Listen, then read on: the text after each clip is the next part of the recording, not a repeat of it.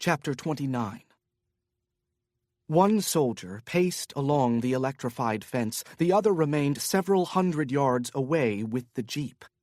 A light snow had begun to fall. From behind the tree stump in the overgrown grass, Janson considered his Beretta, but then thought better of it. He didn't want to risk exposing his position to the second gunman. The soldier clenched his AK-47, alert and ready, as he trudged along the fence in Janson's direction. Perched on his haunches, like a tightly coiled spring, Janson took a deep breath and steeled himself. He intended to take the soldier down with a chokehold before they could be spotted by the gunman with the jeep. But just as Janson was about to launch himself, the soldier sensed his presence and spun toward him, aiming the assault rifle directly at Janson's head. Janson didn't hesitate. Like a cornered king cobra, he sprang at the soldier anyway, clutching the barrel of the rifle and jerking it away from his face. The gun went off, 3 successive shots straight up into the blank sky, and Janson realized he had to act swiftly before the other soldier made his approach. There wasn't time to execute a chokehold. Instead, driving his shoulder into the gunman's chest and grabbing the backs of his knees, Janson lifted the soldier up and flung his body backward, dumping him against the fence. Instantly upon impact, the soldier's upper body began to convulse. Over the hiss and sputter of thousands of electric volts, the soldier shrieked, but there was nothing Janson could do to ease his suffering. Covering his face against the sparks and the stench of charring flesh, Janson dropped to his knees and snatched the fallen AK-47. As the current cut off and the soldier's corpse thumped against the hard ground, Janson swung the rifle in the direction of the jeep, tearing toward him. Janson restrained himself from firing. He didn't want to blow his blessing in disguise to kingdom come. Instead of running, he dropped into a crouch. A thinning fog still hung conveniently in the air like a threadbare bedsheet drying in the breeze, and stationary targets, though easier to hit, were more difficult to see, particularly in the mist. The jeep roared toward him, though not at full speed. The driver was exercising caution. He clearly didn't want to plow the military's jeep into the electrified fence. Janson didn't want that either. The jeep was traveling at roughly 40 miles per hour, not fast, but fast enough to make braking on the frozen earth a problem Janson meant to use to his advantage. He popped up from his crouch so that the driver would see him through the fog and falling snow. Then Janson confused him. From roughly 1,000 yards away, Janson ran straight toward the oncoming jeep, the dead Korean's AK-47 swinging from his right arm. The driver instinctively slowed, then caught his mistake and accelerated. Janson knew he was playing a dangerous game of chicken, but saw no other choice. He waited until the jeep was almost on him, then feinted left but broke hard to his right. The driver bit, and there was no time to correct course. The jeep fell into a skid and continued sliding sideways for several seconds before finally coming to a dead stop a few hundred yards from the fence. Janson, who'd been racing after the vehicle from the moment it passed him, halted just as the jeep did. In one fluid motion, he planted his left foot and raised the AK-47. With the selector locked in the lower, semi-automatic position, he aimed through the sight into the driver's side window and pulled the trigger. Following one crisp and concise burst, the driver's body slumped forward against the steering column. Janson released his breath in a puff of smoke, then lowered the rifle and hustled toward the vehicle, all the while mouthing a silent entreaty that he hadn't damaged the windshield too badly. A little over an hour later, the body of the soldier was clear of the vehicle, and the blood and bits of skull and brain were cleaned up as well as Janson was ever going to get them using the few tools he had at his disposal. After a few minutes of rest, he changed into spare fatigues he'd found in the rear of the jeep and collected his weapons and go bag. As far as Janson could tell, the soldiers hadn't been able to alert reinforcements. Of course, given the potential punishment for allowing an infiltrator to escape, it was possible they'd simply chosen not to sound the alarm, at least not until they had Janson dead or in custody. The windshield of the Jeep had suffered a minor crack, which had begun to spiderweb. No doubt it would get worse in the hours to come, forcing Janson to change vehicles. But for now, he could see the field in front of him well enough. He started the engine and backed away from the fence before swinging the Jeep around so that it was facing north. There were just 110 miles between him and the capital, and only a 1,000,000-man standing army with a $6 billion annual budget to try to stop him. With his right foot, Janson pressed down hard on the accelerator and moved forward through the thinning mist.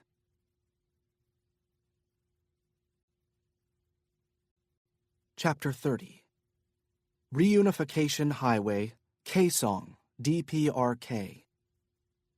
The vehicle in which Janson was now traveling held at a steady 50 miles per hour.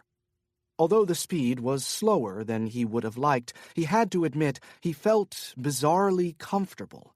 The temperature inside his compartment was well below zero, but at least he was protected against the ruthless Siberian winds. His unrelenting claustrophobia, on the other hand, kept him on edge, made his entire body feel as though it were being stuck repeatedly by countless pins and needles. The stench was unpleasant but tolerable, especially considering the fact that he was packed head to toe among thousands of cheap, frozen seafood lunches and dinners destined for the Kaesong industrial complex. Knowing he'd never make it past the first checkpoint, Janson had abandoned the Jeep as soon as the reunification highway came into view. With his go-bag strapped to his back, he moved parallel to the road through the dense forest to the east, hoping to spot a vehicle in which he could hide. Problem was, traffic heading north along the 6-lane reunification highway was light. Beyond light, the road was very nearly deserted. So when he spotted the small white truck with the Fresh Fish logo, he didn't hesitate to step onto the roadway to flag it down. Seeing the KPA uniform, the driver, whose truck bore South Korean tags, didn't hesitate to pull to the side of the road. By the time the driver noticed that the soldier wasn't Korean, his engine was turned off and his door was standing open. Janson helped the driver down from the cab and tried to reassure him that he was safe.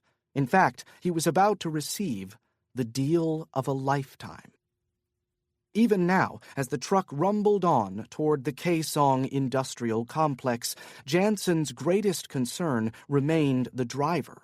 Simply standing outside his truck in the frigid winds, the man had been sweating. Janson noted, too, that the man's voice grew shakier with every sentence he uttered. It had been difficult enough to understand the driver's slaughtered English at the start of the conversation. By the end, Janson was just nodding and flashing more Korean currency. He's going to fold the moment he pulls up to the checkpoint, Janson thought. But no. Since Janson and Kincaid had arrived in Seoul just 2 days ago, Janson had encountered innumerable surprises, from the brilliant 13-year-old girl who fought off a well-trained cons ops agent at least twice her age to being betrayed by one of his oldest and dearest friends. The traitor's name hung in Janson's head like a bloated body at the end of a noose. Nam Se-hun. When the truck finally slowed, Janson tried to envision the KPA checkpoint they were no doubt approaching. From the freezer in the rear of the vehicle, he willed the driver to remain calm and cool. After all, the driver had nearly as much at stake as Janson himself. He'd accepted a bribe to smuggle an American into the Kaesong industrial complex. Even if the man lied and said he had been threatened, there was no guarantee that the North Koreans would believe him. They wouldn't want to believe. Why arrest one when they could arrest two, an American and a South Korean? Surely the driver knew he'd be thrown into the same labor camp as Janson, at least until one or both could be executed. The man had a wife and 3 school-aged children waiting for him back in South Korea. His family was the reason he'd risked his life and accepted the bribe in the first place. The poor guy had to commute more than 100 miles every day into the bowels of North Korea, and for what? To earn $160 a month, a fifth of the minimum wage in his home country of South Korea. No, Janson felt confident that the driver would remain strong. He'd tell his lies and collect his money and return to the South, never to set foot in the North again. Given the man's motivation, Janson felt certain of it. Still, as the truck rolled to a sudden standstill, Janson gripped the Beretta tightly in his right hand, his finger hovering over the trigger. Just in case. Sinbei stepped into the Grand Hyatt Seoul, wearing a thick overcoat and a baseball cap pulled low over his eyes, both items borrowed from the apartment he'd just vacated. He suffered no illusion that the coat and hat would provide a disguise, but he didn't want his face and form to be captured by the ubiquitous surveillance cameras monitored by the hotel. And of course, he didn't want to enable staff and other hotel guests to provide an accurate description of him to police once the job was done. Moving quickly through the luxuriant, modern lobby, he surveyed the scene. The first trick would be finding out in which room the man, woman, and child were hiding. There were 601 rooms and suites in total, according to his handler Ping, who had accessed the Hyatt's computer system from Shanghai. Unfortunately, Kincaid's name was not in the Hyatt's database. Evidently, the resourceful American woman had checked in using a false identity, undoubtedly one of many she kept at the ready. Sinbei now needed to access the closed-circuit television system. He might not learn exactly which room the trio had taken, but at a minimum he hoped to discover the floor on which they were placed. Since he had no intention of attempting to force his way inside Kincaid's room, that was the only information he truly needed. She and the man she was with were no doubt armed. Therefore, his strategy involved luring all 3 out of the room in order to strike. Sinbei took the stairwell to the 2nd floor. According to the building's layout, which Ping had forwarded to him, that was where he would find the security office. Ping had also been able to purchase, or perhaps trade for, some intelligence. Specifically, he learned that no more than 2 officers occupied the security room at any time. Several other guards, sometimes dressed in plain clothes, patrolled the hallways and staffed the main lobby. Sinbei didn't need a photograph to recognize one such guard. The individual was obvious. A young Korean male, dressed in a dark blue suit with a muted red tie, walked right past him in the 2nd-floor hallway. Sinbei turned and watched him punch the button to summon the down elevator. Sinbei returned to the stairwell and descended 1 flight to the lobby. Just as he entered, so did the guard he'd seen upstairs. Sinbei looked on as the man stepped over to the front desk, stopping briefly to flirt with a young staffer. The guard leaned in as he spoke to the comely desk clerk and even touched her arm in a familiar manner before heading outside and liberating a package of cigarettes from the inside pocket of his jacket. When he exited, the guard acknowledged a pair of doormen, then turned left. Surely hotel rules prohibited him from smoking directly outside the main entrance. Sinbei followed the man around the corner, keeping his eyes peeled for outdoor surveillance cameras. The man turned again at the rear of the Mammoth Hotel and moved toward a line of dumpsters, where he fished a silver lighter out of his right front pant pocket and thumbed the flint wheel. Slowly, he turned his back against the wind until he was facing the hotel. Sinbei scanned the area for bystanders. When he saw no one, he reached for his left cufflink and quickly advanced on his target. When the door to the freezer finally opened, it was the driver's face Janson saw, and mercifully, he was alone. As Janson stepped down from the tailgate, he noticed how calm the man now was, how unrushed and unafraid. A broad smile materialized on the man's face. Clearly, he was proud of his accomplishment and already thinking of the many ways in which his family's life was about to change for the better. After the driver took his money and drove off, Janson gazed up at the tall buildings of the sprawling industrial park. The 800-acre complex housed more than 120 South Korean companies, which employed North Koreans at a rate of roughly $45 a month. Appalling, yet still a better opportunity than most for men and women in the North. Not surprisingly, the light industrial park was forced to close its many doors when tensions inevitably rose between the hostile neighbors. For Janson, Kaesong represented a real shot at making it to Pyongyang to locate Yoon Jin-ho. When Gina Jiun's house was blown to pieces, so was his original plan to have Kang Jung help him pinpoint Yoon Jin-ho's location via computer in the morning. When Kang Jung was subsequently attacked in her home, any pieces of the plan that might have remained intact were obliterated. Janson had thus entered North Korea blind.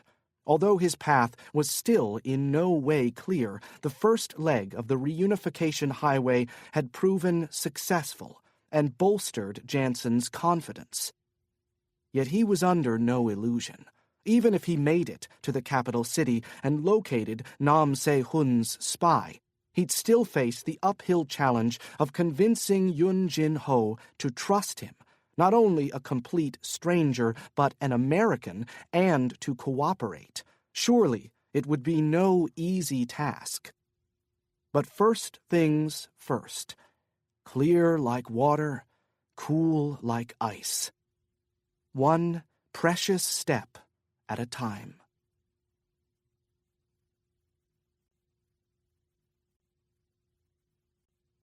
Chapter 31. Kim Il-sung Square, Pyongyang, DPRK. Janson couldn't help but feel as if he'd just stepped onto a film set in Burbank, California. Though he had traveled the world, he'd never once set foot in a city quite like this. Draped in freshly fallen snow, Pyongyang seemed to Janson like a well-preserved corpse, lovingly manicured, meticulously arranged, respectfully presented. Despite a population of over 3 million, however, the capital of North Korea gave the distinct impression of serving merely as a vessel, a shell, a foundation for a city utterly devoid of life. The architecture was as old as the nation itself, erected atop the rubble of the Korean War. Yet there was not a speck of graffiti to be found. While poverty ran rampant in the rest of the country, not a single homeless person lurked in these city streets. The sky was as white as the snow and clean. Only one motor vehicle, the old gray Pyeonghwa Pronto he'd hot-wired in Kaesong, could be seen from Janson's vantage point in Kim Il-sung Square, making it impossible to imagine a traffic jam. The sidewalks were litterless, but lifeless as well. The impressive structures Janson thought sadly, were indeed set pieces, show things for visitors who would never be permitted to view the hundreds of thousands, perhaps millions, of wrongly imprisoned and starving. Janson broke away from the depressing, albeit scenic, vista to continue his hunt for Yun Jin Ho. In Kaesong, Janson had realized that the industrial park represented his last opportunity to obtain some intelligence. Of course, his cellular phone had become useless the moment he entered the tunnel in the DMZ, and calls to South Korea from the north were barred except calls emanating from the Kaesong industrial region, which housed the North's only South Korean companies. So Janson had stealthily entered the buildings looking for a landline. The mission was less difficult than he imagined. Much of the complex was not currently in use. With Kim Jong-un as a landlord, Janson supposed, it shouldn't have come as a great shock.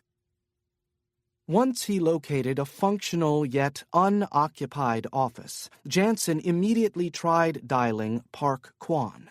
When the call went straight to voicemail, he hung up and attempted Kang Jung. Both had their phones shut off, just as he'd feared. Good security on their part, bad luck for Janson, at least until he spotted an inconspicuous slip of paper posted on a cork bulletin board on the wall directly behind the desk. The paper listed the area codes inside the People's Democratic Republic of Korea, nearly all of them within Pyongyang's city limits, since the capital was just about the only place in the country where telephones were permitted. Janson's first thought was to call the Swedish embassy, which provided protective power for U.S. citizens in North Korea. Risky, but initially it seemed to be his only option. Then his finger slid down the page to a spot where 2 international calling codes were enumerated. Although the countries were identified by Korean symbols, Janson recognized the codes. The first belonged to Russia, the second to China. Janson's heart began to beat faster. Before entering the tunnel, he had tried reaching both Morton and Gregory Berman. Neither hacker had answered his phone. Janson now had at least one more shot at contacting Berman in Moscow. He lifted the handset of the old phone and dialed the Russian's number from memory. Gregory Berman picked up on the first ring. 10 minutes later, Janson had a Pyongyang address for Yun Jin Ho, an address that was unavailable even in Nam Se-hun's system at the National Intelligence Service in Seoul. Although Janson repeatedly asked, Berman refused to divulge his source. After a few half-hearted attempts, Janson decided not to press the issue. "All right, forget it," he finally said, just before hanging up. Again, "Spasibo." "You are very much welcome, Polly." Janson would later regret not pushing harder. When Janson finally located the address, a few blocks north of Kim Il-sung Square, he decided his best bet was simply to ring the doorbell of Yun Jin Ho's apartment. But when he reached the top of the front concrete steps, the yellowed label next to apartment 5B didn't contain Yun's name. Janson considered the possibilities. Perhaps this was a new address and the ancient tape hadn't yet been updated. Could he be using a legend? Given the regime's tight controls over the population, Janson didn't think so. No, it was far more likely that this was the wrong address altogether. Janson deflated. Just like that, he lamented, he could very well be returned to square one. Nevertheless, he pressed the buzzer for 5B and waited. If no one answered, he'd break into the building and enter the apartment to search for clues. But following a few silent, uneasy moments, a voice, young and female, squawked through the intercom. Janson leaned in toward the speaker, but couldn't make out what the young woman was saying. He responded by reciting Yun Jin Ho's name, leaving a clear question mark at the end. Then he waited for a reaction. He expected at the very least a barrage of questions about who he was and what he wanted with the man. Janson had prepared several answers in advance, but the woman surprised him by pressing the buzzer instead. The door came unlocked, and Janson opened it, unsure whether this was an auspicious beginning or he was marching straight into a trap. He muttered a curse at Berman's obstinacy over not disclosing his source for the address. But then he thought, does it really matter at this point? For Janson, there was clearly no turning back now. As he opened the door and started up the stairs, he pictured the bridge that Gina Jiun had pointed out in the demilitarized zone and briefly considered the irony. Without question, Janson had long ago passed the point of no return. Stepping into apartment 5B felt like stepping back in time.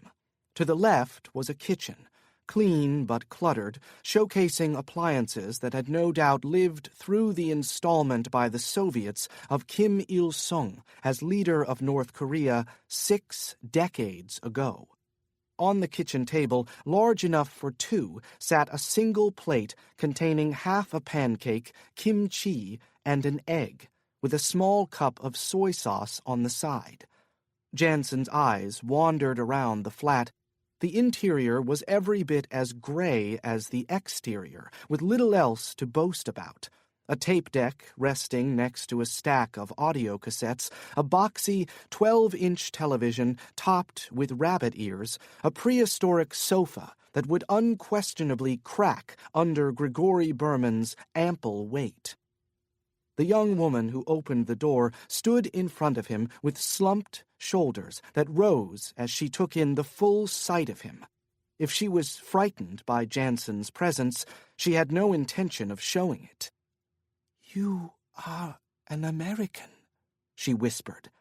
Having just passed a number of gargantuan billboards featuring cartoonish American soldiers dressed in uniforms from the mid-20th century, all carrying rifles with razor-sharp bayonets pointed threateningly at young children, Janson wasn't sure how to respond.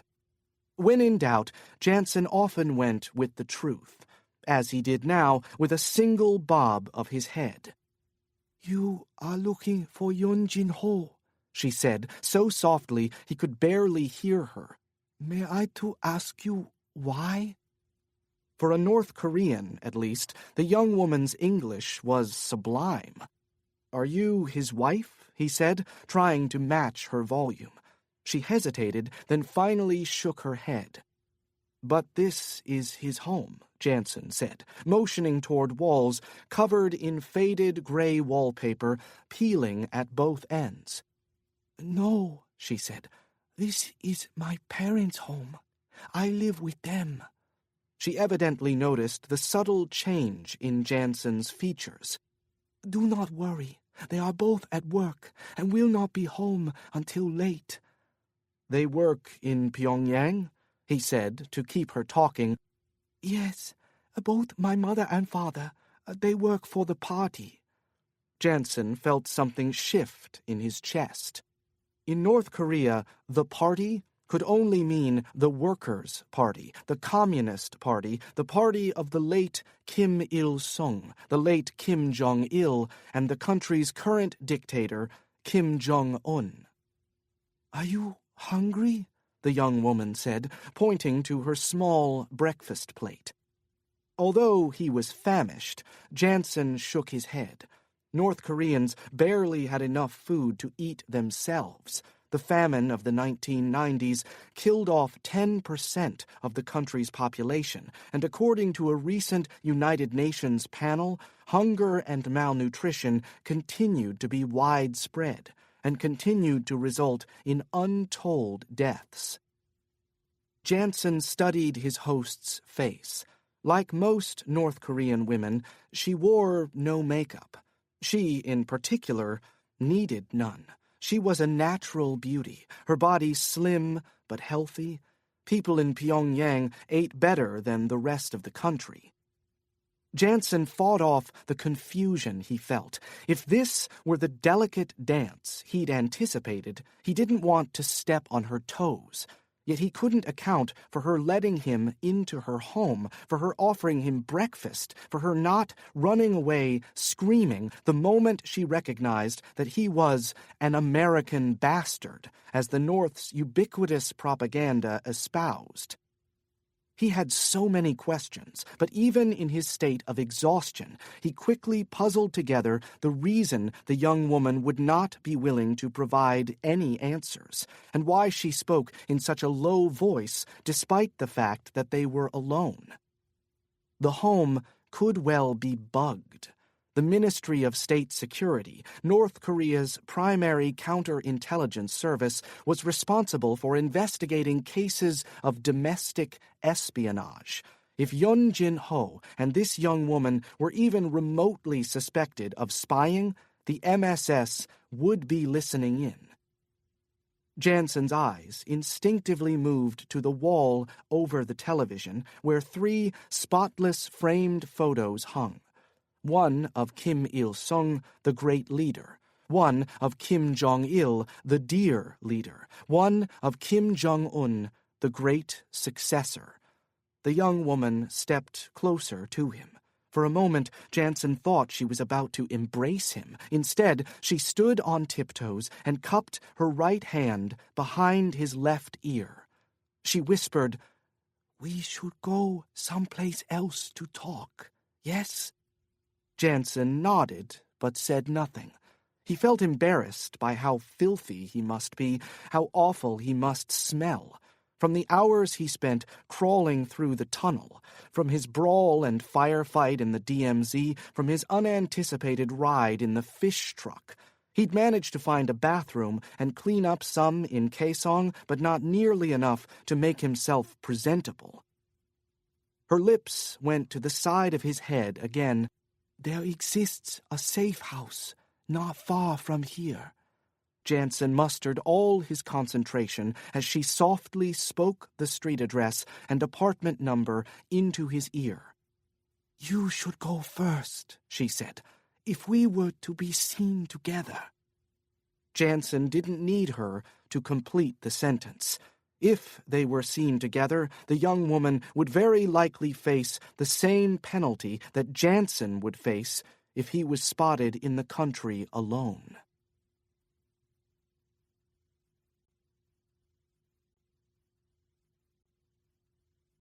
Chapter 32. In the security room on the second floor of the Grand Hyatt, Seoul, Sinbei removed his heavy overcoat and draped it over the man who had been monitoring the cameras. Then he took the dead man's seat and studied the controls. He needed to move quickly. The body of the first guard, whose keys he had taken, was tucked safely away in the dumpster behind the hotel, but there was no way to know whether yet another guard would attempt to enter the security room before Sinbei could extract the information he needed. Sinbei identified the controls that switched the monitors from one camera to another, then flipped through all of the cameras to identify the location of each. He played with the buttons until he figured out how to rewind a specific video feed.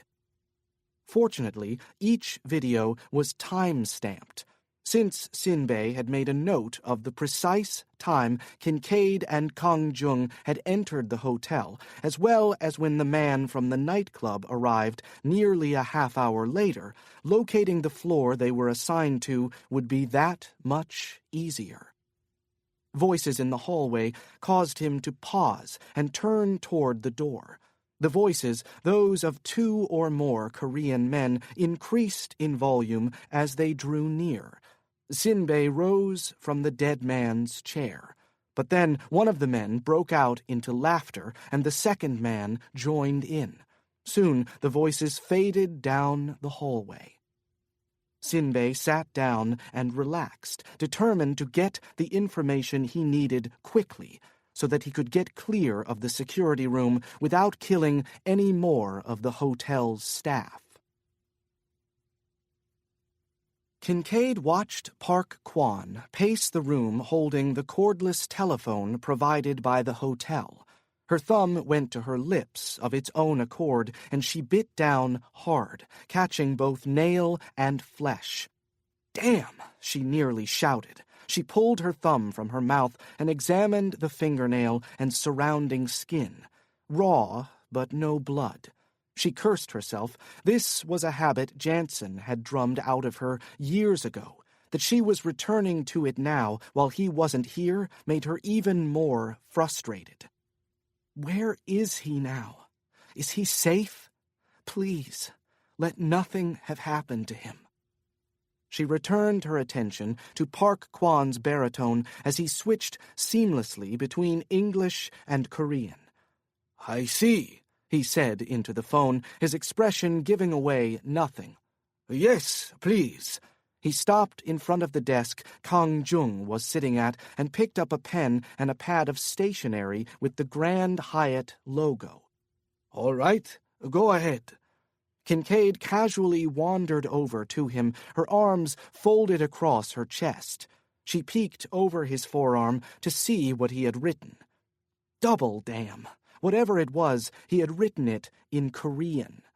Finally, he set down the phone. "Good news?" she said. Well, he was clearly being guarded with his words. He didn't want to get her hopes up. "It's news, at least. I shall leave it to you to determine whether it is good or bad." Kincaid nodded, displaying a crooked smile that undoubtedly betrayed her fierce anxiety. "Okay, mister. Out with it, then." "Okay," Park Kwan said. They were able to triangulate the sig. The phone on the desk began to ring, sending a startled chill up Kincaid's spine. She reached for the phone, but Park Kwan was slightly faster. She took a step back and listened to him speak to the caller in Korean. Holding the handset against his chest, he turned to her. "Do you know a gentleman named Nam Se-hun?" The name instantly rang a bell. Kincaid recalled Janson mentioning the name during the flight to Seoul from Honolulu. "One of my oldest and closest friends," he'd said. She reached out for the receiver. "This is Kincaid." "Miss Kincaid," the voice on the phone said, "I will be blunt. You and the people you are with are in grave danger. I need to bring you in." "Bring us in?" "I am told that your pursuers know that you are at the Grand Hyatt Hotel. An assassin is on his way. You have 10 minutes, 15 at most." "We can't come in," Kincaid protested. "Listen to me." The man's voice was stern, authoritative. "You have no choice. You must get out of there as quickly and quietly as possible. There is a safe house just across the road. It is in an 11-story apartment building. You can see it from the hotel. Take the stairs and go to the top floor. From there, you can watch the entrance to the Grand Hyatt. The apartment number is 11E. At this moment, the door is unlocked. "I'm sorry to cut you off," Kincaid said, "but we finally have a lock on the boy, and we have to pursue him immediately." Following a moment of hesitation, he said, "My men can handle that, I assure you. Where is the boy?" "He's—" Kincaid turned to ask Park Kwan, but suddenly thought better of it. Bad security, Janson would say. If he found out she'd told anyone, even an old friend of his like Nam Se-hun, where Wyckoff was, she'd never hear the end of it. She paused again. I can't exactly say right now, but I'll know soon. There was a lengthy silence on the other end of the line. Finally, the man said, "All right, pursue your lead, but please use extreme caution."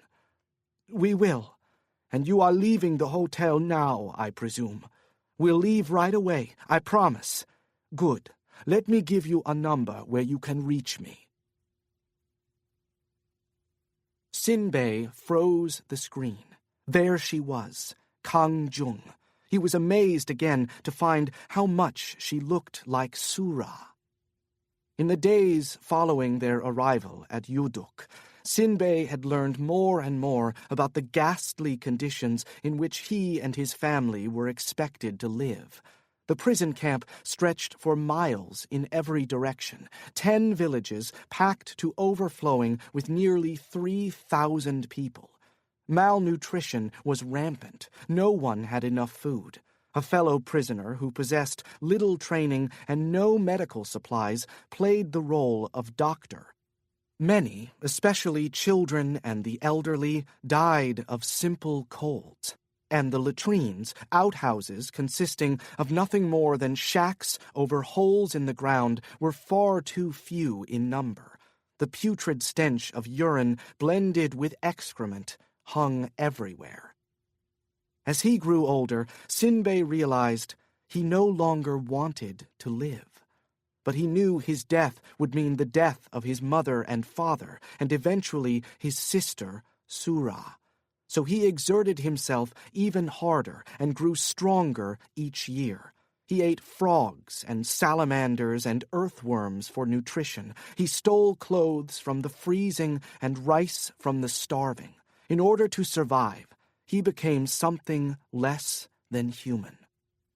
Because by the age of 13, Sinbei no longer wanted to die. The phone in Sinbei's hand lit. He held it to his ear, but said nothing. Ping said, "Change of plans." Sinbei looked down at the body at his feet, covered with the overcoat he'd borrowed from the apartment across the street.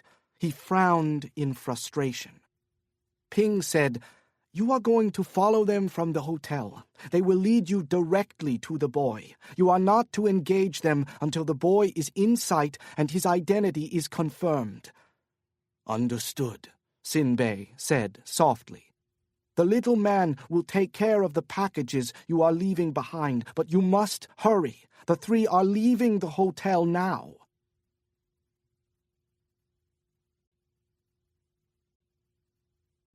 Chapter 33.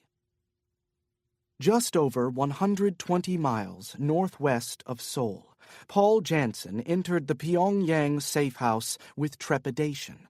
He took a quick look around. The apartment resembled the one in which he'd just met the young woman, but was even smaller.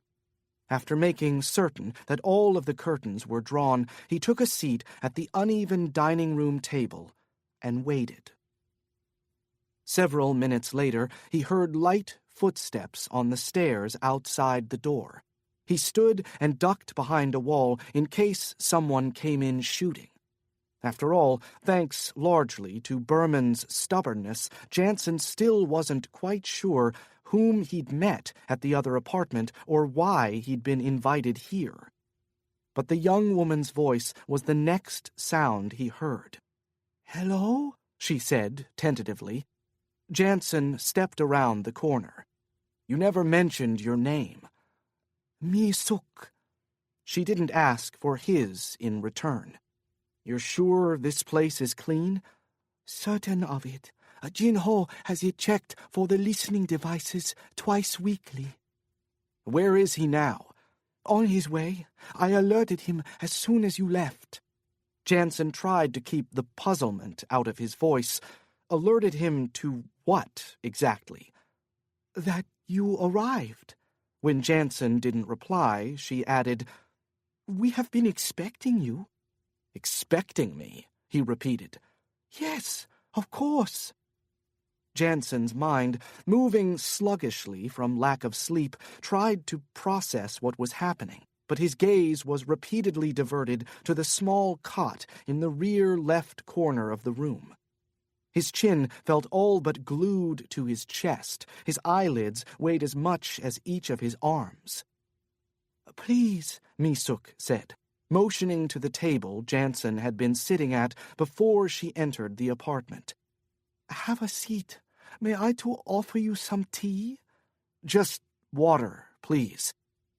He ran his hand up the right side of his face through 2 or 3 days of unchecked growth. He considered how he must look to her. He'd rubbed a handful of fresh, powdery snow on his face just before he entered the safe house, but otherwise still wore all the scars of his hellish trip through the tunnel, the DMZ, the reunification highway, and beyond. They sat together silently. Before Janson could finish his glass of water, he heard footfalls in the hallway again. This time the steps were much heavier, sounded much more purposeful. "It is okay," Mi-suk said, noticing Janson's reaction. "It is only Jin-ho. He was close by when I called him." Yun Jin-ho entered the apartment with an urgency that sharply contrasted Mi-suk's reasonably laid-back demeanor.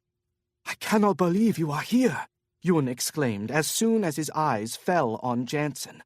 "I was certain you had been killed trying to enter the country." "Why is that?" Janson said, wondering for the first time if news of the soldiers' deaths in the DMZ had already reached the palace. "There were reports that a foreign spy had been executed at a checkpoint on the road to Kaesong." Janson's heart dropped into the pit of his stomach as he pictured the driver of the food truck being shot and killed on his way back to his family in South Korea. An incredible weight suddenly pressed against Janson's sore shoulders. "When?" was the only word Janson could manage. 2 days ago, Yun Jin-ho replied. "The foreigner was carrying false papers he apparently purchased or stole from a South Korean worker at the industrial park." Janson was struck with a dual wave of relief. First, that the man he'd bribed wasn't the victim, and second, that he'd heeded Gina Jiun's advice not to enter the north directly through Kaesong. But this news presented a different quandary. If not Janson, who exactly were Jin-ho and Mi-suk expecting, and why? Better, Janson decided, to extract that information before telling them who he really was and why he was there. "Who told you to expect me?" Janson tried. Yun Jin-ho's pliable facial features scrunched up. Doubt entered his eyes. According to Kang Jung's information, Yun was on the back nine of middle age, but life in North Korea had added decades to his face. "The boy, of course." "The American," Janson said, framing it as fact rather than question.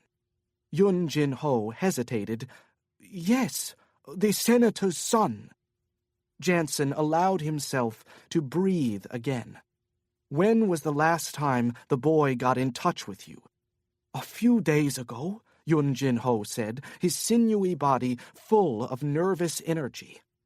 "I had been expecting another message. When I didn't hear from him again, I was sure something had gone terribly wrong. Then I heard about the incident at the checkpoint in Kaesong, and I was sure my worst fears had been confirmed." "So then you didn't hear about the girl," Janson said, remembering how cut off from the rest of the world all North Koreans were. Yun Jin-ho shook his head, genuine concern washing over his previously puzzled face. "The young man's girlfriend? No. Has something happened to her?" "I'm afraid so," Janson said. "The girl was murdered in a hanok in central Seoul." Yun Jin-ho's eyes fell to the floor as he slowly lowered himself into the seat across from Janson, the nervous energy he'd displayed just moments ago seemingly sucked from his body by news of Lynell Yi's death. "Murdered," Yun said, but it wasn't a question.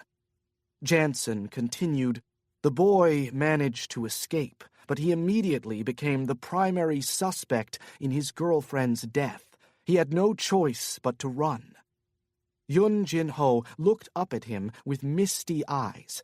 While his hair remained jet black, it was visibly thinning, and his hairline was badly receding. "How was the girl killed?" he asked. Janson said, "She was strangled." Yun Jin-ho slapped his palm against the top of the wooden table. "I told the boy they were in grave danger." Mi-suk laid a slender hand on Yun Jin-ho's forearm. "It is not your fault, my dear." Yun Jin-ho said to Janson, "Where is he now, the boy?" "We don't know. My partner is back in Seoul searching for him. Needless to say, we're trying to find him before the police do." Yun Jin-ho and Mi-suk exchanged uneasy looks. Then, without warning, Yun Jin-ho suddenly cried, "If the boy is not found, then all is lost. I possess only one side of the equation." "The equation?" Yun Jin-ho buried his face in his hands. When he finally removed them, his voice was hoarse, his sallow cheeks wet with tears. "I managed to gain access to plans here in the north, but I know nothing about what is transpiring in the south. It was too dangerous for the boy to send the details at the time." "The details of what?" Yun Jin-ho abruptly rose from his wooden chair, which tipped over and struck the floor with a loud clank. His sadness had suddenly morphed into complete despair. "Tell me, did he send it with you? Did the boy leave you the flash drive?" Janson measured his words carefully and spoke calmly. All the boy left behind was a brief message. The message said, "Contact Yun Jin-ho in the DPRK." Yun Jin-ho listlessly rotated his body so that his back was facing the table. Janson stole a glance at Mi-suk, who now had tears in her eyes too. "Without both halves of the puzzle," Yun Jin-ho said softly, "we are helpless to do anything." "My partner will find the boy," Janson said, hoping the man would be able to rein in his emotions long enough to help him. "So let's start with the half we already have." Yun Jin-ho glared at Janson over his shoulder. He cleared his eyes of tears. "Before I help you," he said with a new edge to his voice, "I need to know that you will still honor our deal." Janson lifted an aching shoulder. "I wasn't told about any deal." As soon as Janson observed their collective reaction, he regretted his words. Damn his mind for moving so languorously. "Who are you?" Yun suddenly shouted as his body spun back around. His words now held the unmistakable tone of an accusation. Mi-suk gently pushed her chair back from the table as though she was suddenly afraid. Janson stood, hesitantly so as not to alarm them, but he needed to be able to defend himself in case one or both of them pulled a weapon. "My name is Paul Janson," he said. "I was hired by Senator Wyckoff and his wife to find their son." Mi-suk shook her head sadly. "So you know nothing of what is happening," Yun Jin-ho said with a heavy sigh. A feeling of futility as thick as the fog in the demilitarized zone had fallen over the entire room. Janson tried to cut through it. "In the past few days, my partner and I have learned a hell of a lot. We don't have the entire picture yet. That's why I'm here. I need your help." With narrowed brows, Yun Jin-ho said, And the deal I made with the boy, what of that? If you tell me the terms, I will do my best to honor it. Yun Jin-ho turned to Mi-suk, who grudgingly nodded. The spy drew a deep breath and exhaled audibly. Then he bent over and lifted the chair he had knocked over and sat. "Then have a seat, Mr. Janson," he said quietly. "You and I have much to discuss, and time is not on our side."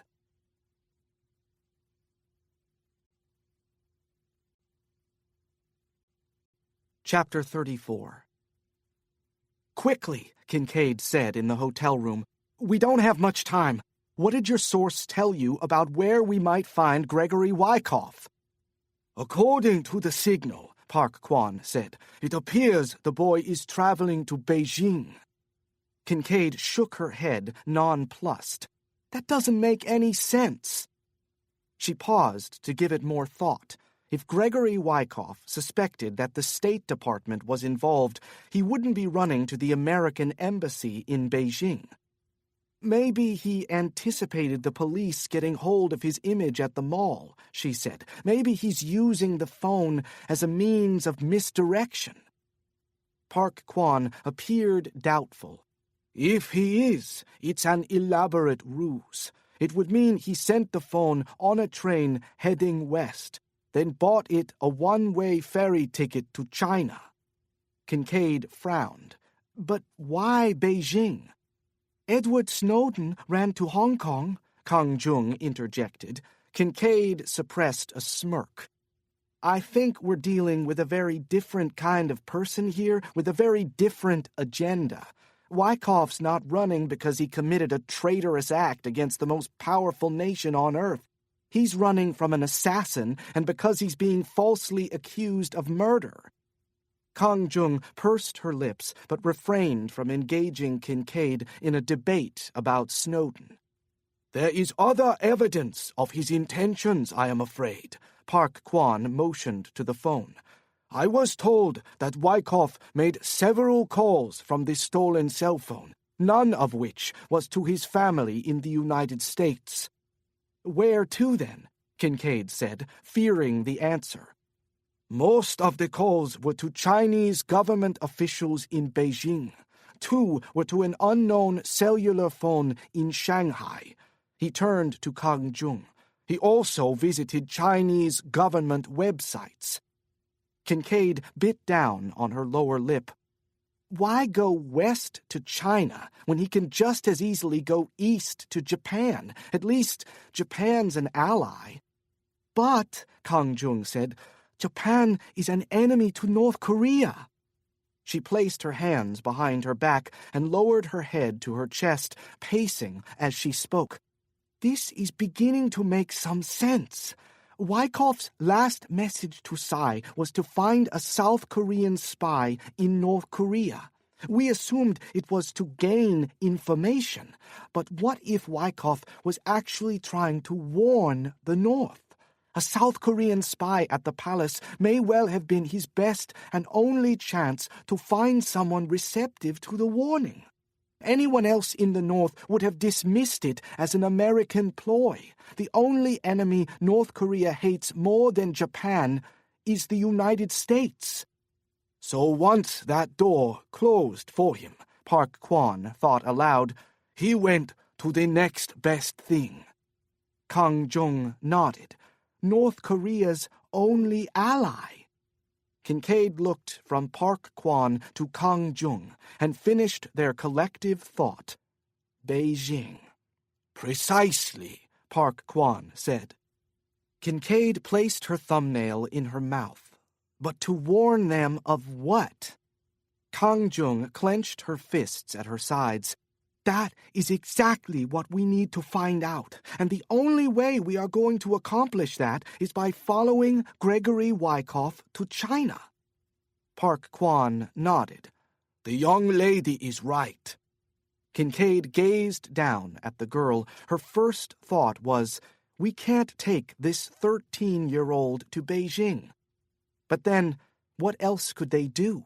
Kincaid was responsible for the kid's safety. They couldn't just leave her in Seoul. What did your mother say when you spoke to her? Grandfather's fine. He was never taken to the hospital. He was never even ill. I mean you. What did she say about you? I told her I was safe as long as I remain with you. She's worried, but she trusts me. She told me not to leave your side. Park Kwan said, I spoke to her mother too. She's keeping safe, staying with relatives in Jeollanam, and she's counting on us to keep Chung safe as well. Then we'd better get moving, Kincaid said, because Janson's friend in the NIS just warned us that we're in danger. You mean? Kincaid nodded.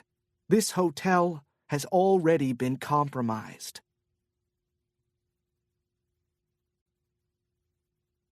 Chapter 35. Mi-suk had returned to her parents' apartment, leaving Janson alone with Yun Jin-ho at the safe house. Once Janson summarized his and Kincaid's involvement in the case, from the phone call he received from the senator aboard the Embraer 650 on his way to Honolulu, to the moment he arrived at the door to the safe house in Pyongyang, Yun Jin-ho nodded and said, It is as you suspect. The young translator overheard something that got her murdered. Exactly what that something was, we still need to find out. The question is, Janson said, who can we trust? In relaying the events since his and Kincaid's arrival in Seoul, Janson had left out his dealings with Yun Jin-ho's handler, Nam Se-hun. In time, he'd ask for the details of how Yun had been recruited and how he maintained contact with the South. But for now, Janson wasn't entirely sure where the spy's loyalties truly lay.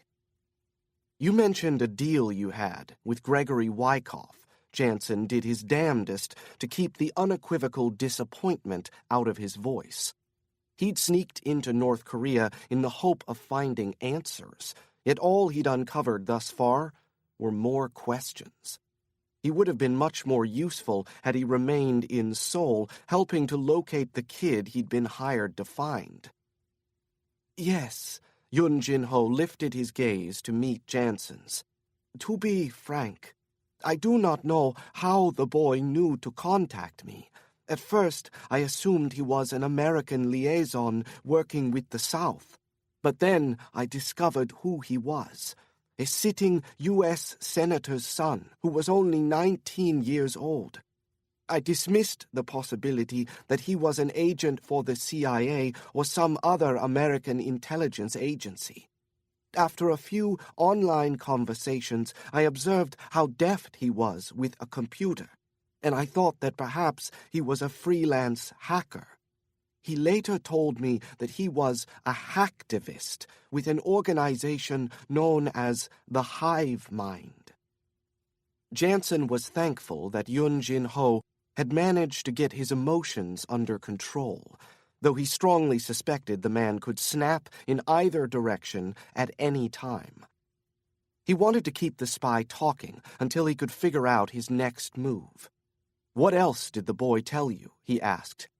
Our conversations were very limited, you must understand. Although we are both fluent in English, we could not be sure who was listening in or watching our monitors. So we were essentially speaking two different languages, each of our own invention. Janson nodded, but said nothing. And time, too, was a major limiting factor. He contacted me from internet cafes, and he had to be very careful. My access to a clean computer with an internet connection was nearly non-existent, but I made do. Enough to arrange to meet with his representative here in Pyongyang in order to exchange vital information. That, and to come to terms on our agreement. We spoke of nothing else. What exactly were those terms? Janson said. He sensed that Yun Jin-ho was trying to evade the question. which didn't bode well for Janson. I would provide him with top-secret information that was apparently relevant to what his girlfriend had learned while acting as an interpreter in the joint security area during the recent four-party talks. And in return, he evidently needed to warn me of something. He wanted me to bring something to the attention of the palace.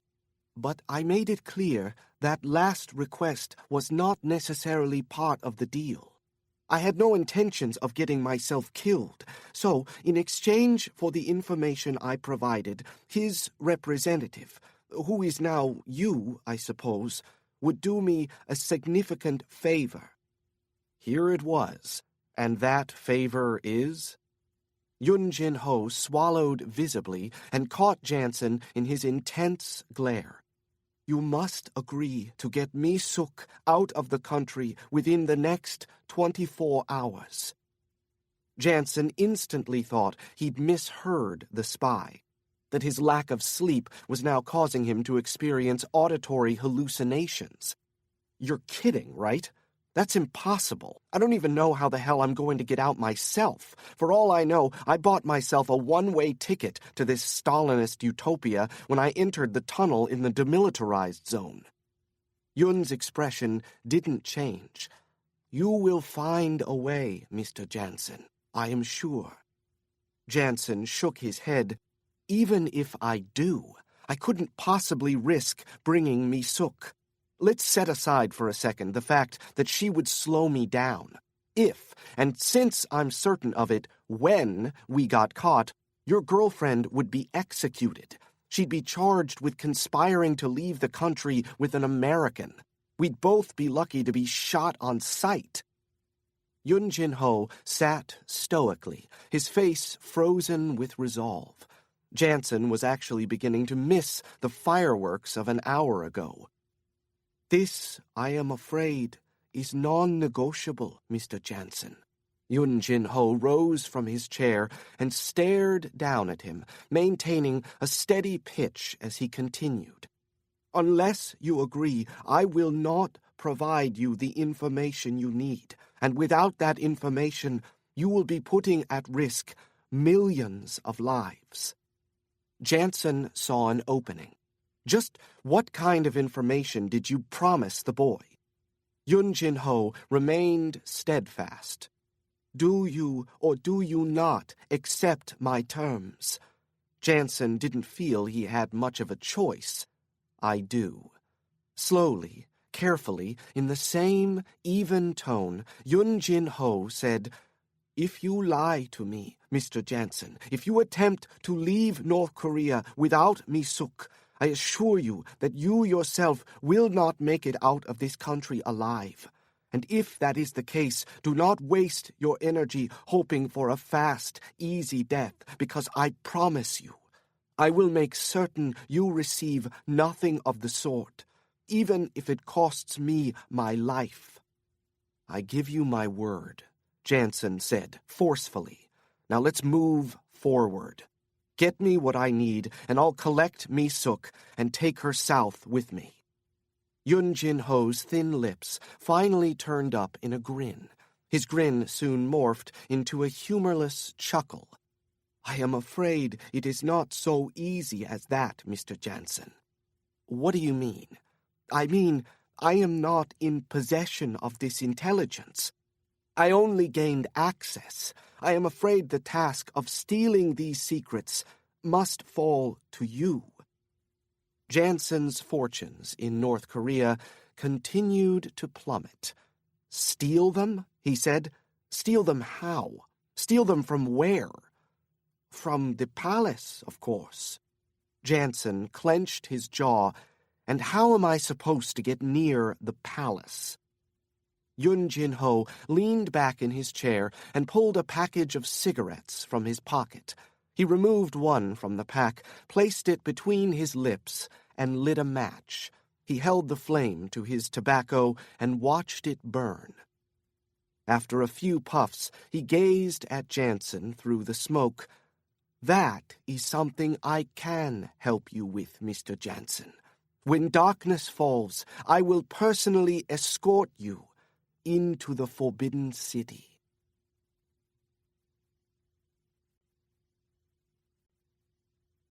Chapter 36.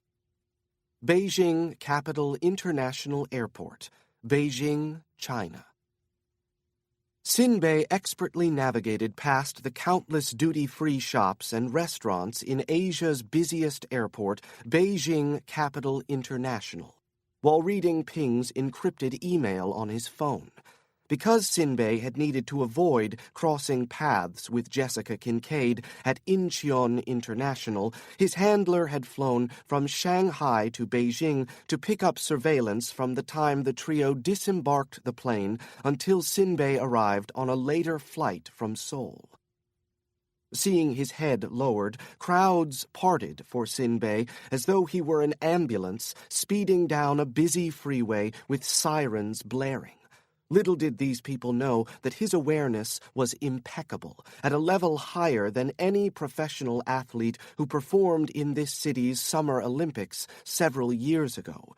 If Sinbei crashed into you, it was purposeful on his part, and he'd most likely just relieved you of your wallet or handbag, not for money, but for methods of identification or access. Or perhaps he'd planted on your person a phone or a tracking device or something more sinister. In any case, it was no accident. Actually, as he breezed through the airport, Sinbei was not Sinbei at all, but Song Jin-sung, a South Korean national who worked in research and development at Pfizer Pharmaceuticals laboratories in Seoul.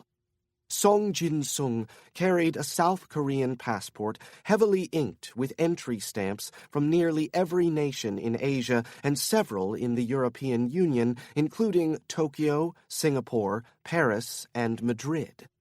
Song Jin-sung, or one of his alternative incarnations, had indeed visited each of these cities, had killed in each of these cities. When he made his exit from each city, he took nothing with him, left nothing behind but the bodies of his victims, and occasionally his calling card, a white gold cufflink with an onyx gemstone in its center, and a bloodied garrote hidden in its core. As Sinbei perused Ping's message, he thought of the teenage girl. He had hoped that Kang Jung would not accompany Kincaid and the man to Beijing, but she had. Why did the woman allow the girl to come to Beijing when she knew she was a target? Why make the child a target too? The girl is only 13. She should be at her school. He touched his left temple, where a headache was beginning to form. By the age of 14, Sinbei was no longer in school. He'd been placed on full work duty at Yuduk. Because he was large and powerful and possessed incredible stamina, he was given the job of burying bodies on the mountain. In the winter, the ground froze, and it sometimes took him days to dig a single grave in the frozen earth. So many bodies. So many bodies, there wasn't room on the mountain to bury them all. In the winter, Sinbei stripped the corpses of their clothes to give them to members of his family.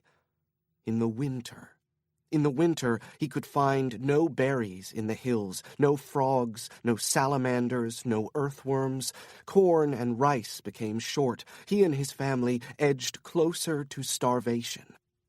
But by then, Sinbei was determined to endure at all costs. And so he became savage. He began to set secret rat traps all around the camp. Each time he caught one, he immediately cooked it up and devoured it in seclusion. As the food shortages became worse and his family found themselves with even less to eat, he ceased joining them for dinners of rice and corn. For months at a time, he consumed only rats. At the age of 15, he became an adult and was warned by his father, "Be careful, my son. Now that you are a man, the gods are permitted to shoot you." Newly appointed guards moved into Yoduk with their families. They were separated from the prisoners, but still resentful of having been stationed in such a hellish place. Sinbei often wondered what the guards thought of him.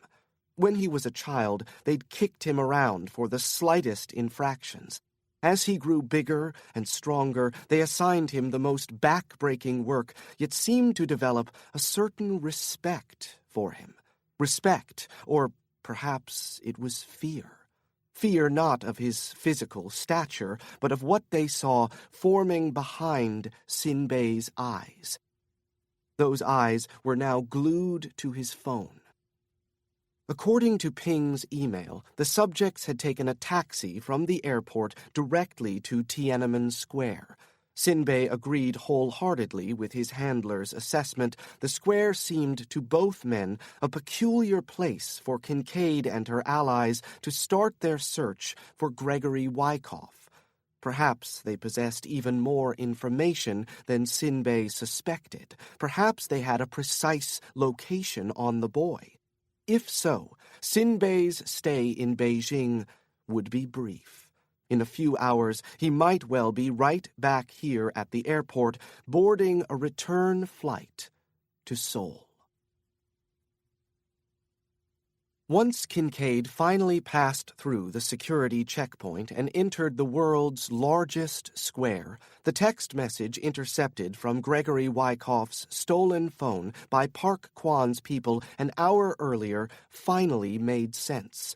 This was a reasonable spot for a clandestine rendezvous, especially if one of the parties was concerned for his safety.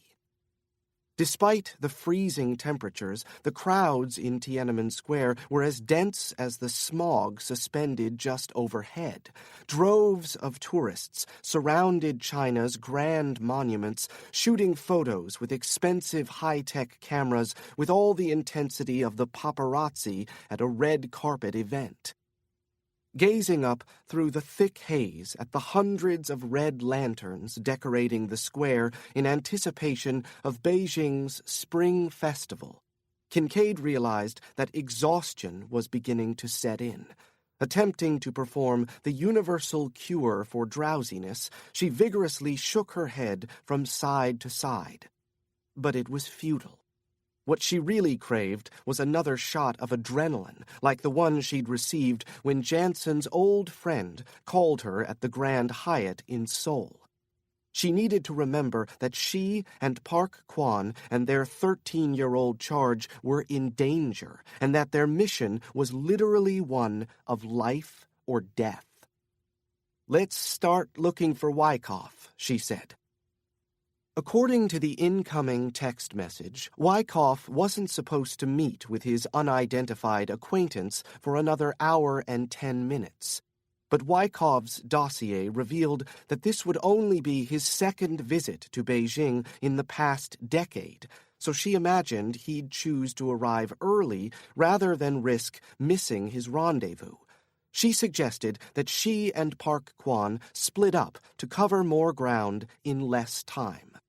"What about me?" Kang Jung interjected. "You can either come with me or go with Park Kwan," Kincaid said. "Your choice." Kang Jung shook her head. "What I mean is, 3 of us can cover far more ground than 2. "I realize that," Kincaid said, in a tone she immediately wished she could take back. "But you're not going off on your own. You're too young." Mercifully, rather than argue, the girl made a face, turned to Park Kwan, and asserted, "I am coming with you." Kincaid pointed to the tall granite monument in the middle of the square and told them that was where they should rendezvous in just under an hour if they had met with no success. She wished them both good luck, then motioned toward the endless line of people waiting to enter Mao's mausoleum. "I'll begin with the chairman," she said. After passing through customs, Sinbei exited the airport and went directly to the matte black Audi A7 that was waiting for him in short-term parking.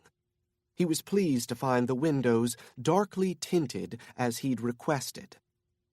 He opened the driver's side door and slipped into the soft, charcoal leather seat. He started the V8 engine, closed his eyes, and listened to it purr as his mind wandered back to his time at Yuduk. By the age of 16, Sinbei was far from a model prisoner. He caused trouble throughout the camp. He fought, he stole, he had sex with women, which was strictly forbidden at Yuduk. And he was punished. At one point, during his 9th year at Yuduk, it seemed as though every other week Sinbei was being tossed into the sweat box for punishment of some transgression or another. Punishment for stealing, for fighting, for fucking, punishment for speaking back to a guard, punishment for not wearing his ragged uniform properly. In the sweat box, Sinbei faced total darkness.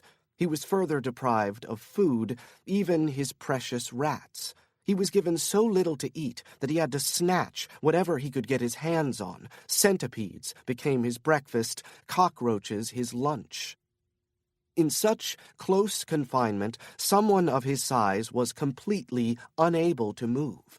He crouched on his knees with his hands on his thighs, his heels digging deep into the flesh of his lower back, causing constant, excruciating pain. If he said a word or made a gesture, the punishment was extended. When finally let loose, no man had ever previously exited the sweatbox on his own 2 feet. Yet Sinbei made it a point to do so every time. Meanwhile, each turn in the sweatbox added 5 years to his already indefinite sentence.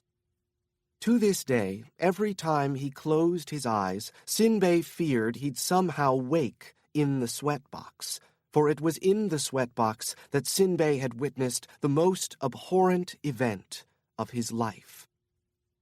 Sinbei opened his eyes. He threw the transmission into reverse and backed out of the space.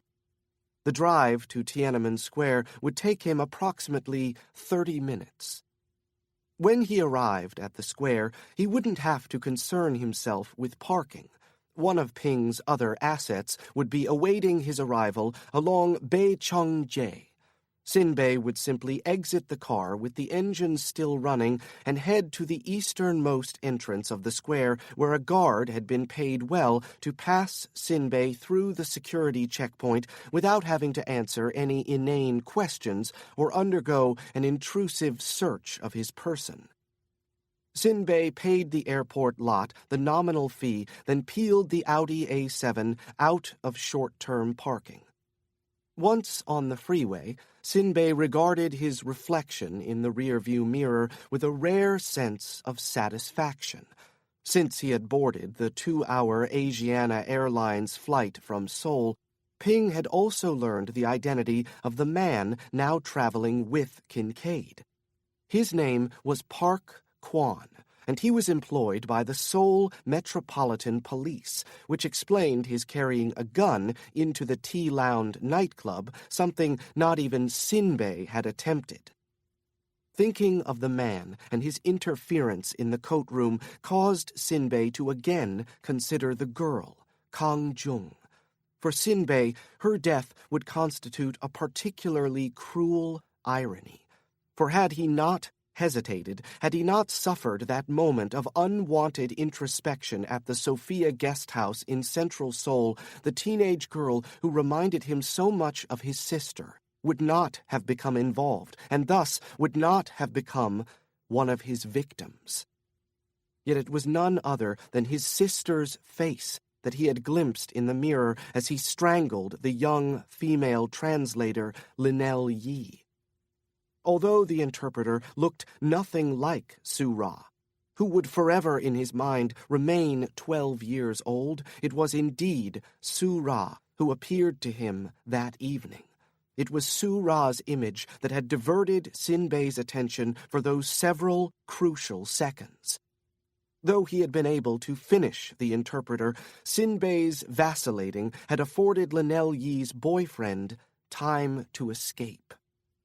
Now, the boy, the U.S. Senator's son, Gregory Wyckoff, had apparently fled here to Beijing, and Jessica Kincaid and the South Korean cop and the young Korean girl named Kang Jung would finally lead Sinbei straight to him. It was a bittersweet feeling, a peculiar blend of relief and regret. For once they led him to the boy, he would have no choice but to terminate the female teen along with the others. He flashed on Park Kwan in the coat room and seethed. Because of the cops' interference, Sinbei's kill count for this mission was about to increase by 4 instead of 3.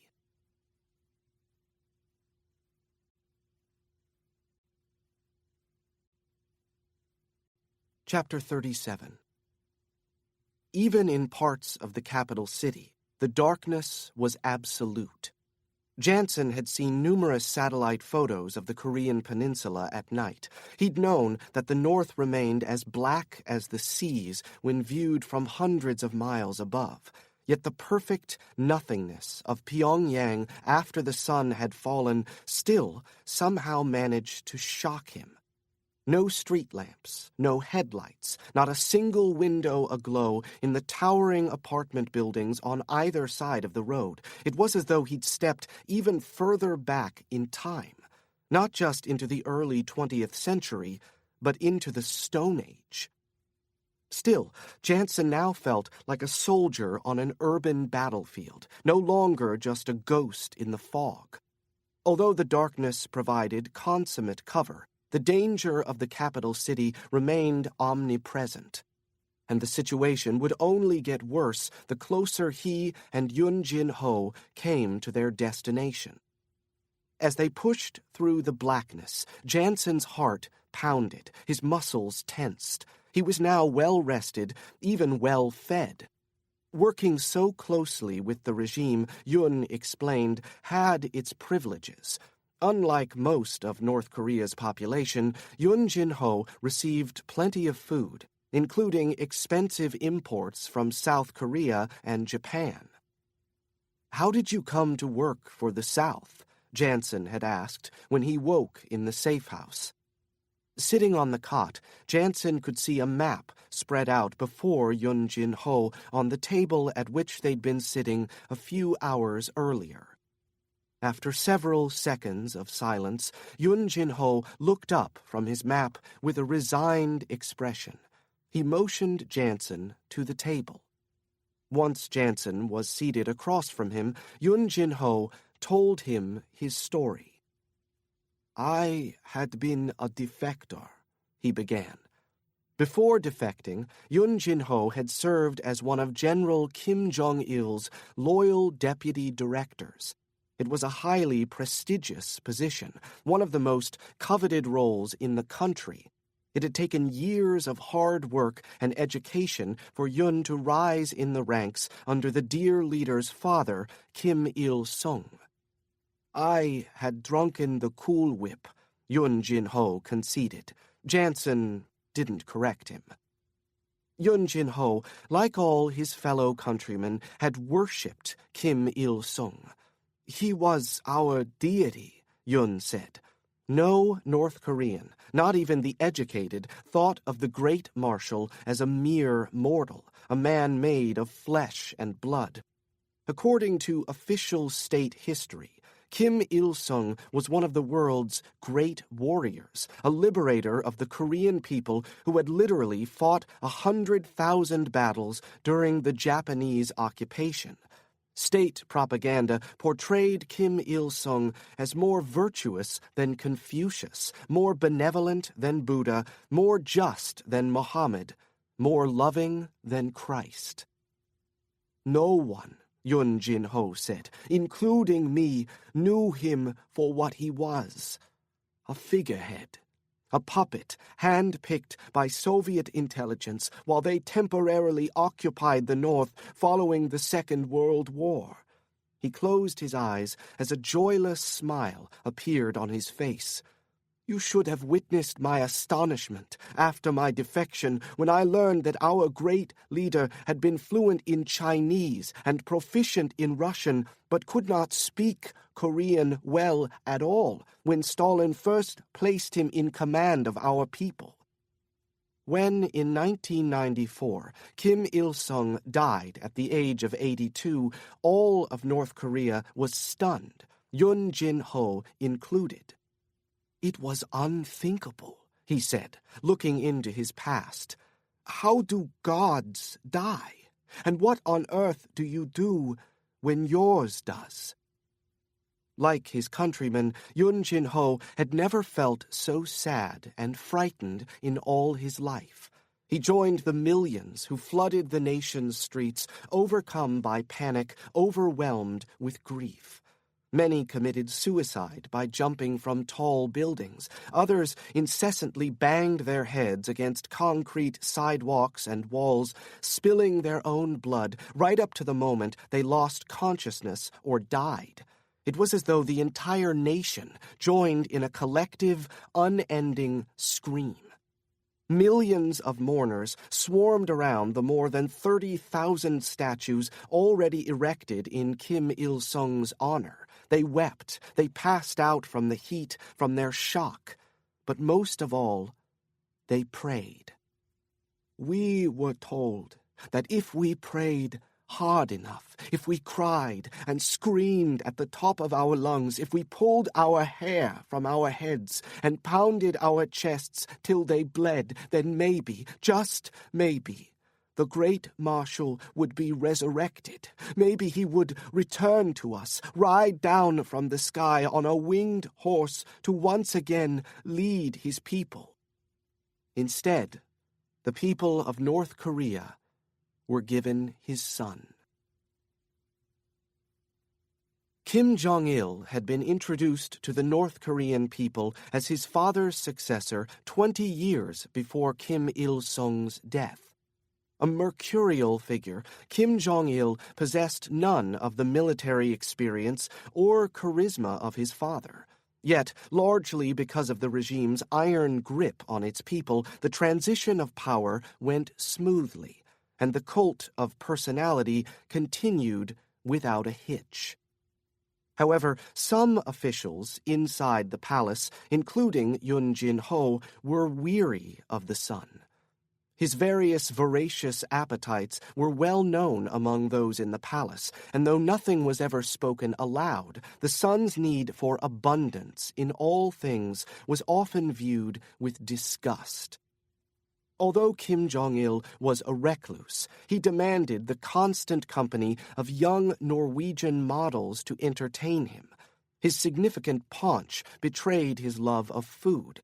His spirit cellar gave away his expensive tastes in wines and liquors. While his people starved, Kim Jong-il went on international spending sprees that made Yoon Jin-ho's stomach turn. He'd send his personal chef to Japan to buy thousands of pounds of the most expensive sushi and squid, Yoon said with revulsion, to Thailand for the top papayas and mangoes, to Denmark for the world's best bacon, to Iran and Uzbekistan for pistachio nuts and caviar. Yoon shook his head sadly. While his people died of malnutrition in the streets, their dear leader would purchase cases of Perrier water from France, kegs of Pilsner draft beer from Czechoslovakia. He was the world's single largest customer of Hennessy Paradis cognac. Although he maintained appearances, it wasn't long before Yoon Jin-ho no longer enjoyed serving the regime. He no longer loved his work. He no longer loved his country because he no longer loved its leader. Even as he ascended in rank within the palace walls, Yoon Jin-ho began seeking a way out. Not just out of the palace, but out of North Korea forever. He saved his money, spent what little free time he had studying maps, spoke of none of this to anyone, not even his closest and most trusted friends in the palace. silence, he knew from the very beginning, would be key.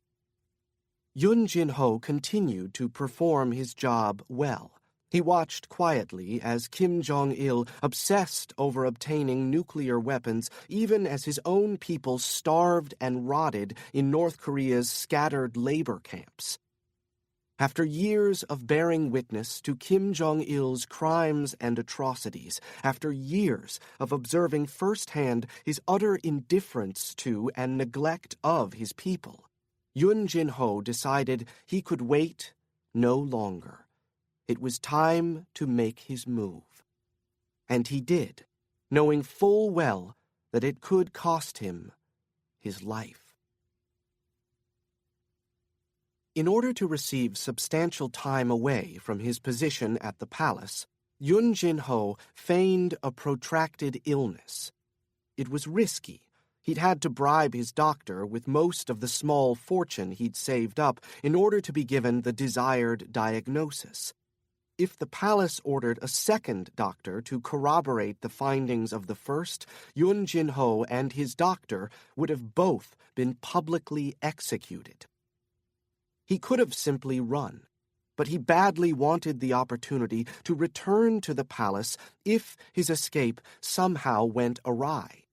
Yun Jin-ho knew that if he found life in North Korea intolerable now, with his prestigious position and all the perks that came with it, he would not survive a month as an ordinary citizen, let alone as a prisoner in one of Kim Jong-il's labor camps. Yun Jin-ho paid an old friend to drive him to the mining town of Musan in the central North Hamgyong province. Of course, Musan's mines and factories had closed down during the economic collapse of the 90s, so it now resembled a ghost town from America's Wild West. Populated with outlaws, Musan had become a launching point for North Koreans desperate to cross the border into China.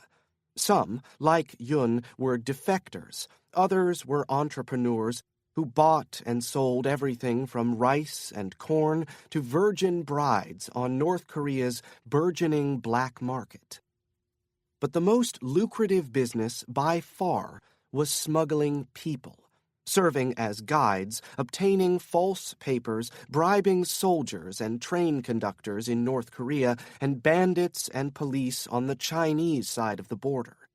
Because of the town's location, near one of the narrower stretches of the Tumen River, smuggling people from Musan had become a booming industry. Yun Jin-ho crossed the river at midnight. From there, his guide led him down a dirt road farther into China. He remained only one day in a village in China's Jilin province before continuing his journey north. Although his ultimate destination was Seoul, to get there he'd have to make it to Mongolia undetected. If he were to be arrested in China, Chinese authorities would return him to North Korea, where he would be sent to a gulag or executed for his attempt to defect. Fortunately, the landlocked nation of Mongolia had much different laws. Unlike China, Mongolia permitted the South Korean embassy in Ulaanbaatar to accept defectors from the north. So from the Mongolian capital, Yun Jin-ho was put on a plane to Seoul. Once he arrived, Yun Jin-ho spent weeks being debriefed by South Korea's National Intelligence Service. Yun quickly came to realize that because of his position with the North Korean regime, he was a high-value defector. He wasn't sure whether this was a good thing or a bad thing. It would be a long time, he conceded, before I figured it out. Immediately following his lengthy debriefing, Yun Jin-ho was introduced to a small man by the name of Nam Se-hun. Weeks earlier, when I had finally touched down in Seoul following my long, arduous journey through China and Mongolia, I never dreamed I would ever return to Pyongyang, he said. But Nam Se-hun, he had his own designs on my future. Soon he made me an offer I couldn't refuse. Nam Se-hun promised Yun Jin-ho riches beyond his wildest dreams. "Give me just 1 year of your life," Nam said, "and I will give you a life that will put Kim Jong-il's to shame." That was nearly 5 years ago, Yun Jin-ho told Janson at the table. After the first year expired, he told me it was too dangerous to attempt an exfiltration just then.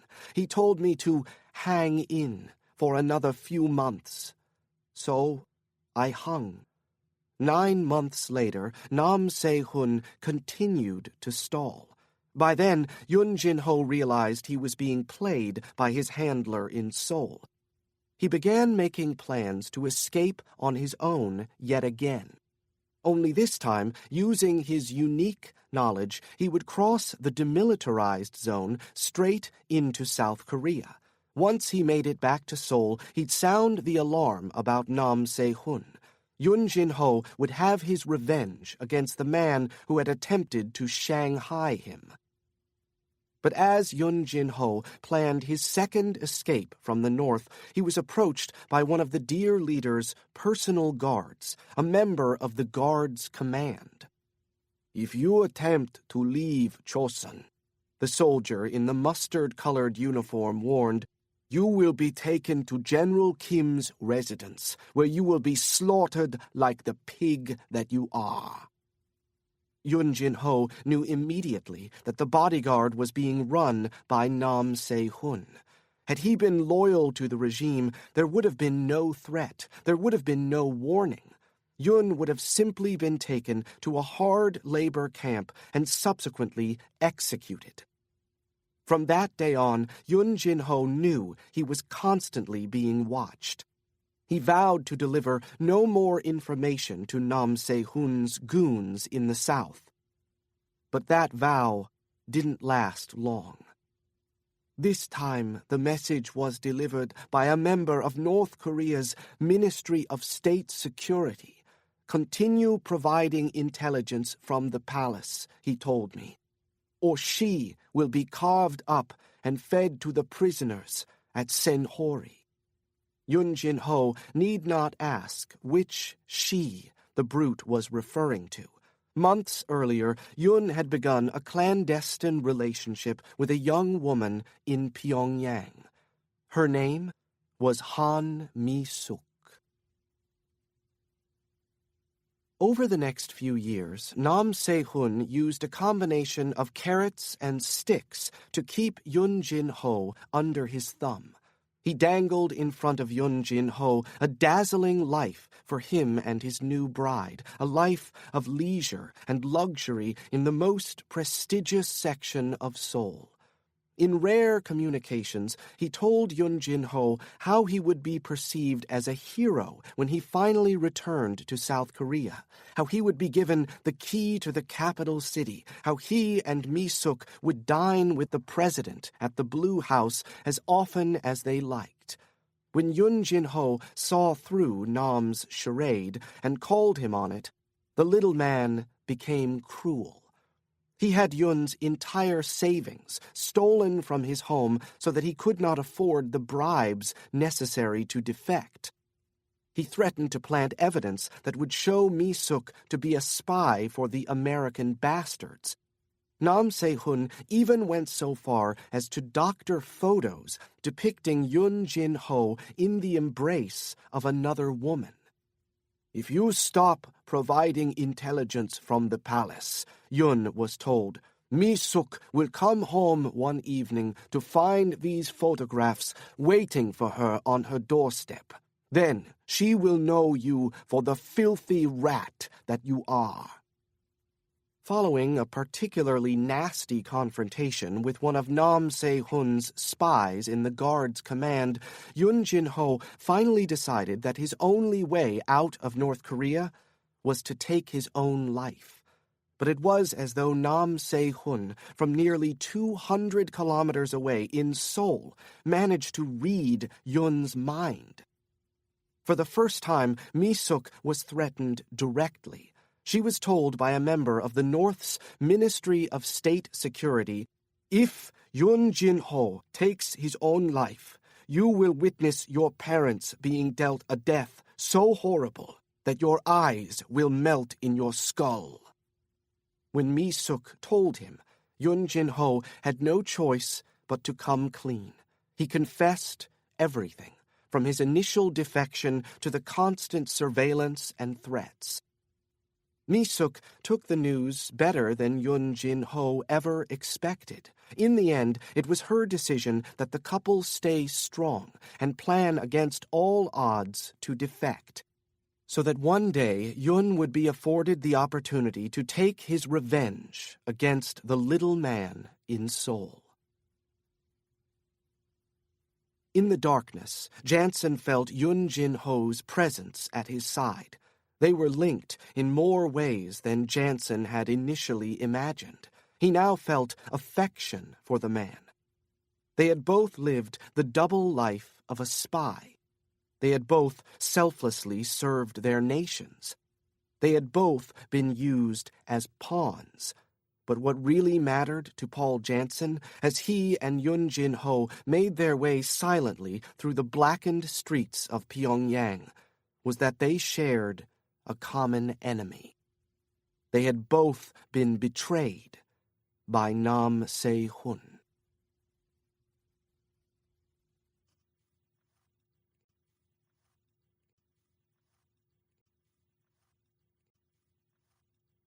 Chapter 38. Tiananmen Square, Dongcheng District, Beijing. Kincaid wished Janson were here with her. His ability to see through mobs of people for the one face he was looking for nearly matched his proficiency at blending in. Kincaid, though skilled in other ways, wasn't nearly as adroit at either. She'd burned Gregory Wyckoff's image into her memory days ago. She'd placed a hat on him, given him sunglasses, even colored his hair a jet black. Still, she had to examine each individual feature on each individual face she surveyed before moving on to the next. She just couldn't quite grasp the complete picture the way Paul Janson had tried to teach her. As she continued to work her way down the infinite line of people waiting to gain entrance to Mao's mausoleum, Kincaid became acutely aware of the clock. Wyckoff's meeting was scheduled to take place less than 40 minutes from now. The clock is always ticking, she reminded herself. The faces she examined turned their gazes back on her. Since visitors couldn't enter the exhibit carrying anything, they'd had to lock their cameras and handbags and smartphones, even their coats, in a group of lockers a few hundred feet away. So the people Kincaid studied were incredibly bored and cold and frustrated and annoyed. Particularly annoyed, it seemed, at this American woman who scrutinized their expressions as though she were preparing to paint a mass portrait without their consent. Nevertheless, Kincaid maintained her intense focus. She dismissed Asians without hats and sunglasses, but had to examine those whom she thought could have been Caucasians in disguise. A surprisingly high percentage, she soon realized. She experienced a strange sensation, felt the slightest tickle at the back of her mind. Something about her thinking was decidedly off. Something. But what? She peered into a young Korean man's eyes and finally realized where she'd gone wrong. She shouldn't have just been searching for Gregory Wyckoff. There continued to be a threat, not just to her and Park Kwan and Kang Jung, but to Wyckoff as well. She should have been watching for someone like herself. She should have been watching for a Khan's ops agent. She should have been watching for Sinbei. A high-pitched shout suddenly spun her around. Her eyes immediately fell on a young woman who'd just been knocked to the ground. Looking past the woman, Kincaid spotted the back of a young man in a brown leather jacket, running for all he was worth, sprinting toward the security checkpoint at the closest entrance. The crowd near the entrance instinctively began to disperse. Kincaid could no longer see the runner, but she became acutely aware of two distinct sets of footfalls over the surprised cries of dozens of bystanders. She locked on a second man, obviously chasing the first. Cursing herself under her breath, she bolted after them both. Sinbei moved like lightning. Where had his impeccable awareness been just now? He had screwed up yet again. After a career boasting 6 flawless kills, he suddenly seemed to be falling apart at the seams. He had no choice but to make things right. This time, there would be no second chances. With Ping nearby in the city, he knew he would pay the ultimate price for his failure. If the American boy lived, Sinbei would pay with his life. He pushed himself harder, knocked over an old man, then a child, but did not dare slow down. As he ran after the boy in the brown leather jacket, he could not help but analyze what had gone wrong back in the square. But it was simple. Instead of hunting the boy, he'd had his eyes on the American woman who had been searching the long line at Mao's mausoleum. He had been distracted when he suddenly heard a female shriek. He'd spun and found that a young woman had been knocked to the ground, her attacker already 20 yards away in a dead run. The boy, he thought. He recognized me. It was something Sinbei would have thought an impossibility. The hanok where he had killed the girl was as black as pitch. The boy had been asleep. True, when Sinbei saw his sister's image in the mirror across the small room, he hesitated, and when he hesitated, the girl managed to kick over a lamp. But as soon as it happened, Sinbei had clutched the girl by her throat and squeezed, turning away from both the boy and the mirror in 2 seconds flat. He knew he hadn't been seen. When the boy came at his back to help the girl, Sinbei had simply thrown an elbow, catching the kid square in the face. By the time the boy got back to his feet, the girl was already dead. The boy had been left with no choice but to run. How was it possible that the boy had seen him that night, seen him so well as to be able to recognize him in the smog-drenched throngs of Tiananmen Square? No matter, he thought now, as he sprinted down the bicycle lane, chasing the boy. All that mattered now was that he catch him, kill him. Kill Kincaid and Park Kwan, and regrettably, Kang Jung. Then, Sinbei would turn his attention to Janson. Killing Janson would be fun.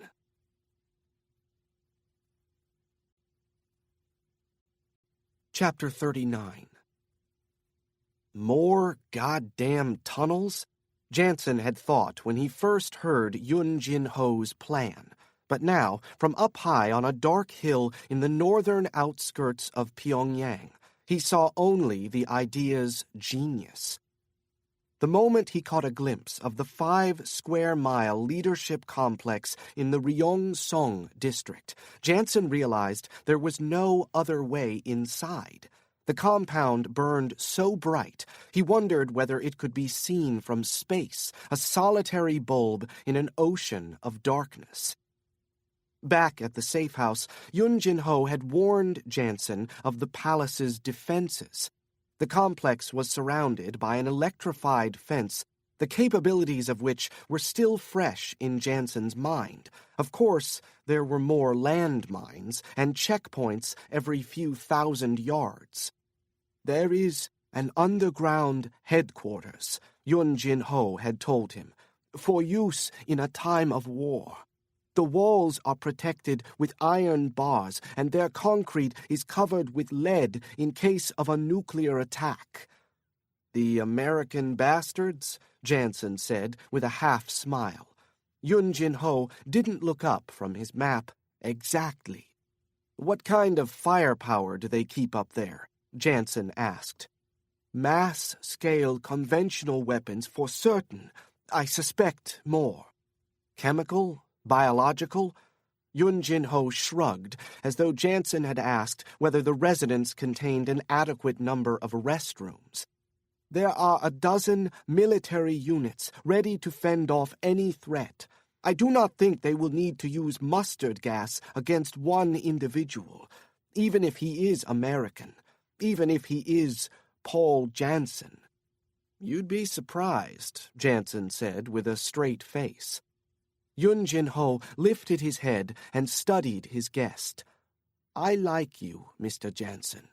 You are not bad." He looked back down at his map. "For an American bastard." Now, as he peered at the complex through his field glasses, Janson thought he could make out some of the on-campus structures Yun Jin-ho had described, including large houses hiding among massive administrative buildings made of concrete. Every structure represented an achievement in architecture, something Janson could be confident of even with his amateur eye. Surrounding the residences were perfectly manicured gardens. Artificial lakes dotted the entire property. On his haunches, Janson peered at the elaborate swimming pool, which according to Yun Jin-ho's map was 50 feet wide, 160 feet long. At its center stood the most immense water slide Janson had ever laid eyes on. There were horse stables, a running track, and an athletic field. Janson lingered a moment on the shooting range, then took in the race course that could have been designed for Kyle Busch or Danica Patrick or some other hotshot NASCAR driver. "I've seen enough," Janson said, pocketing his field glasses. "I'm ready to join Kim Jong-un for a late supper." Yun Jin-ho turned to him with a smile Janson could barely see in the moonlight. "I am afraid that American bastards must use the designated entrance, underground." Janson stood. "Well, what are we waiting for then? Lead me to it." Yun Jin-ho led Janson below ground. "This is a station," Yun said, "that very few North Koreans have ever seen. You are the first foreigner to enter, and you are very likely to be the last." Janson was thankful that his eyes had adjusted to the darkness above ground, because this underground station was every bit as dark as the bottom of the sea. He slowly followed Yun Jin-ho along the tiled wall. "This particular station," Yun said, "has been closed for some time." "What was it built for?" "It was built to transport North Korea's first-class passengers around the country." Janson's brow furrowed in the darkness. "First-class passengers?"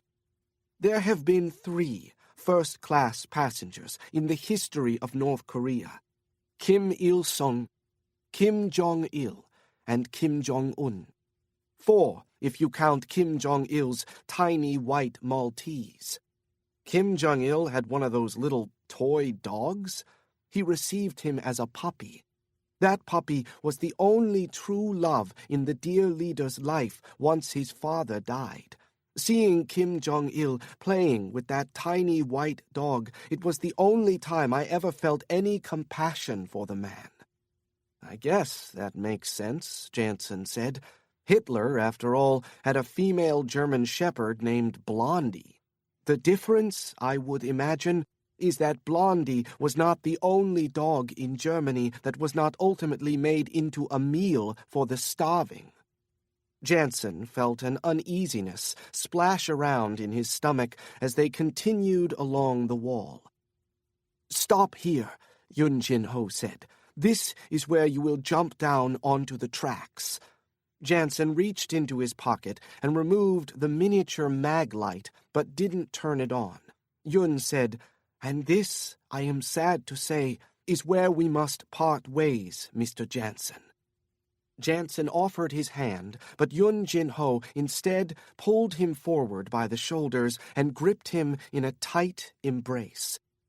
"Godspeed, Mr. Janson." His voice was quivering. "Once you have what you seek, you will head out of the compound at the northernmost checkpoint, as we discussed. You're absolutely certain I can trust the guard at that checkpoint to let me out?" "Sure as shit, as you American bastards say." "I don't think anyone says that. At least, not very often." "Whatever floats your balloon, Mr. Janson." Yun Jin-ho took a step backward. "Once you are out of the compound, you will find a military jeep waiting for you on the far side of the road. It is painted black. Mi-suk will be behind the wheel. She has been instructed not to use headlights under any circumstances. The taillights have been removed." Janson didn't like this part of the plan.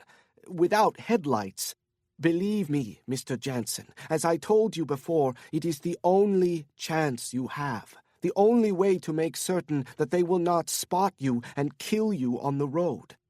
Mi-suk has been practicing driving these roads blind for months." Yun's voice began to fade. "She knows what she is doing. Trust her, and you will be fine." "You never explained to me why you won't be coming with us," Janson said. "If you and Mi-suk are under surveillance, they're going to realize she's gone. And when they find out, they're going to come to collect you. They're going to kill you." Janson sighed. "Please, reconsider coming with us." In the darkness, Janson listened, but there was no reply. Even Yun Jin-ho's footfalls had faded into silence.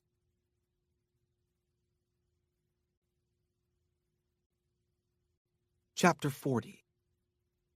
With Wyckoff and Sinbei popping in and out of her sights, Kincaid sliced through the smog, her arms pumping at her sides, her heart jackhammering in her chest. Gregory Wyckoff's dossier raved about his intellect, but provided little about his physical abilities, suggesting there wasn't much to tell. Regardless, she strongly suspected that Sinbei was in far better shape and that the assassin would catch Gregory Wyckoff sooner rather than later. So Kincaid kicked it into high gear, giving the chase every last bit of strength she had. But it soon became clear that it wouldn't be enough. As she ran, bicycles whizzed past her on either side, nearly every rider shouting expletives for her sprinting against traffic in their bike lane. Her body acted before the thought even reached her mind. A good thing, since, had she given the notion even the slightest reflection, she very likely would have decided against it. But just then, her body was running the show. Kincaid's left arm shot straight out from her body in a clothesline milliseconds before a bicycle blew past her. The moment she felt impact, she closed her fist around a stretch of material and yanked as hard as she could.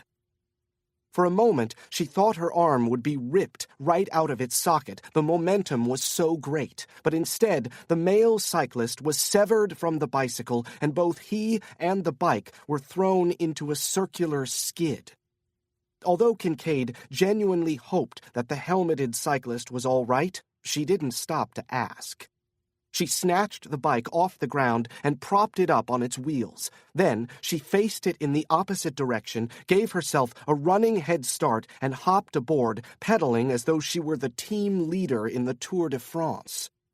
After a few seconds, she had both predator and prey in her sights again. Sinbei, as she'd assumed, was quickly closing the gap. She didn't have much time to catch up.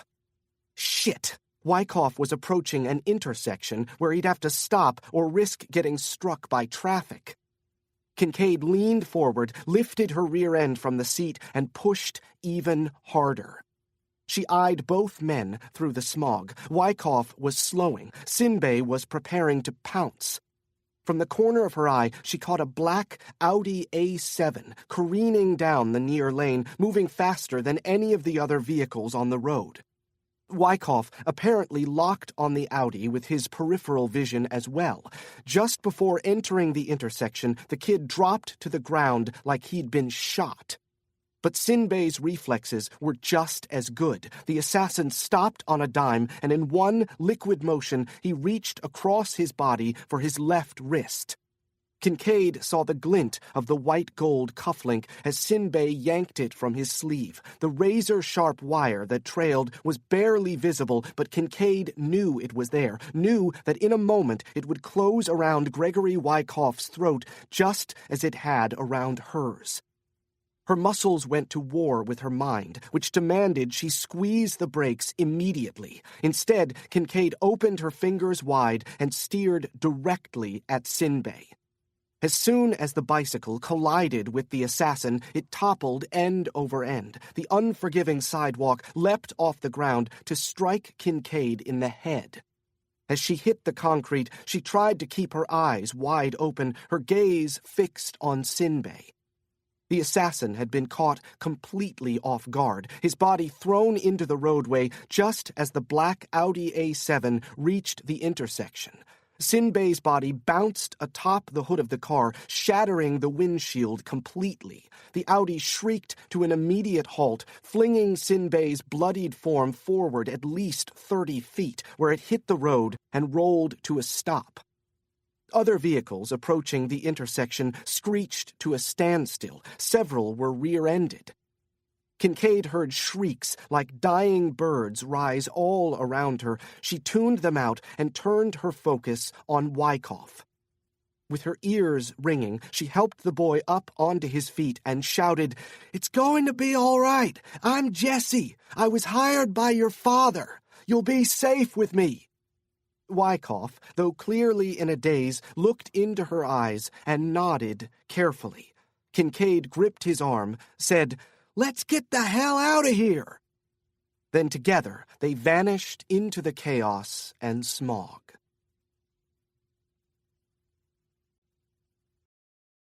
Chapter 41. An hour and a half after Yun Jin-ho left to return to the surface, Janson spotted the door he'd been searching for. It had been a rough 90 minutes, Janson navigating the maze of underground tunnels using nothing but the miniature maglite and his memory of a crude map Yun Jin-ho sketched at the table back at the safe house. Now that he'd finally reached his destination, Janson extinguished the maglite and dropped onto his haunches to search his go-bag for the items he needed for the next phase of his mission. No killing anyone who doesn't try to kill you can be a tricky rule. Obviously, had Janson not tunneled across the border in the demilitarized zone, the 2 soldiers he'd killed would still be alive. But then, in Janson's world, not everything was black and white. The gauge he found himself increasingly using was, is this for the greater good? Whenever feasible, of course, Janson used non-lethal force.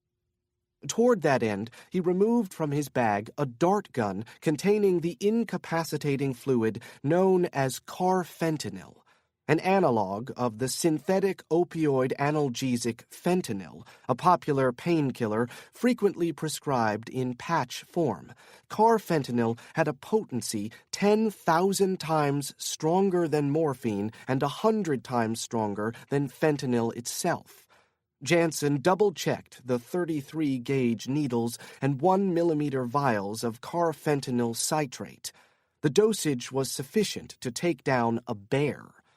Janson had earlier worried that it would be lethal to North Korean soldiers whose growth had been stunted by the Great Famine of the 90s. But there were few alternatives. In the end, he'd decided carfentanil citrate was by far his safest bet. And theirs.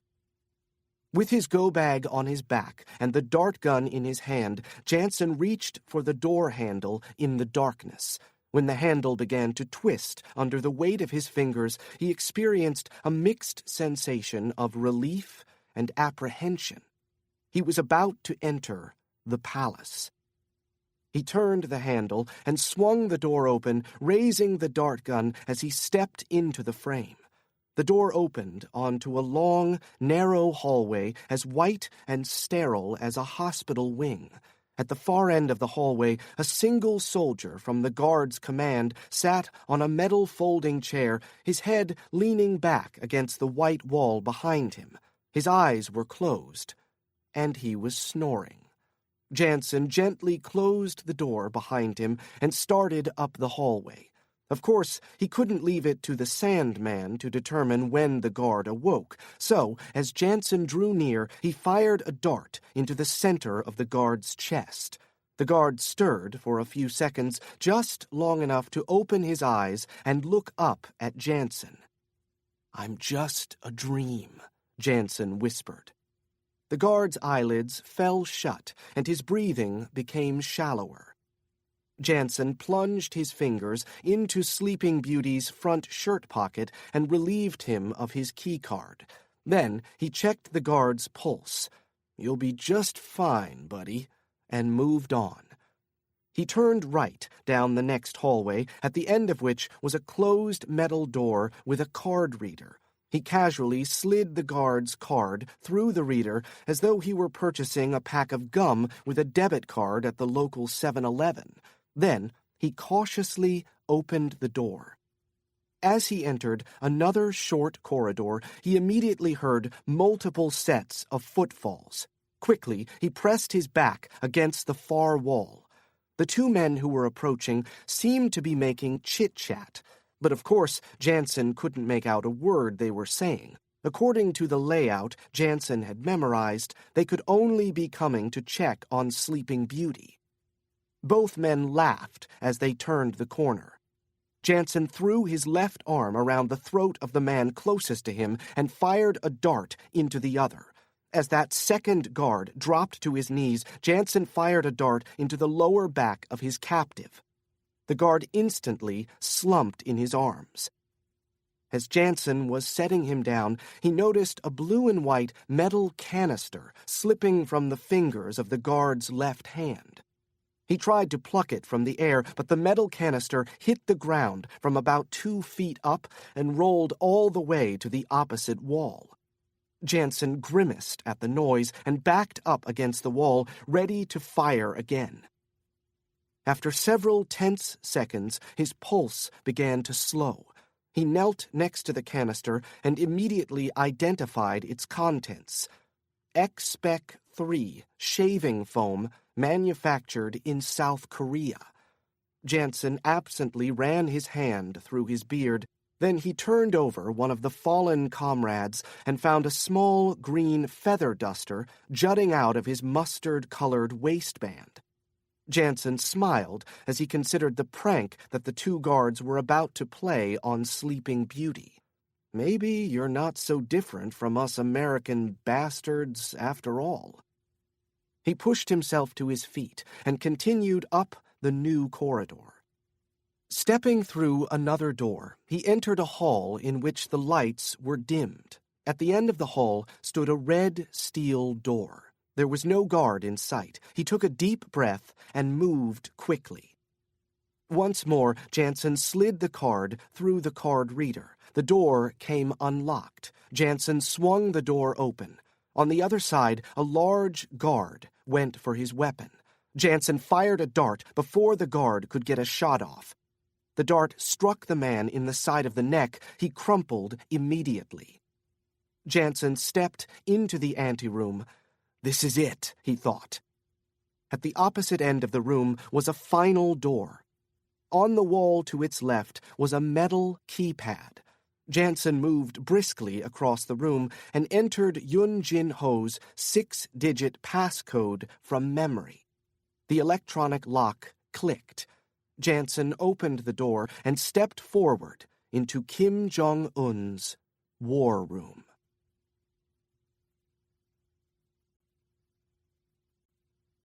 Chapter 42. At the Shangri-La China World Hotel in Beijing, Kincaid closed the door to their luxury suite and told Gregory Wyckoff to relax and have a seat.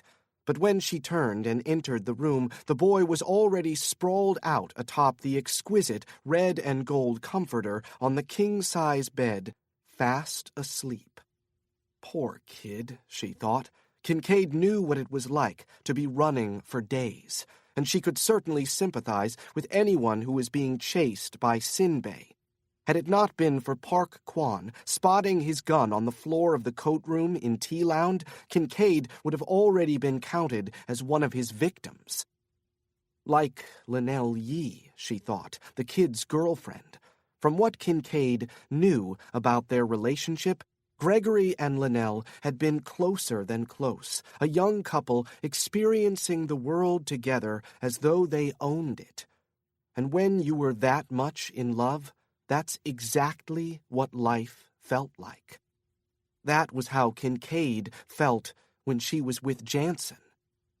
I should have heard from him by now, right? Not necessarily. If something had happened to him in North Korea, she would have learned about it. At least, that was what she kept telling herself. Kincaid sat in the room's soft leather chair and planted her elbows on the oversized mahogany writing desk. She stared at the phone. She needed to reach out to Senator Wyckoff and his wife to let them know their son was safe. But she'd lost her own phone, and, as gorgeous and modern as it was, she didn't trust the hotel to provide her with a secure line, especially in China. She also wanted to call Park Kwan. He and Kang Jung would be worried about her. Surely they'd connected the incident outside Tiananmen Square with her missing their rendezvous. But she wanted to get in touch with them to make sure that they were safe and to let them know that she and Wyckoff were alive and as well as could be expected. Still, she harbored little doubt that both their phones were hot. By calling them, she could be giving away her and Wyckoff's location and putting Park Kwan and Kang Jung in further danger. No, she couldn't do that. Park Kwan was a cop, a smart cop, and she had to trust him to take care of himself and Kang Jung. Instead, she phoned the Embraer 650, which, as far as she knew, was still sitting on the tarmac at Incheon International. Cat's Paw, Kayla speaking. Kincaid made a face and mimicked the words silently. Cat's Paw, Kayla speaking. Hello, Kayla said. Hey, Kayla, it's Kincaid. Oh, Jessie, she said. It's so good to hear from you. Are you and Paul all right? Kincaid swallowed the bitterness in her throat. Janson and I are fine. Listen, I need a favor. I need you to contact our client via a secure line. The number is in the file. Okay, sure. What's the message? Tell the client we have the package and we're going to deliver it to Washington safe and sound as soon as possible. Details to follow. Got it, Kayla said. Anything else? Yes. Tell the pilots we need the Embraer in Beijing right away. The IATA code for the airport is PEK. Terminal 3. Have the jet prepared for a flight to D.C. File a 01 flight plan. A 01? They'll know what I mean. Be ready to depart PEK 6 hours from now. Once Kincaid hung up the phone, a weary voice tapped her on the shoulder. I don't have to return to Seoul, do I? Kincaid spun in her chair. Gregory Wyckoff was sitting up on the king-size bed. Dark, puffy flesh engulfed his eyes. No, Kincaid said with a slight smile. I wouldn't send you back there. I know you're innocent. Wyckoff bowed his head. Thank you. Kincaid folded her hands in her lap. Do you feel up to talking about all this? If I'm leaving Beijing in 6 hours, I suppose we'd better. Okay, she said, leaning forward. Why don't you start with Lynell? Wyckoff cleared his throat and began speaking softly. A few days ago, Christ, I've really lost track of time. It's all right. Wyckoff intertwined his fingers atop his head and closed his eyes to collect his thoughts. When he opened them, he said, "Lynell came home, and by home I mean our apartment in Seoul, one night, and seemed all bent out of shape, as though she was preoccupied with something. I knew she'd been going through a particularly tense time at work. She was working as a translator," Kincaid said, to help move him along. "Right. She was a contractor, hired just 6 months ago, specifically for the four-party talks. She worked out of an office at the U.S. Embassy, but the actual talks are being held at the joint security area in the demilitarized zone. That was where she'd been that day." "Go on." "She worked directly for the U.S. envoy. For the past half-year, they've been negotiating a host of issues, from the UN sanctions to the North's nuclear program. The chief U.S. negotiator had been complaining recently that as soon as they make a few steps toward progress, the North begins moving the goalposts and acting erratically." "How so?" "Well, for instance, the North is currently holding 3 U.S. citizens on vague charges of espionage. Each of the individuals was in the country on a tourist visa, and they were, in fact, tourists. The U.S. would make some concessions, offer to ease some restrictions, and the North would agree to release the, for lack of a better word, hostages. But then the next day, joint U.S. ROK military exercises that were scheduled 9 months in advance would take place, and the North would suddenly go nuclear. No pun intended. They'd renege on the agreement, and all parties would have to return to go without collecting their $200. I assume that's a Monopoly reference? Sorry, yeah. What I'm trying to say is that things have been getting intense recently, from what Lynell had been telling me. So when she came home upset, I thought maybe she'd made a mistake, in the translation. I figured she got reamed out, maybe by the chief U.S. negotiator, maybe by Ambassador Young, who could be a real dick. But after a couple of hours, I realized it was much more than that. Something was definitely wrong. Something weighty was on her mind." "Did you press her on it?" "I asked, but Lynell wouldn't tell me anything at our apartment. At first, I figured she simply didn't want to talk about it. I was resolved to try again in the morning. If she wouldn't give by then, I'd wait until she came home from the joint security area the next day to see whether the mood had passed or something was continuing to trouble her." Kincaid nodded, but said nothing. "At around 8 that night, I went to the bathroom to get ready for bed. When I came out, there was a sheet of paper on the coffee table. There was a message scrawled in Lynell's handwriting. It just read, 'Not in here. O/S. O/S? O/S was her shorthand for outside. So I went outside, and she started talking right away. She said she inadvertently overheard something Ambassador Young was saying. She said she only heard bits and pieces." As he spoke, Wyckoff looked past Kincaid as though staring through the wall into the room next door. The ambassador had been speaking to someone Lynell never met before, someone from the South Korean delegation. A younger man, she said, maybe 30 or 35 years old. She heard Young use words like provocation, incursion, and ground war. Then she heard them discussing troop numbers from the United States. Wyckoff shook his head sadly. That was essentially it. That and the name of some operation. The operation was called Diophantus. How long had she listened? Not long, Wyckoff said. No more than 30 or 40 seconds. But when she spun around to leave, she walked straight into Ambassador Young's chief aide. Jonathan? Jonathan Day. He's Young's lackey. He had a thing for Lynell a while back, and she rejected him. He'd been giving her angry glares ever since. Wyckoff looked Kincaid in the eyes. She started to move past him, and he grabbed her by the arm, accused her of eavesdropping. He actually used the words espionage and treason. Lynell pulled away, but she was sure Jonathan was going to report what he'd seen to the ambassador. Kincaid prodded him to go on.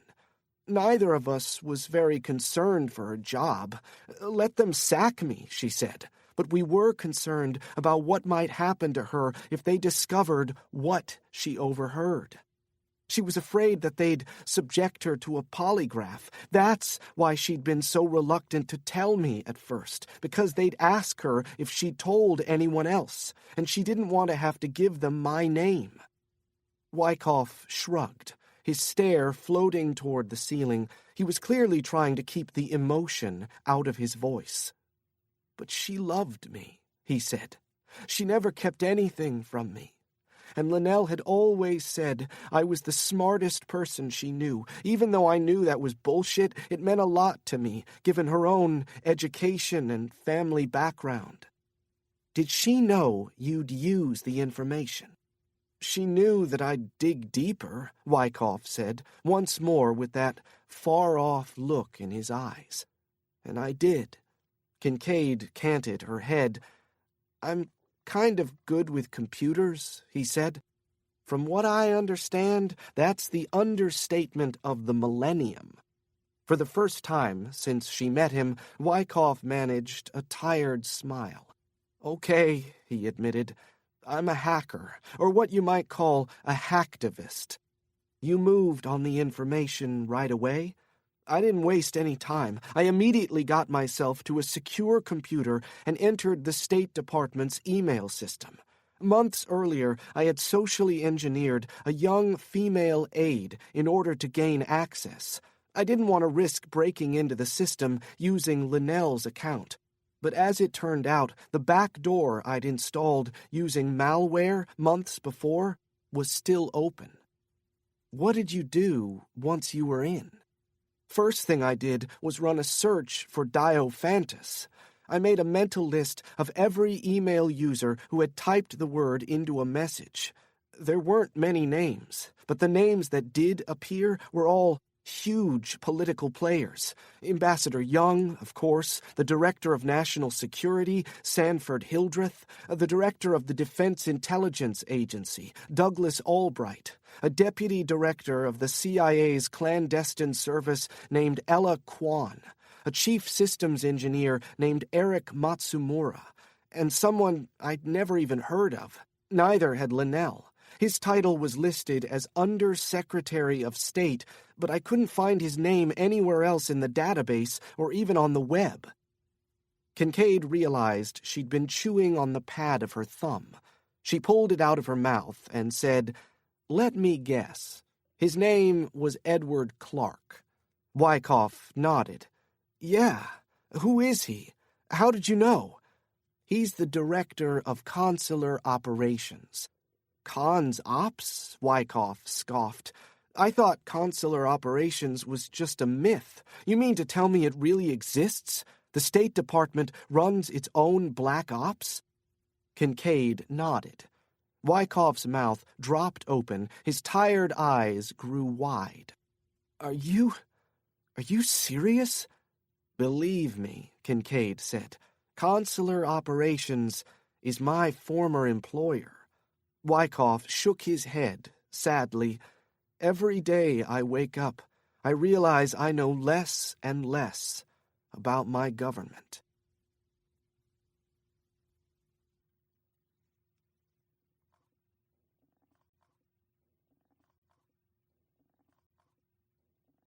Chapter 43. According to Yun Jin Ho, Janson had 15 minutes tops before the guard's command ascertained that their sentries were down and ordered reinforcements to move in to intercept the intruder and re-establish control over the premises. Janson promised himself he wouldn't waste a second of that precious time. He marched straight to the center of the war room, the design for which had apparently been stolen from the bridge of Star Trek's original Enterprise. He sat in the captain's chair and worked the attached keyboard with his fingers as quickly as he could. Yun Jin-ho had told him precisely where to look.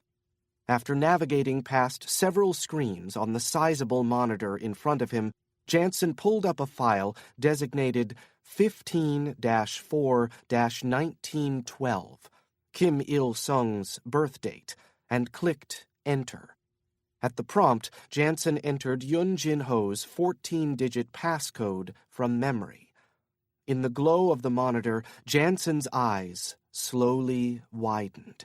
A deep chill ran up his spine. He shivered, felt the fine hairs on his arms rise like a synchronized army. No, he thought. This can't be. Once we learned who the players were, Lynell and I decided it was too dangerous to return to our apartment, so we registered at the Sophia Guest House, a hanok in central Seoul. I paid the hanok a visit when we first arrived in the city, Kincaid said. We'd talked about switching off, with one of us sleeping and the other keeping awake and alert. In the end, we were both too exhausted. We had spent the past few hours planning how to get the hell out of South Korea and where to go, and the last half hour arguing like hell over all of it. A wall of water formed in front of Wyckoff's already glazed eyes. I woke up when I heard a crash. Lynell had knocked over a lamp. It was the first thing I saw. At first, I didn't think much of it. I couldn't really see anything, just shapes and forms. He rubbed the heel of his palms against his temples. Then my eyes adjusted, and I saw Lynell in the corner of the room. It looked as though she were being lifted off the ground by some invisible force.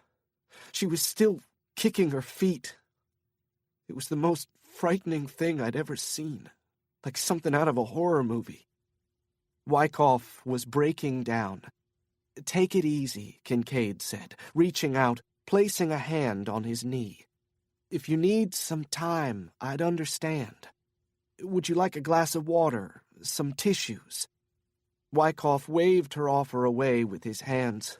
The guy who was holding her, as soon as he saw me lift my head, he spun his body around so that his back was facing me. I jumped up from the mat and ran at him. He smashed his elbow into my nose, and I hit the floor like a stone. I thought my nose was busted. I felt so much blood spilling out of me. Wyckoff stood, paced over to the curtained sliding glass door, and turned back. When I finally managed to pick myself off the floor, the guy was still holding Lynell up by the throat. But she wasn't kicking anymore. She wasn't doing anything. Her body was entirely limp. I knew right away she was dead. He paused to wipe away his tears and clear his throat. When he spoke again, his voice was little more than a rasp. So I spun around and opened the door. Just as I did, I heard her body drop to the floor, but I didn't look back. I ran as fast and as hard as I could across the courtyard. Lynell's killer started running after me. I heard his feet slapping against the pavement. He was so fast. I was sure he was going to catch me. "What did you do?" Kincaid said gently. "I remembered seeing a fire escape on our way to the hanok. I headed straight for that building. I turned down the alley, pulled myself up on a pipe, and reached for the ladder.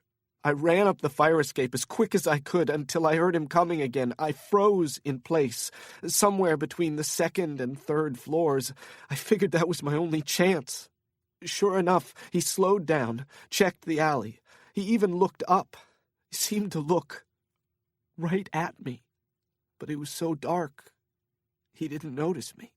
I waited for him to grab hold of the pipe to pull himself up, but he didn't.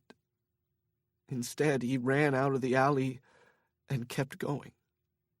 As soon as he did, I climbed up to the roof. It was freezing up there, but I stayed until morning."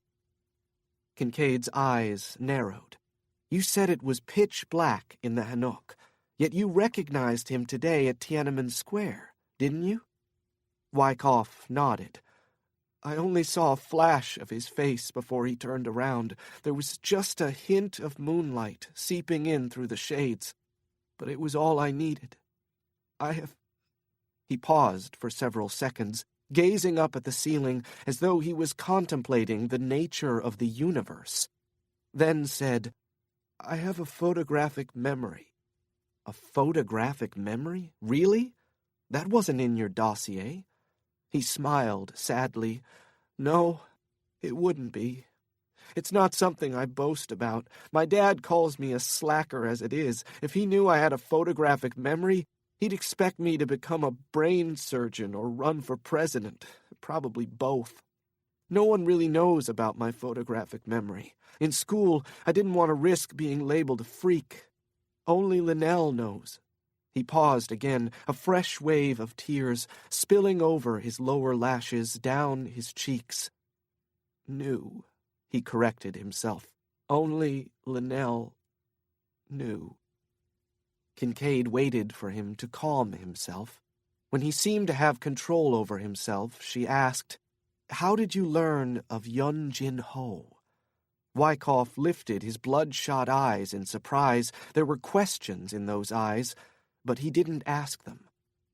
"When Lynell and I first moved to Seoul, I hacked into the government servers, looking for secrets. Specifically, I wanted to find South Korea's intelligence on the North's nuclear program. Everyone wants us to believe that North Korea is on the verge of becoming a nuclear power. Washington and Seoul want us to believe it to demonstrate that the Kim regime is a threat to the region and to justify suffocating economic sanctions. Pyongyang wants us to believe it because they're afraid of a future U.S. ROK invasion aimed at regime change. I think the claims being made by both sides are highly exaggerated, if not complete bullshit. Of course, the only ones suffering as a result of all the lies are the North Korean people. I thought if I could expose the actual intelligence Seoul has on North Korea's nuclear capabilities, the United Nations would have no choice but to lift their sanctions and allow the North's economy to collapse or thrive on its own." Wyckoff sat back down on the bed. "I engaged the help of the hive mind, and together we found nothing to prove or disprove my theory. But we did discover what appeared to be a list of agents the NIS is running in Pyongyang. Spies. In North Korea's Ministry of State Security, Kim Jong-un's Guards Command, even one deputy director in the palace." Kincaid said, "Yun Jin Ho." Wyckoff nodded. "Code name Maltese. It took some work to figure out his true identity, but once I did, I realized he was someone who might be willing to sell secrets to a third party like myself." "What made you think that?" "There were extensive notes in his electronic file. Yun Jin Ho was obviously a reluctant spy. Not for ideological reasons. He clearly despised the North Korean regime, but because he didn't trust his handlers in Seoul. They'd apparently made him promises they hadn't kept." "What types of promises?" "Promises to bring him in from the cold. Promises to get him and his fiancée safely out of Pyongyang and return them to Seoul, where Yun Jin Ho had originally defected to 5 years ago." Kincaid nodded as she took it all in. "So you made contact." "I first contacted him months ago, long before this happened. He was wary of me in the beginning, but that was perfectly understandable. I gave him time to check me out for himself. Eventually, we sort of became friends. The morning after Lynell was killed, I snuck into a high school to use a computer. I hacked into the DIA's email system and pulled up the director's account. Albright had been a lot less secure than Ambassador Young. The details were sketchy, but within a half hour I had a good idea of what Diophantus is all about, and why Lynell was killed for overhearing what she heard. I sent Yun Jin Ho an encrypted email, which is how we usually communicated.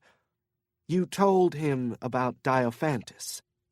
Actually, he had recently told me that he discovered something at the palace that might be of interest to me. He refused to turn it over to his handlers in Seoul. He said it was too big, too important to entrust to NIS, but he believed I was the perfect vehicle to deliver this particular intelligence. He told me if I published what he had, I could literally change the world.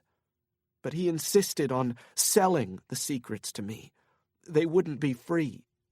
What was his price?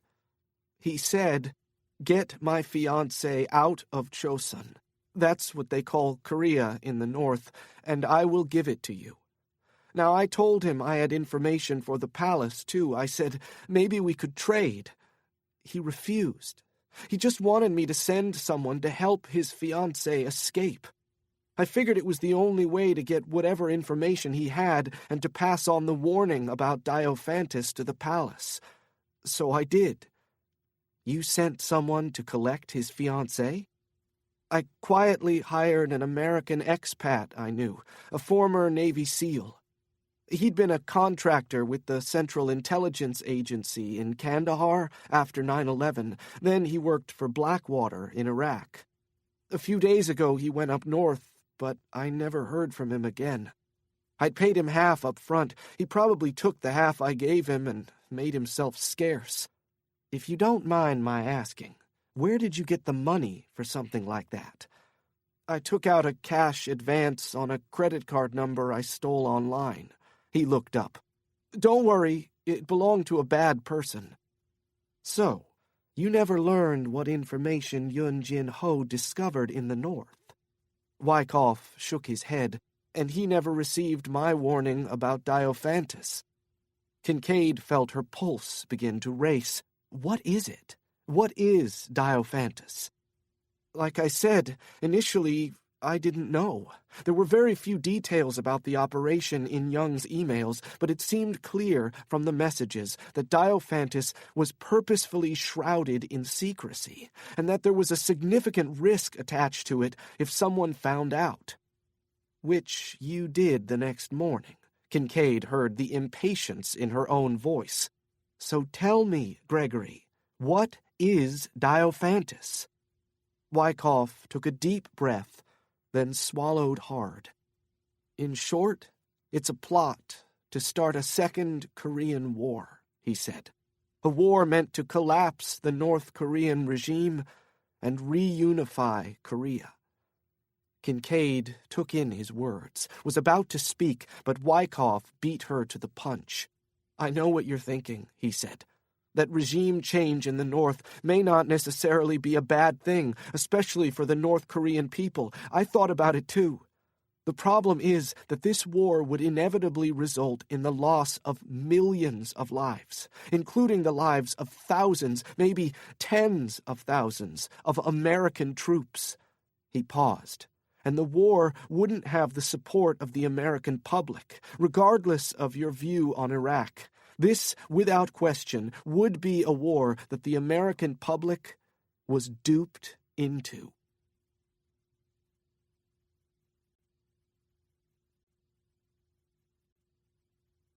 Chapter 44. Janson couldn't believe his eyes. As he attempted to print the 45-page document, he tried simultaneously to comprehend its contents and calculate its consequences. The invasion would commence with special forces, of which the Korean People's Army numbered almost 200,000.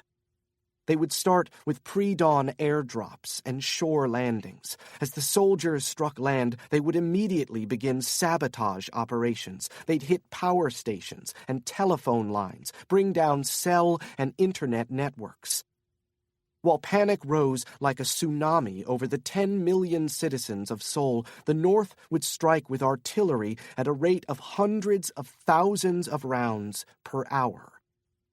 All arteries out of Seoul would be choked with traffic as the South Koreans attempted to flee their city under fire. Meanwhile, hundreds of chemically armed Scud missiles would be launched at targets ranging from Incheon International Airport to Seoul Station, making escape impossible. To slow down U.S. reinforcements, hundreds of Nodong missiles carrying chemical weapons would be targeting Japan. Torpedoes launched from North Korean submarines and semi-submersibles would strike U.S. ships carrying personnel and supplies to the peninsula, leaving the South Koreans' puppet masters with fewer than 30,000 troops on the ground. The printer paused for no apparent reason. God damn it, Janson thought. Not now. Not a fucking paper jam. He cracked open the casing and ripped the offending sheet from around the toner cartridge. He slammed the tray shut, and the printer resumed printing. Janson turned back to the screen. Here it was, right in front of him, the strategy for the actual invasion. 750,000 troops, 2,500 tanks, hundreds of drones. Drones. And not just the toy planes that U.S. and South Korean intelligence knew the North possessed, not just surveillance drones, but drones that could carry a 450-pound payload, drones that could carry out attack missions, dropping Hellfire-style missiles from the sky like rain. Attacks like those being carried out by the U.S. military in places such as Yemen, Afghanistan, and the tribal areas of Pakistan. Only these deadly attacks would indiscriminately target heavily populated South Korean cities, slaughtering millions of innocent civilians. Auster, Janson thought. Cal Auster. That's why the son of a bitch is in South Korea, so close to the demilitarized zone. What had Auster said to Janson when they first met in Afghanistan? I serve a basic human need, man. You think votes are going to change the course of a nation like Afghanistan, you naive motherfucker? Hell no, not votes. The only things that are ever going to change this fucking country are bullets and more bullets. Lots of fucking bullets and bombs and bunker busters. It's a new war, Paul. A new world.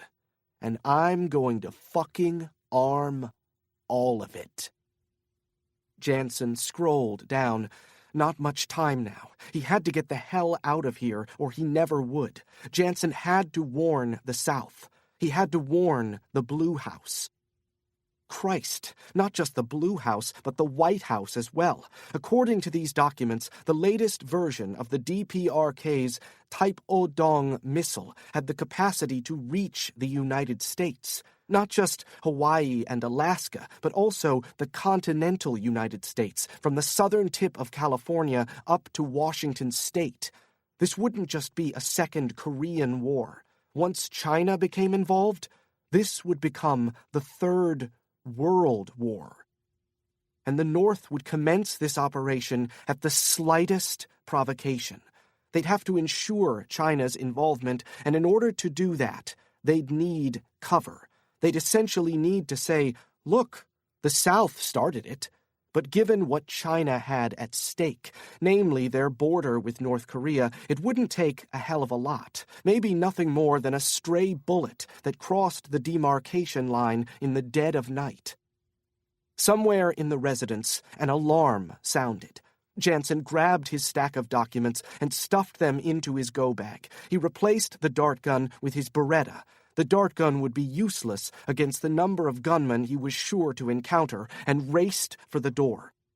He burst into the hallway and found no one. He took the stairs, as he'd been directed to by Yun Jin-ho, still picturing the spy's crude map in his mind. As he ascended, 2 soldiers from Kim's Guard's command were hurrying down the stairs carrying firearms. When they spotted Janson, they stopped and fired. Janson took cover, then carefully placed 2 bullets in each of them and let their bodies tumble past him on the stairs. He wouldn't be caught. He wouldn't be killed. Not here, not tonight. He needed to make it to Seoul. Janson burst through the door to the outside and immediately heard the crackling of at least a dozen AK-47s. But there was mercifully little light. Janson looked up and saw that most of the floodlights above him had been destroyed. He sprinted forward in the direction of the designated checkpoint, thinking, "There's no way this guard's going to let me pass, no matter how much he's been paid. He'd be shot dead right alongside me." As he neared the checkpoint, Janson saw something strange. 2 bodies lay on the ground within a few yards of the booth. Janson ran harder, faster, maybe harder and faster than he'd ever run before in his life. Soon the lone remaining guard's face came into view. It was Yun Jin-ho. A wide, crazy smile spread across his visage. "This way, Janson!" he cried. Yun Jin-ho, he'd taken out the guards. He'd taken out the lights. "You're coming with me," Janson called on the run, ducking below the bullets buzzing by them. "Impossible!" Yun Jin-ho shouted. As Janson passed the middle-aged spy, he looked back and saw at least 24 North Korean soldiers coming at him from behind. In front of him stood a wide-open gate. Janson ran past it and spun around, hoping to persuade Yun Jin-ho into accompanying him. But it was too late. The soldiers were almost on him. Yun Jin-ho had slowed them down by raising a hand grenade high above his head. Several soldiers stopped to fire at him. Others swerved past him in order to reach Janson before he made it to the road. Yun Jin-ho pulled the pin. As the soldiers riddled Yun's body with bullets, he screamed, "Famisuk!" then spiked the grenade against the pavement like a football in the end zone. The blast knocked Janson off his feet. His head smacked the blacktop. He was sure he'd suffered a concussion. He lifted his hand over his eyes to block out the ferocious heat from the explosion. From his spot on the ground, he could tell that nearly every North Korean soldier was either dead or critically wounded. Most had been shredded to pieces by the grenade. Janson wasted no time. Pushing himself to his feet, he hobbled across the road and quickly spotted the black jeep. Staggering, he crossed in front of the vehicle and ducked into the passenger side. "Drive!" he shouted to Misuk. Blindly, with no headlights, she pressed down on the accelerator, tossing Janson back against the hard vinyl seat. "Are you all right?" Misuk said, glancing at his face. He was about to tell her to keep her eyes on the road, but what was the point? She was literally flying blind. "I'm fine," Janson lied. From the back seat, Janson heard a strange noise, a wail, like the crying of a small infant. He swung around in his seat and looked in the back. His eyes widened in surprise. Shooting a stunned look at Misuk, he shouted, "What the hell is that?" Janson had driven blind before, a long time ago, while he was still training to become a consular operations agent. The training had taken place at a facility known as The Point, located on a peninsula in Perquimans County, North Carolina, along the Albemarle Sound. Owned by the Department of Defense, The Point was a sister facility of The Farm, training grounds of the CIA's National Clandestine Service. The Farm was located at Camp Peary, a 9,000-acre military reservation near Williamsburg, Virginia. There was a time when the farm hosted Cons Ops trainees as well. But that was before Jason Bourne, before Cons Ops became known as the Black Sheep of U.S. Black Ops. But from all accounts, training for consular operations differed little from that for the clandestine service. Both included a defensive driving course called Crash and Burn. In addition to learning evasive techniques, reverse driving, and how to smash through barriers, all trainees had to prove proficiency in navigating a motor vehicle blindfolded. Janson remembered a series of traumatic tests that involved maneuvering through simulated border crossings and hostage situations while behind the wheel of a gray Monte Carlo with a burlap hood securely fastened over his head. He also remembered complaining to a fellow student that these bizarre exercises were a complete waste of time because, when the hell are we ever going to find ourselves in that fucked up a situation? Well, lo and behold, it was Janson who was now behind the wheel, blindly punching through obstacles as Mi-suk sat in back, cradling her baby. When Janson realized the infant was on board and that the old Jeep was equipped with neither airbags nor a child safety seat, he insisted Mi-suk pull over so that he could take over driving duties.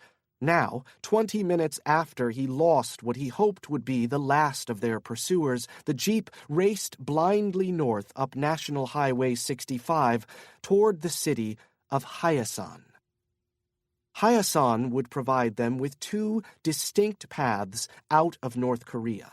One, crossing the frozen Yalu River on foot, was risky. It was a well-known route that would lead Janson and Mi-suk and her baby into Cheongbuk, China's autonomous Korean region. Janson had little doubt that North Korean soldiers would have set up a roadblock in the vicinity of the Cheongbuk-Hyesan International Bridge, making crossing the river undetected a practical impossibility. The other path, which Janson considered Plan A, was nearly as dangerous because it hinged on the cooperation of at least two other individuals. They were both friends of Yun Jin-ho, and they were expecting Janson and Mi-suk's arrival. But if alarms had sounded from the palace, it was possible these North Korean soldiers would decide not to put themselves at risk, especially if they had already learned that their friend Yun Jin-ho was dead. Janson hoped that the infant would warm their hearts enough to persuade them to assist. If that didn't work, Janson was ready to provide them with vast sums of cold, hard cash. If that didn't work, well, Janson was still armed to the teeth. Hours later, Janson and Mi-suk arrived at Hyesan Airfield. A military airport with a single gravel runway, Hyesan Airfield underwent perpetual construction, so there were few lights and fewer personnel on site in the wee hours of the morning. As Janson rolled the Jeep past the southern gate, they were given the all-clear signal by the first of the two accomplices supplied by Yun Jin-ho before his untimely demise. Mi-suk, who had moved to the front passenger seat with her child, rolled down her window and spoke to the guard in Korean. She turned to Janson. "He says that KPA units are stationed along the Yalu River in Hyesan and along the Tumen River in Musan." Janson said, "Is the plane fueled up and ready to go?" Mi-suk spoke to the guard again, then looked back at Janson. "It is a very small plane, but yes." "What kind of a plane?" Janson heard the guard say, "Antonov An-2." "Christ," Janson said. Mi-suk looked a question at him. "You have heard of it?" "I've read about it," Janson said, "in history books." The Antonov An-2, or Annie, was a mass-produced single-engine aircraft designed by the Soviets in the 1940s. It was designed for light utility transport and agricultural work like crop spraying. It was notoriously slow. Mi-suk said, "We can leave the Jeep. Changbo will drive it north and destroy it somewhere south of the Chinese border." As Janson and Misuk exited the vehicle, Janson got his first look at the Annie. It was the Y5 version, built by license in China. North Korea possessed a number of them. If Janson's military history was right, they'd flown them during the Korean War for parachute missions and sabotage operations behind enemy lines. They were equipped with wooden propellers and canvas wings, which gave them a low radar cross-section and thus a narrow degree of stealth. Looks like Snoopy's arch-nemesis, the Red Baron, he thought, as they crouched behind a troop transport to remain hidden from the two soldiers in the control tower. "How are we going to make it to the runway without the air controllers spotting us?" Janson asked. Once Misuk translated, Chang Bo removed a walkie-talkie from his belt and spoke into it. Suddenly, the Annie's lights flared brightly, and Janson noticed they were aimed directly at the control tower. Over Chang Bo's walkie, Janson could hear the air controllers squawking loudly about the pilot's error. But it was no error. The pilot had purposefully blinded them. Janson grabbed Misuk, and together they hustled toward the Annie, the infant wailing in Misuk's arms. Once they were aboard, the Annie began moving backward until the plane's lights were no longer directed at the control tower. Janson and Misuk strapped themselves in, Misuk gripping her child tightly. The plane started down the small gravel runway. The jarring bumps and jolts were instantly forgotten once the Annie lifted them into the air.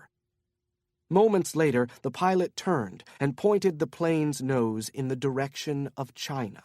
The brief flight would take them to Shenyang, where they'd board a commercial airliner to Seoul.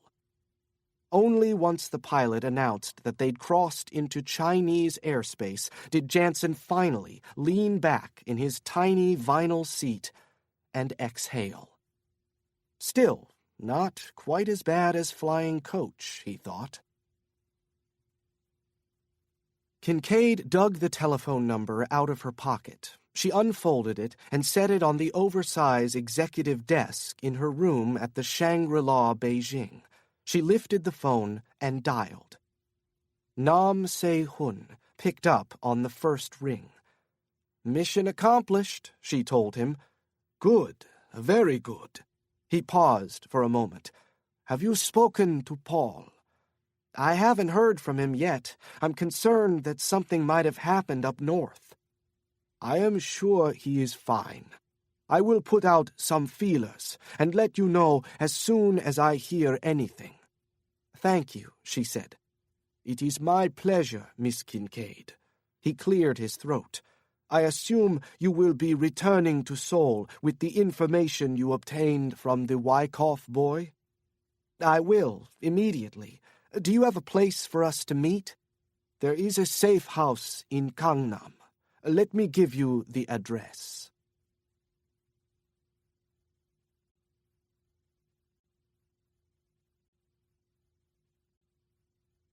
Part 3. On the Brink. Chapter 45. The Westin Chosun, Seoul. Junggu, Seoul. Janson moved quickly through the ultra-modern lobby of the Westin Hotel. Standing in the elevator bank, he waited for an empty lift. When one opened, he stepped on and punched the button to close the doors. As the doors moved toward each other, an old woman hurried toward them, a look on her face begging Janson to hold them open for her. He looked away and exhaled when they left her on the other side.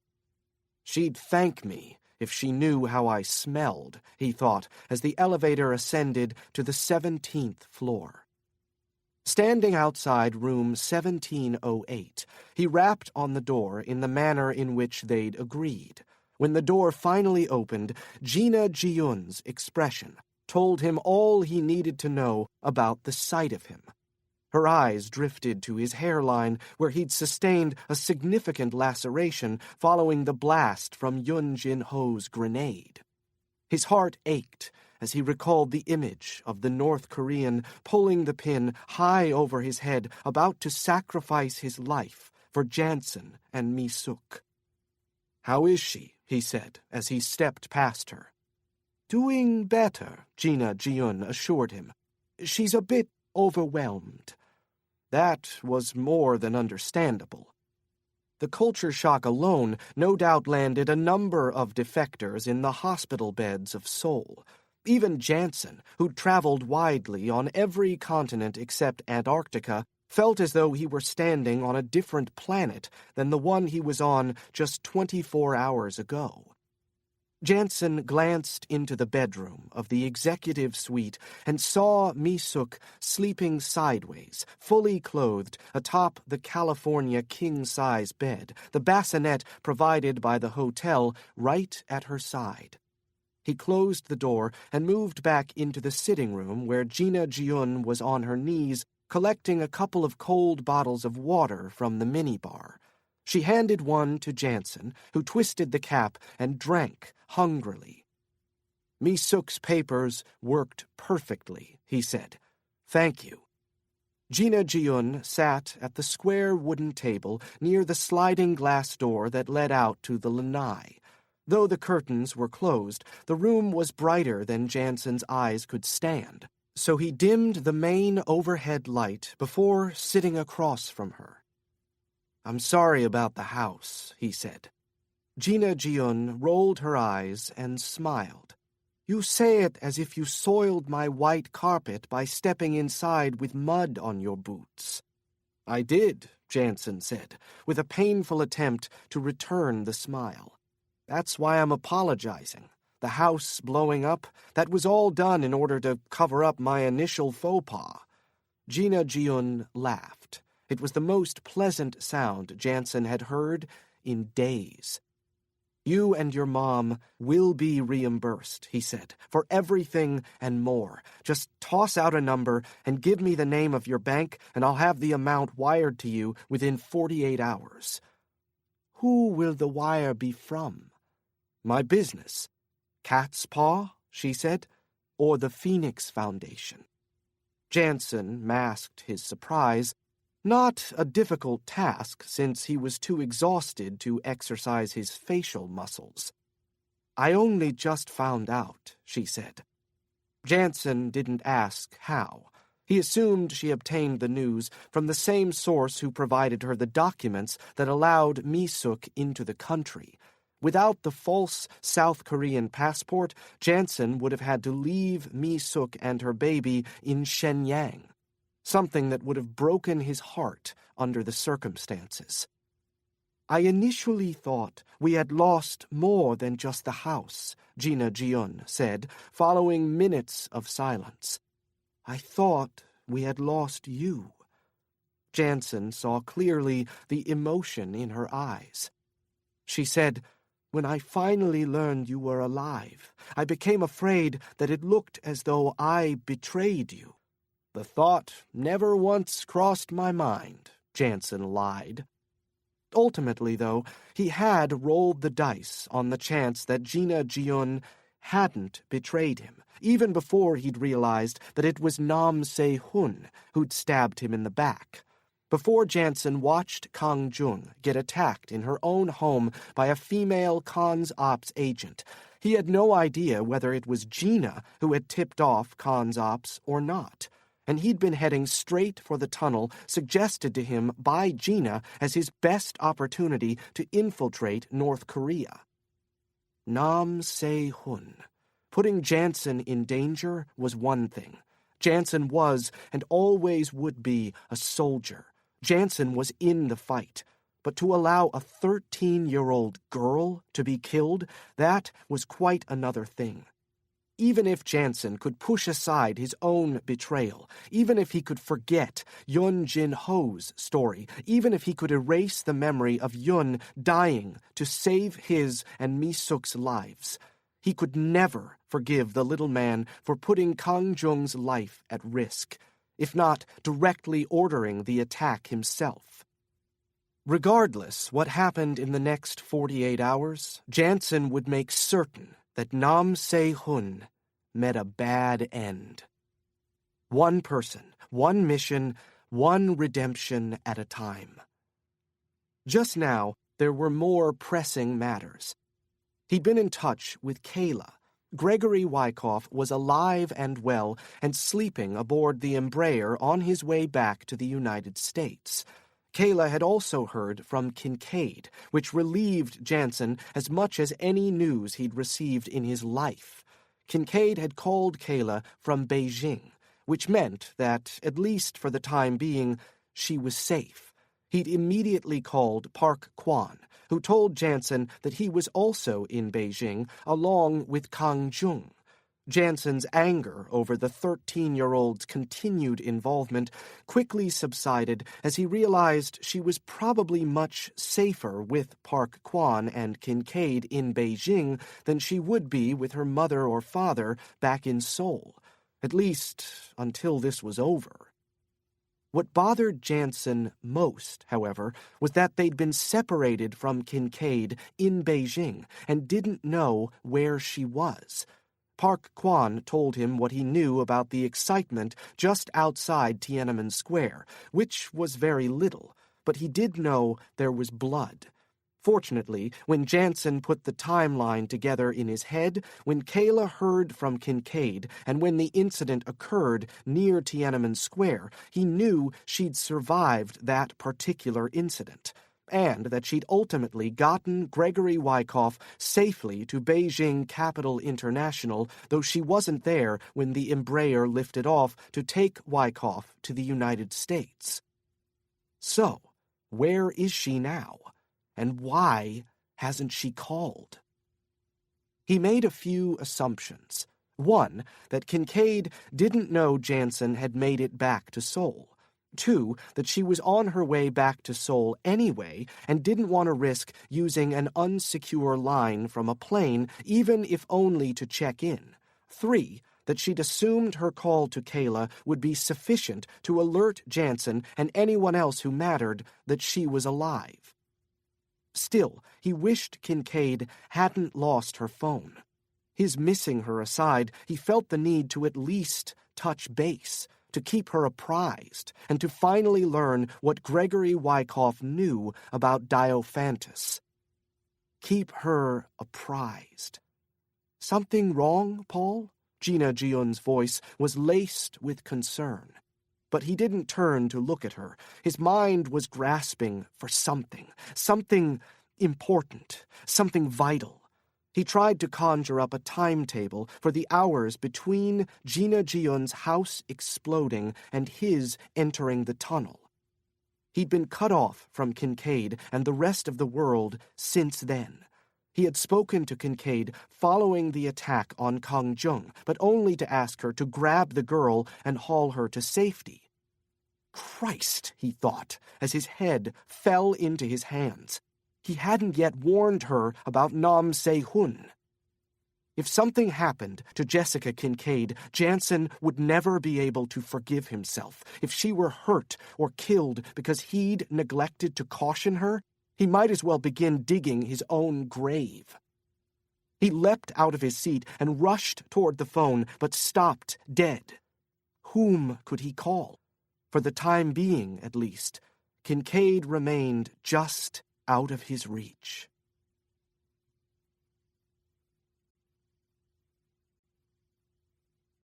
Chapter 46. At the little man's safe house in Gangnam, an austere two-bedroom apartment in a modest building set away from the flashy clubs and designer boutiques of Apgujeong, Sinbei circled the chair he'd placed in the center of the living room. As he did, his hatred for the woman swelled. He wasn't quite sure why, since it had been his mistakes and failures over the past few days that put him in this precarious situation. This woman had only been acting in accordance with the nature of all living things. She'd simply been trying to survive. Yet he was incensed by her mere presence. Never before had he taken his work so personally. But then, never before had he failed so egregiously in his tasks. These emotions, not only this rage, but his reluctance to terminate the young girl, were unquestionably to blame. Whatever he experienced while strangling the translator at the Sophia guest house, whatever had jumped at him like a plastic ghost in a haunted house, had incited this precipitous downfall. Sinbei wanted to slit Kincaid's throat and get it over with, but he'd been instructed by Ping to wait for a call. The little man was not pleased that Kincaid had come alone. It meant that there were many loose ends left to be snipped. The police officer, Park Kwan, the teenager, Kang Jung, the senator's son, and Paul Janson. Maybe even the former Khan's ops agent, Gina Jiun. As he circled Kincaid's chair, his message indicator blinked on. He retrieved his phone from the folding table and read it. Find out location of the others. Sinbei ran a hand through his damp black hair. The pain in his upper back was growing worse, radiating into his shoulders. The opiates Ping had passed to him following the incident in Beijing were causing him to itch. They were making him sweat. Irritably, he tossed the phone to the hardwood floor where it landed with a splat. If the little man did not know how to locate the others, Sinbei should have received this message an hour ago when the woman first stepped into the apartment. He grinned as he recalled the look on her face when he closed the door behind her. She moved quickly, but Sinbei raised the stun gun and incapacitated her before she could attack. Then he tied her up. He hated how she now fixed her gaze on his face, inspecting with glee the cuts and bruises she'd caused him back in Beijing. She had probably thought him dead, probably thought when she first saw him behind the door that she was beholding a ghost. Perhaps she still did. He wondered whether she believed in such things, pondered on whether an apparition could make this woman scream. Kincaid was more terrified than she'd ever been in her life, but she'd be damned if she was going to give this son of a bitch the satisfaction of knowing it. No matter what happened, she would remain strong. She would die the way she'd been taught to die, with her dignity intact. She would die the way Janson would die. Kincaid watched her captor's face as he circled her. Why hadn't he killed her yet? Sinbei was a professional. He was Khan's ops. What was he doing, wasting time with theatrics? It could only mean that he'd been instructed not to kill her yet. Clearly, he'd been ordered to wait. But why? With so much fear running rampant in her mind, it felt impossible to uncoil the logic. Janson, she thought. He's still alive. He made it back from the north, and now they need to use me as bait. But no, there were other loose ends as well, Park Kwan and Kang Jung, whom she'd left in Tiananmen Square. She'd had no choice, and now both the cop and the girl were better off for being deserted in Beijing. Sinbei could torture her all he wanted. She didn't know where they were, didn't know where the hell Janson was. What about the boy? By now, everyone must know that Gregory Wyckoff had been put on Janson's private jet and sent back to the States. She watched her captor curl his fingers into a fist and felt an entirely fresh wave of terror. "Where is the cop?" Sinbei demanded. Kincaid could hear the slur in his voice. He'd lost some teeth or bitten through his tongue. He sounded as though his tongue were swollen to 10 times its normal size. She almost smiled as she recalled steering the pilfered bicycle into him, launching him in front of that speeding black Audi. Sinbei suddenly struck her with a closed fist. The blow fractured her left cheekbone. Her head swung so hard to the right that she thought he'd broken her neck. Sinbei watched as blood poured from between her lips. She was so dazed from the strike that he thought he might have knocked her unconscious. If he had, there would be consequences. There would be repercussions if he wasn't able to extract the information they wanted from her. He needed to calm himself. This rage would only cause him to make yet another critical error. He rubbed his knuckles and committed himself to not hitting her so hard next time. Had he aimed for the temple, a slug like that would have killed her instantly. His eyes fell on the phone he'd thrown to the floor. The light was blinking. There were so many flashing lights in South Chosun. What would Sura have thought if she'd seen Seoul? Sura, he thought, why continue to haunt me? Because you left me, big brother. Because you left me to die. I was just a child then. Just a child like you.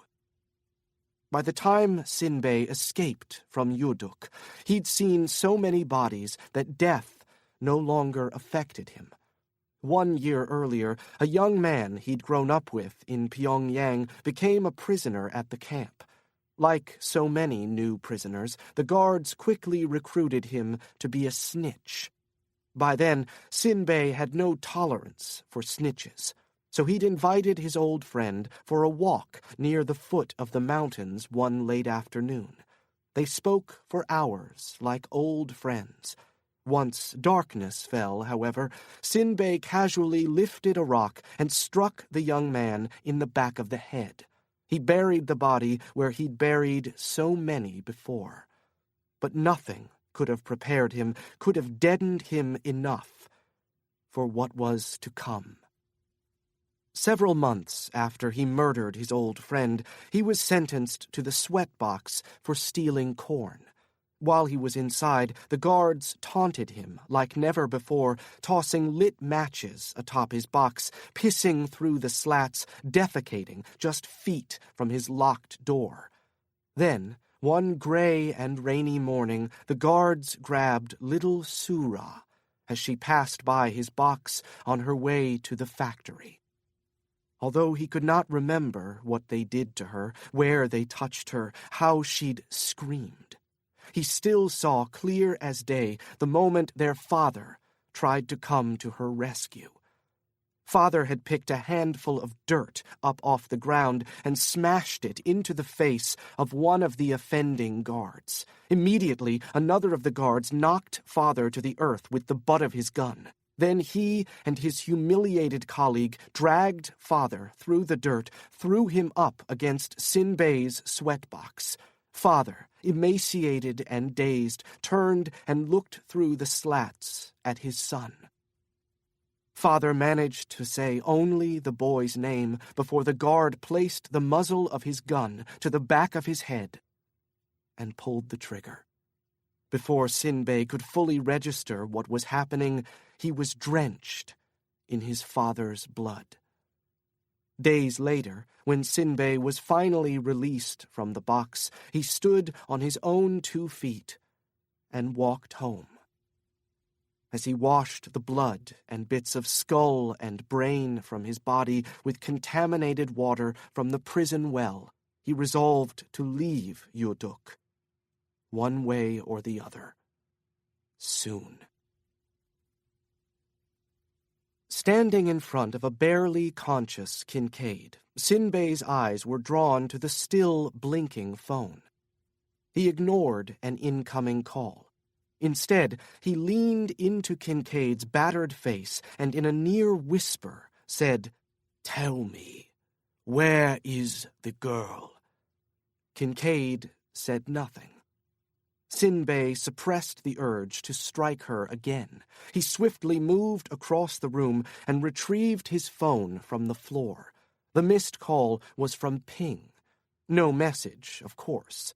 Sinbei would be expected to return Ping's call immediately, but Sinbei was tired of hearing the little man's whims. His last order was to learn the location of the others, and that was just what he'd do. He'd take matters into his own hands. He'd begin with Janson. Instead of running around Seoul, trying to hunt him down, Sinbei would make it so that the bastard came to him. He dialed the number Ping had given him earlier. The phone rang 4 times before a woman answered. "Cat's Paw Associates," she said. Quintitia Upchurch felt her skin crawl the moment she heard the slurred voice on the other end of the line. Quintitia had been the general operations manager for both Cat's Paw and the Phoenix Foundation since their inception. She was known around both organizations as the only person in the world who could find Paul Janson day or night. In the time she'd worked for Janson, she'd pretty much heard it all, often with her heart in her throat, but the tone of this call was different somehow. She experienced a level of dread she'd never felt before, as though all calls leading up to this one were merely rehearsals. "Tell him that I have her," the voice said. "If he wants for her to leave this place alive, have him call the little man within the next half hour. No later, because in 31 minutes, she dies."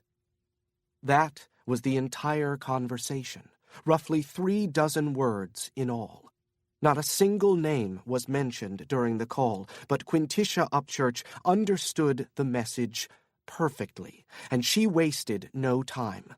She touched her finger to the flash button and speed-dialed Paul. "Mr. Janson," she said as soon as he answered, "we have a situation."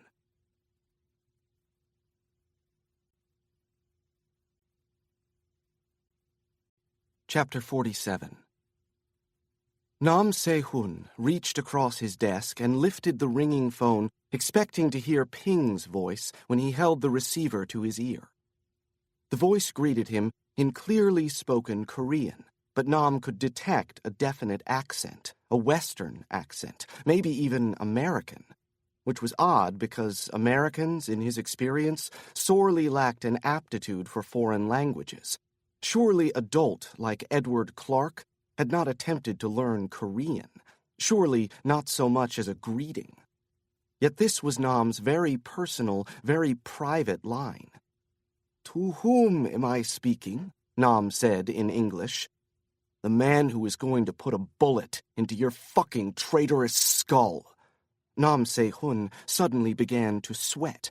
His hands became so wet, so fast, the phone nearly slipped from between his fingers. "Janson?" he managed through quickening breaths.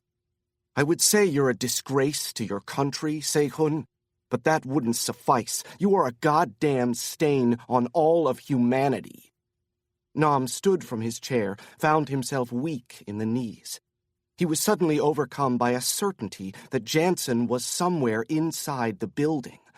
Impossible, he thought, but then, if anyone could penetrate NIS, it was Janson. "Is this some kind of a joke, Paul?" he said, his voice thick with fear. "Where is Kincaid?" "Your partner? I do not know. I have not heard from her. Has she gone missing? Is there some way that I can help?" "Right now," Janson said, "you can only help yourself." Nam Se-hun carefully lowered himself back into his chair. Janson knew. Playing stupid was not going to save him. Still, he couldn't bring himself to allow a single concession just yet, so he said nothing. "The only way you live," Janson said, "is if I die first, and I'm going to give you that chance, Se-hun." "Paul, He swallowed the bile rising in his throat. "Shut up and listen carefully," Janson said, "because I am going to make you an offer that will only be good until I hang up this phone. And if I hear one word from you that I don't like, I'm going to hang up without warning. And then I'm coming for you. Understood?" Nam realized there was no use. "Yes, Paul, I understand. Good, Janson said, because I am going to trade you my life, and thereby yours, for Jessica Kincaid's. Nam Se-hun believed Janson when he said that Kincaid didn't know anything about Nam's involvement. Of course she didn't. Had she known, she never would have shown up at the safe house in Gangnam, and surely, with Sinbei hovering over her, she hadn't spoken to anyone since. But Kincaid did know about Diophantus, assuming that Gregory Wyckoff knew, of course, and that was the assumption he demanded everyone make, which meant that Kincaid would still have to be eliminated. But that could wait until after Janson was dead. Nam Se-hun knew that Janson wasn't bluffing when he offered to trade his life for Kincaid's. Even if he hadn't loved her, that was a trade Paul Janson would make. That was the kind of man Janson was, or at least the kind of man Janson had become.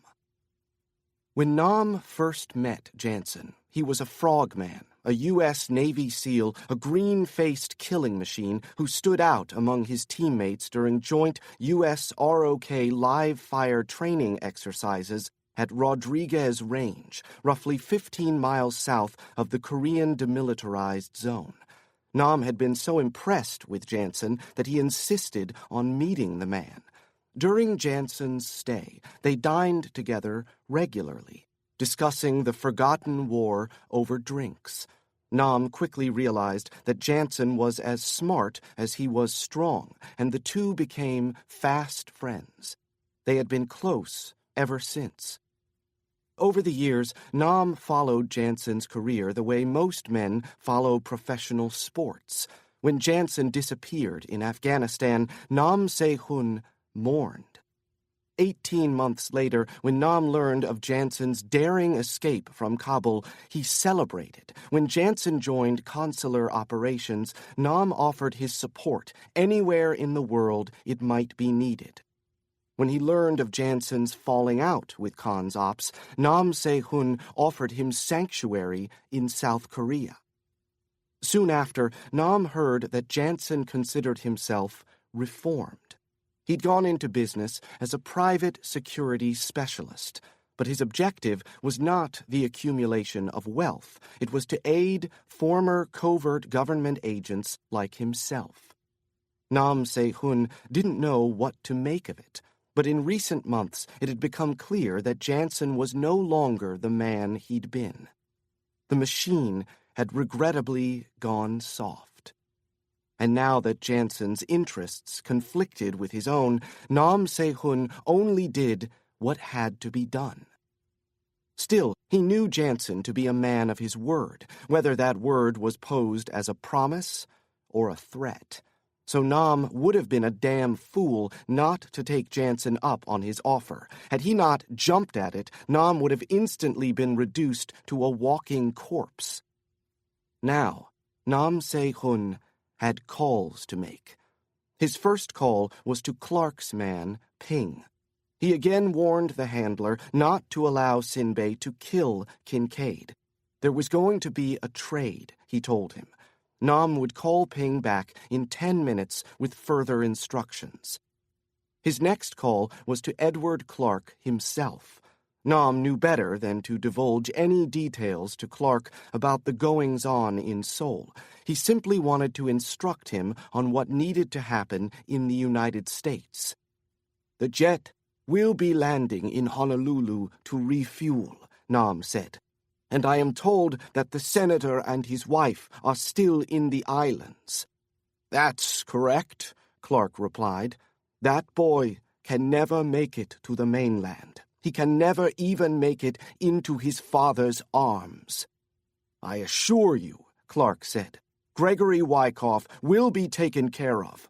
We've already jammed all the Embraer's communications, and I have a plan in place on the ground at Hickam Field." "Good. Keep me informed." Nam Se-hun hung up the phone and studied the timetable for Diophantus. He needed more time. Not much, but enough to ensure that the operation would move forward without a hitch early tomorrow morning. He picked up the phone and redialed the number for Ping. When Ping answered, he said, "Do not talk, just listen. Sinbei is about to receive a new guest."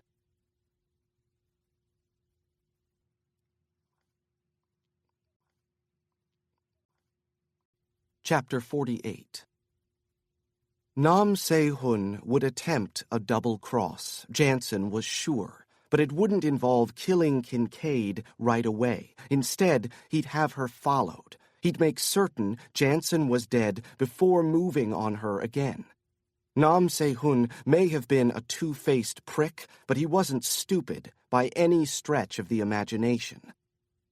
Janson gazed up at the windows high above the neon city. How many snipers had their scopes trained on him this evening?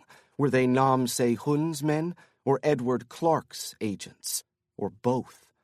He supposed it didn't matter. Janson's phone finally buzzed in his hand. He pressed it against his ear. As he listened to the voice, he could feel the presence of two men approaching him from behind. As instructed, Janson took 2 steps forward so that he was standing on the edge of the curb. The men who came up behind Janson began to frisk him. He raised his arms out at his sides and spread his legs just enough so that they could check his inseam. This part didn't matter. He was clean. Janson was sure Nam Se-hun knew that he wouldn't risk Kincaid's life by showing up armed. Nam would know this was no ruse. The voice on the phone said, "There is a black van approaching from your left. Hang up now and await a call from the female. You will have precisely 6 seconds. As you speak to her, the van will pull up directly in front of you. When the 6 seconds are up, the phone will be taken from you and you will step inside the van." With his thumb, Janson ended the call. The moment he did, the phone vibrated in his hand again. He pressed it to his ear. "Paul?" Her voice sounded nasal, as though she'd been struck in the face. Anger as sharp as a nail rose in his throat. He drew a deep breath. His heart pounded in his chest. She was alive, at least. Kincaid was alive, and her voice still sounded sweeter than the most beautiful music he'd ever heard. In his peripheral vision, he saw the van pulling over to the curb. "Are you safe?" he said. "Paul, don't do this. It'll be for nothing. I won't be able to live." The van rolled to a complete stop directly in front of Janson. "We have 3 seconds, Jesse. Are you safe?" "Yes, I'm in a public place." As the phone was ripped from Janson's hand, he was struck in the back of the head. His knees buckled beneath him. He became dizzy and had started to fall when multiple sets of hands grabbed hold of him. A hood was draped over his head. Barely conscious, Janson was hefted into the back of the van. The panel door slid closed as the van merged back into traffic.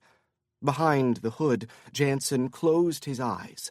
He dreamed again of Jessie in her red two-piece on the soft, warm sands of Waikiki Beach. When the hood was finally pulled off his head, Janson kept his eyes closed to allow them time to adjust, but instead of the peach hue he expected to see displayed on the backsides of his lids, he saw only a gunmetal gray that reminded him of the sky over Pyongyang. Slowly, he opened his eyes and gazed up at the badly damaged face of Sinbei. "Good for you, Jesse," he thought. "Before now," Sinbei said softly, "we only knew each other by reputation." Janson tested his restraints. His arms were securely fastened behind him, his legs to the legs of the sturdy wooden chair on which he was seated. "You're much uglier than I expected," Janson said, looking into the killer's eyes. There he saw a flicker of light that he hadn't found in the eyes of many active Cons Ops agents. Sinbei half smiled. One of his top front teeth was missing. It looked like a recent adjustment to his face. "Jessie really did a number on you, didn't she? That's my girl." "You are much more human than I expected," Sinbei said. For a moment, Janson had the eerie feeling that Sinbei was reading his mind. But no. Here, Janson had the advantage, because he had only hours ago read a complete dossier on his captor, courtesy of Gregory Behrman. "I had been told you were the machine," Sinbei continued. He took a step forward and leaned into Janson's face. Janson could smell the stench of blood on him. "But if you are a machine," Sinbei said, "then you are an old, broken-down machine at best. You are a printing press, a typewriter, maybe, a payphone, a fax machine. Whatever you are, Paul Janson, you are obsolete." Janson said nothing. He thought briefly of a man named Doug Case, a former Cons Ops agent whom Janson had found in a broken-down, second-hand wheelchair at the mouth of a filthy, abandoned railroad tunnel in Ogden, Utah. Doug Case had been Janson's first recruitment, first student, first graduate of the Phoenix Foundation. Doug Case had been the first covert government agent that Janson saved. When Janson first dreamed up Phoenix, he knew it wouldn't be easy.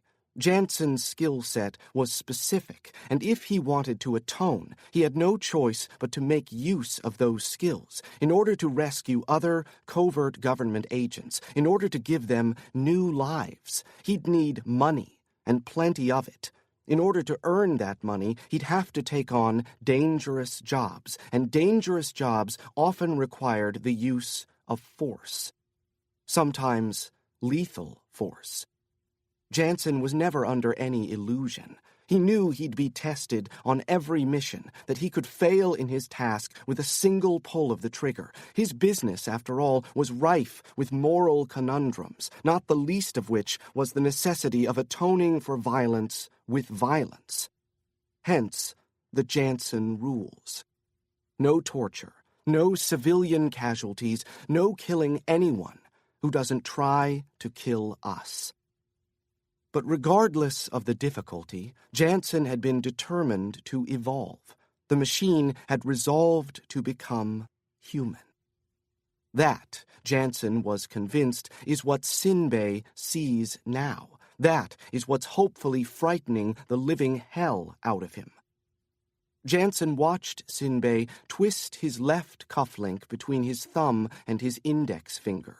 According to the extensive dossier Janson read on Sinbei back at Gina Jion's suite at the Westin, the gesture was the assassin's tell. It meant that Janson would be dead within 30 seconds.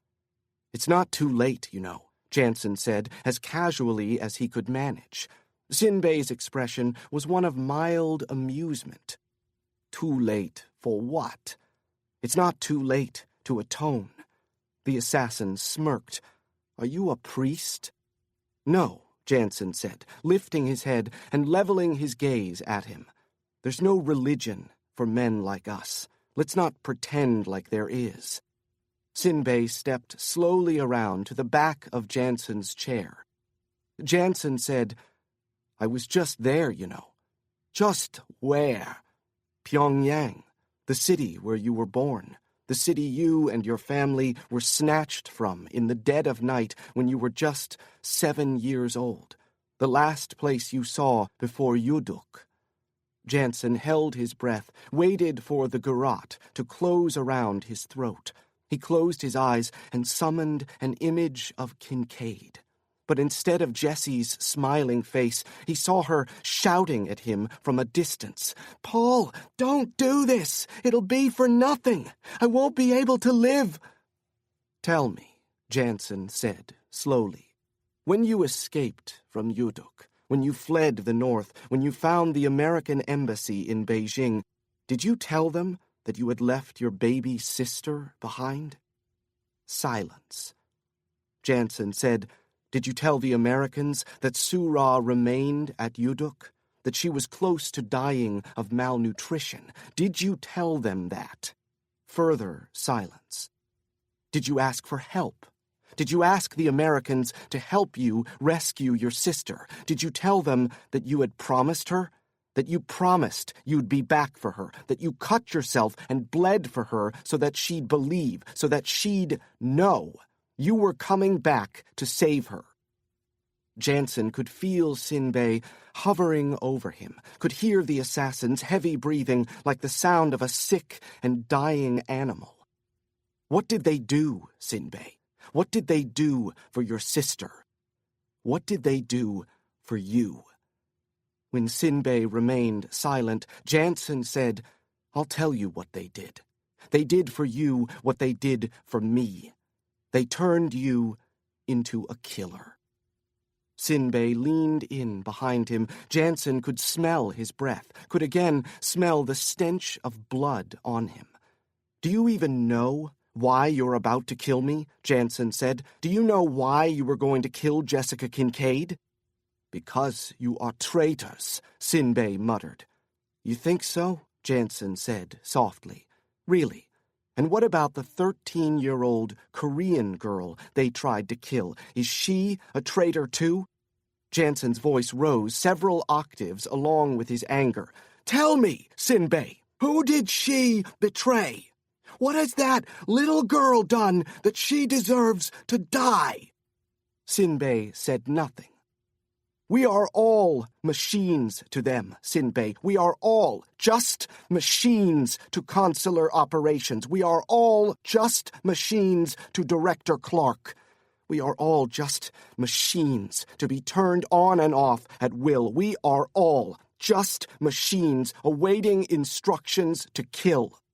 And when we don't serve their purposes any longer, when we become obsolete, then they terminate us. They'll do it to you, Sinbei, just as they're doing it to me." Janson could hear the assassin slowly extracting the garrote from his cufflink like the reeling in of a fishing line. It was too late, he realized. The Korean was too far gone. Janson had never turned, never saved an agent from a position of such vulnerability.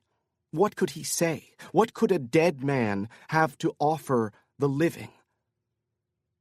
"We are all just weapons to them," Janson said quietly. "We're all just guns and garrotes. How much did you mourn the last time you lost one of those cufflinks? How much did you mourn the last gun you had to leave behind in some nameless city? That's how much they'll mourn for you, Sinbei. When you become lost or obsolete, that's how much they'll mourn for me." The wire began to close around Janson's throat. "I was just like you," Janson breathed. "Then I woke up one morning in a cold sweat, thinking about all the people I killed for all the wrong reasons. That was the morning I realized I was nothing more than a sanctioned serial killer. That's the morning I ceased to be a machine. That's the morning I became human."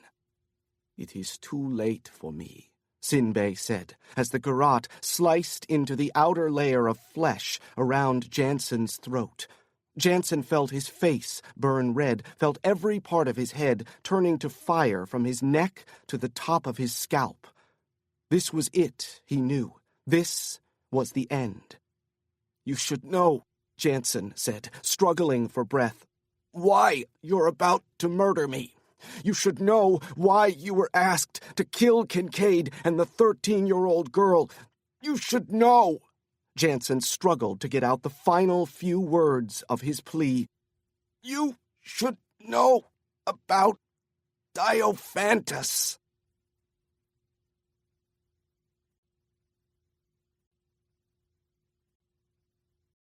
Chapter 49. Director Edward Clark stepped into the sumptuous banquet hall and turned 360 degrees, gazing up at the 2-story ceilings with their dangling crystal chandeliers, the spotless, egg-white walls that seemed to be a football field apart from each other, taking in all the empty space. Christ, he thought. Our voices are going to echo in here as though we're in the goddamn Himalayas. In the center of the room stood a great, round table, topped with fine china and crystal water glasses. 7 men and 1 woman sat around the table, exchanging silly banter. With a head of steam, Clark finally approached. "Whose fucking idea was all of this?" he said, motioning around the hall. Bruce Javers, the 30-something blowhard who'd founded Jupicon Limited, a multinational software company headquartered in Silicon Valley, jumped out of his seat, exhibiting a smile as wide as his ass. "What are you talking about, Eddie? This place is fantastic." He placed his rhino's leg of an arm around Clark's shoulder, and it was all Clark could do not to twist it into a pretzel and keep twisting it until the loudmouth squealed like a pig. "First of all, Bruce, don't call me Eddie." Clark spoke loud enough for those at the table to hear. He didn't want to repeat this conversation, and he didn't want a repeat of this abomination to secrecy and security when it came time for their post-operation meeting in a few days. "Has history taught you people nothing?" Clark squawked.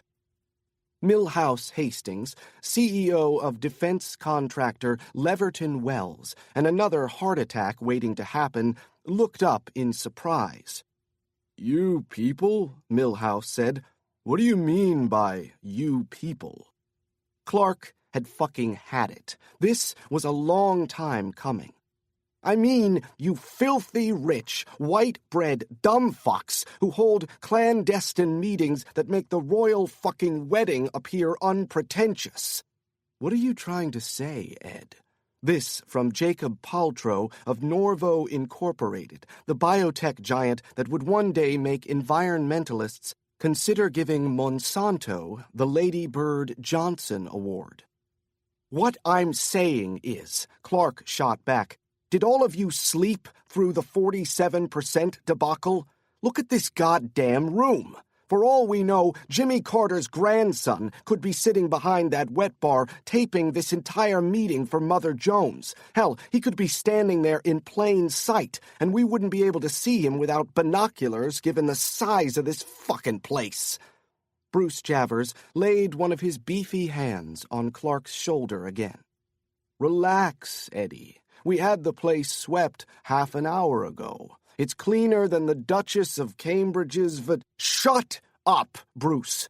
We already have one international incident on our hands. Christ, the guy was drunk. Clark could smell the bourbon on his breath. And don't call me Eddie." Clark moved past him toward the table. The place was swept. Fine. Then let's get this the hell over with.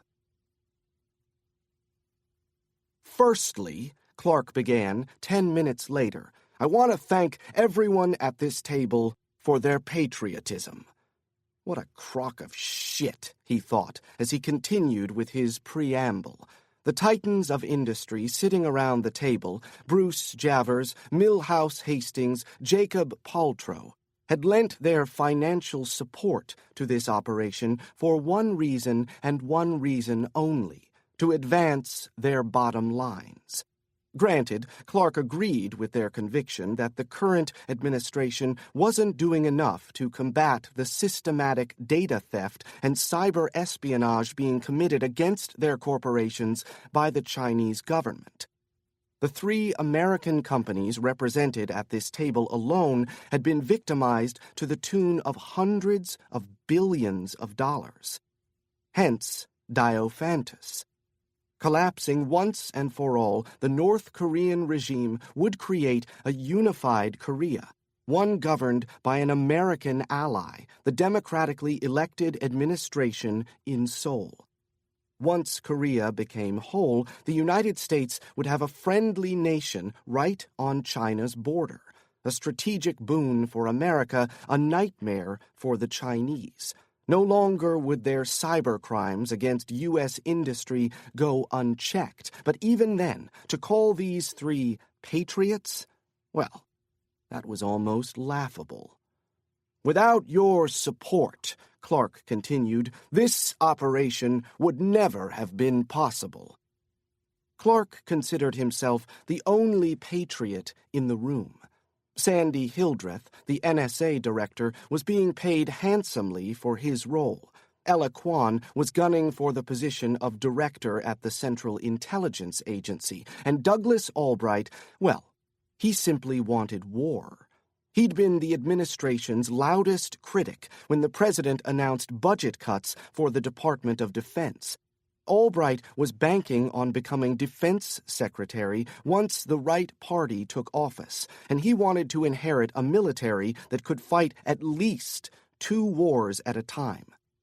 For years, Albright had been eyeing North Korea and Iran, quietly advocating military force to remove the regime in each.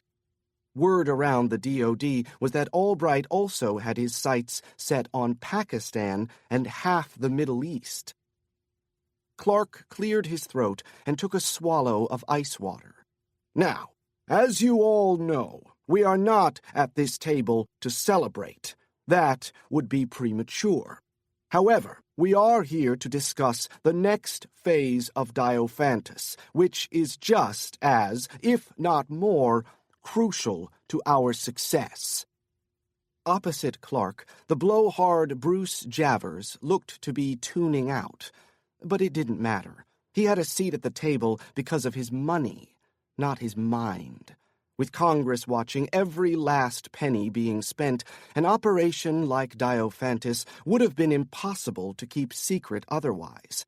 And of course, it needed to be kept secret, because even the goddamn neocons, who never met a war they didn't like, were opposed to military action in North Korea, at least out loud. Their pipe dream was that the regime would fall on its own. But if it didn't fall during the Great Famine of the 90s, when millions of North Koreans died of starvation and malnutrition, Clark held out little hope that the leadership would collapse under its own weight any time soon. After all, how would it? The people of North Korea certainly weren't going to stage a revolution. Nothing like the Arab Spring was remotely possible in the DPRK. There was no freedom of assembly. There was no internet, no social media platforms that could help citizens organize, and protesters wouldn't face just tear gas, rubber bullets, and fire hoses. They'd be shot dead in the streets. No, the people of North Korea weren't capable of collapsing the Kim regime. And the regime needed to collapse, to be sure. 20 years of failed diplomacy had gotten America and her allies absolutely nowhere. Administration after administration did nothing while the Kim regime advanced its nuclear weapons program right under their fucking noses. What few seemed to comprehend was that the DPRK wasn't just a threat to the region. North Korea constituted a threat to the entire globe. As badly as that country needed money, who in the rational world could seriously doubt that Kim Jong-un would sell some of his nukes to Al-Qaeda or Hezbollah or ISIS or some other terrorist organization hell-bent on spreading Sharia law to every nation in the world? "As we've discussed before," Clark said, "we're looking at a hard landing in Korea. Once the Kim regime falls, we're going to face a humanitarian crisis of biblical proportions. We're going to need to help Seoul deal with the flood of refugees. These people are going to need food, clothes, shelter, and they're going to need counseling. Integration isn't going to be easy. These folks have been brainwashed their entire lives. All that brainwashing is going to need to be undone. And once our boys take Pyongyang, the North is going to need a Marshall Plan. This is a war we're going to win. But war isn't pretty. We'll need to rebuild. We don't have a crystal ball. We can't see into the future. Nothing's a guarantee. But while we can't count on much, the one thing we can be damn certain of is that the American taxpayer isn't going to want to pay for the aftermath of the Second Korean War.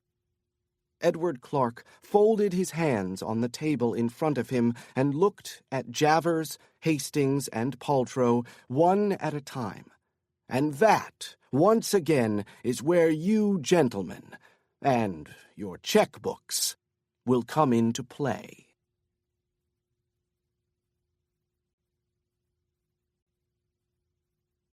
Chapter 50. Janson is dead.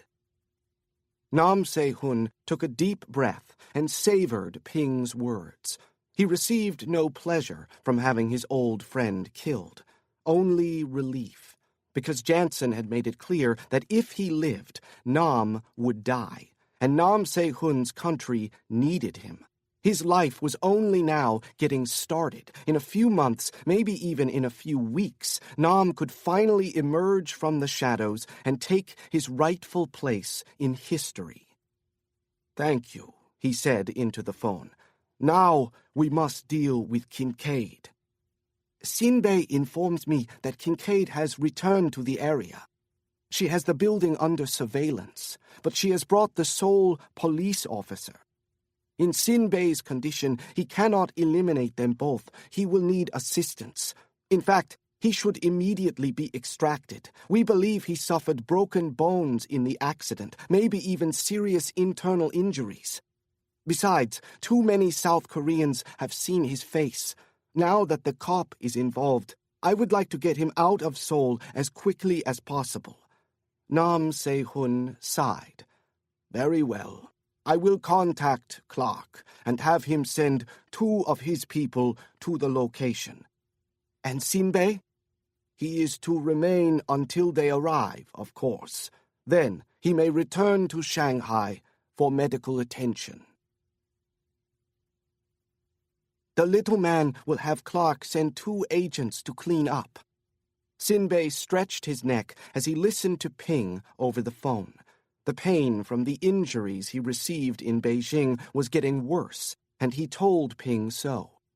"Once the agents arrive," Ping said, "you may return to China. I will meet you in Shanghai and get you the medical attention you need."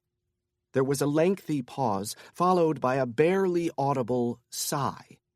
"Once again, I apologize. The agent who was driving the Audi will be punished accordingly." "I would like for him to be in Shanghai when I arrive." "It will be arranged," Ping said, "but I urge you to consider who is to blame. It was the woman with the bicycle who caused you to be in the road. Our man was only attempting to assist you in the capture of the boy by "I asked for no assistance," Sinbei huffed and hung up. Nam Se-hun said, "Absolutely not.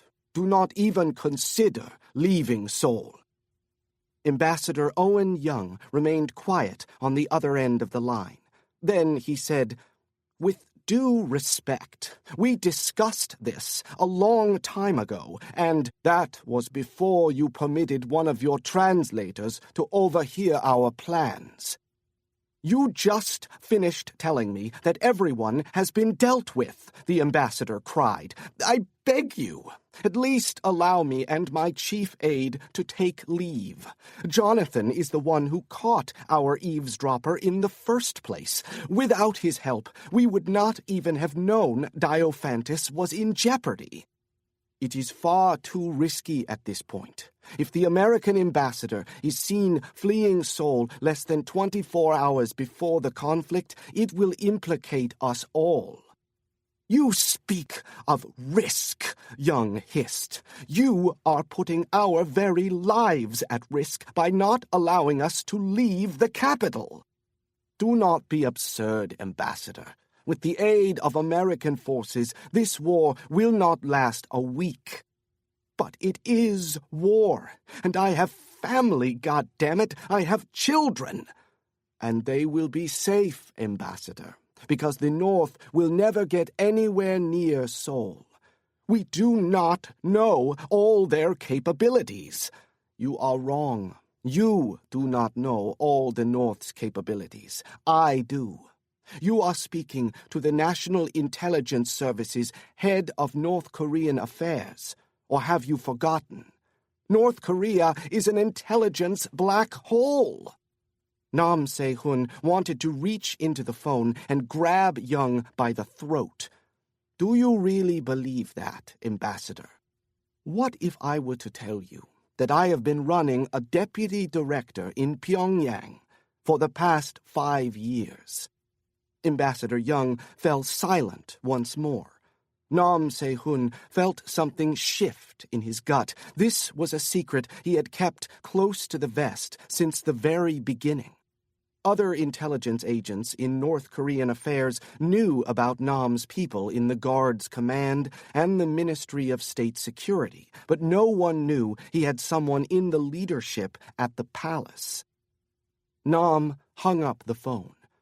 He stood and walked over to the wall that displayed a map of Korea. The map would soon need to be replaced. The demarcation line would be erased, the demilitarized zone known by a new name.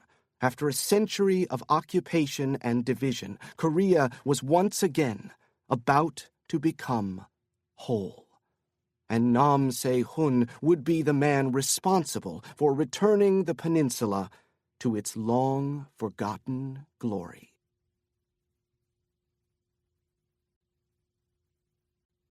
Chapter 51.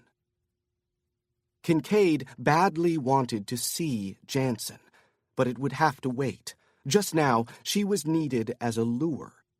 Sitting in a plush chair in room 1708 at the Weston Hotel, she leaned her head back so that Gina Jiun could get a better look at her nose. In the bedroom of the suite, the baby began bawling. "Sorry," Jiun said as she went to check on the child. Kincaid lifted her head. Where did the mother say she was going again? "She didn't," Jiun called back to her. "Not really. She just said she'd be back in 30 minutes. That was 3 hours ago. Maybe she got lost." "Doubtful," Jiun said as she re-entered the room. "I gave her one of my 2 phones with my other number and the number of the hotel plugged in. She would have called if she were lost." "Did you try calling her?" "Twice. Both calls went straight to voicemail. The phones shut off. You think someone took her?" "No, I don't. What I think is Gina Jiun trailed off." "What?" Kincaid prodded. Every time she spoke, the left side of her face felt as though it were on fire. "I think she was under the impression that she couldn't be a good mother to her daughter here in Seoul. I think she looked around the city and felt like she'd landed on another world. I think she was scared." "So what are you going to do?" Kincaid said. She had been certain she wasn't going to like Gina Jiun, but she'd been wrong, and she was kind of disappointed about it. "Nothing, until I know for sure." Jiun returned to her position behind Kincaid's chair. "Lean your head back again." Before Kincaid could comply, the hotel phone began to ring. Kincaid leapt from her chair to retrieve it. Hearing Park Kwan's voice felt like 10 milligrams of Valium melting under her tongue. "Kang Jung and I are both safe and sound and back in Seoul," he said. "Thanks so much for returning my call so quickly. Would you like us to come to the hotel?" "No," Kincaid said. "Just continue taking care of Kang Jung until all this blows over." Kincaid gave Park Kwan the number to Gina Jiun's phone. She hung up the phone and retook her seat. "Lean your head back," Gina Jiun said. There was a knock on the hotel room door. Kincaid hopped off the chair again. "I'll see who it is." "It's my mother," Gina Jiun said, as Kincaid put her eye to the peephole. "It's your mother," Kincaid said, as she opened the door. Gina Jiun's mother gave Kincaid a hug and asked her how she was feeling. "Fine," she lied. "Great. Now, where's my little girl?" "Right here, Mom." "Not you, silly. The baby." "She's sleeping in the next room." "Let me go have a look at her." Gina Jiun pointed at the chair. "Jessie." Kincaid pointed to her watch. "No time. We have to go." Kincaid moved on the signal. She crossed the street toward the apartment complex, her eyes darting left and right. The image of Sinbei's body bouncing off the Audi A7 in Beijing remained fresh in her mind. As she entered the courtyard, her nerves began to rattle. She kept herself from checking Gina Jiun's position for fear of giving away her cover, but she surveyed the bushes, the trees, expecting someone to jump out at her at any time the way Sinbei had back at Dosan Park. Halfway through the courtyard, Kincaid heard a thump. She hurried to the door of the building and found it propped open with a crushed can of Height Queen's Ale. "I sure could use a beer or 12 when all this is over." She opened the door and heard a second thump from behind her. Then, in her ear, Gina Jiun's silky voice. "All clear." Upstairs, in the master bedroom of the safe house, Kincaid stared at one of the Cons Ops agents, who was out cold, restrained to the chair she'd been restrained to just hours earlier. He was dark-skinned, maybe Indian. A pair of pewter eyeglasses lay on the nightstand on the left side of the bed, round frames like John Lennon's. Only this guy didn't look like he was about to wake up and belt out a couple of verses of Imagine. She stepped out of the room and came face to face with Sinbei. She stared into the assassin's eyes with a hatred reserved for a select few. She stepped aside to the right and walked past him. She entered the kitchen and found Gina Jiun filling a bucket of water from the tap. When Gina Jiun saw her, she shut off the faucet. "I don't trust him," Kincaid said, touching her fingers to her throbbing cheek.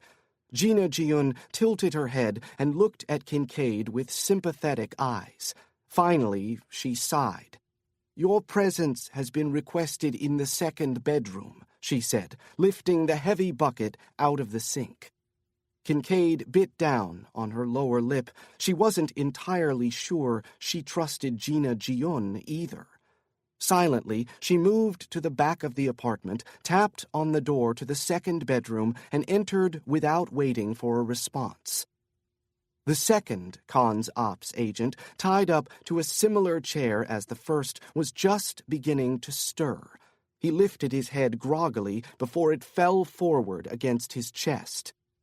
This agent was Caucasian, young, with olive-colored skin that Kincaid guessed was either Greek or Southern Italian. He lifted his head again. This time his eyelids fluttered open. He stared up at the man standing before him. With the croak of a lifelong smoker, he said, "You're supposed to be dead." Janson said nothing. After 20 minutes of interrogating the two dazed Cons Ops agents, the four of them, Kincaid, Gina Jiun, Sinbei, and Janson, regrouped in the living room to discuss a new strategy. Sinbei was the first to speak. "We know their training. They will tell us nothing unless we break them."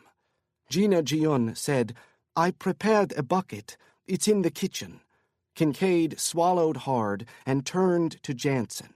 "No way," Janson said. "No torture." Kincaid's eyes fell on the cuts around Janson's throat.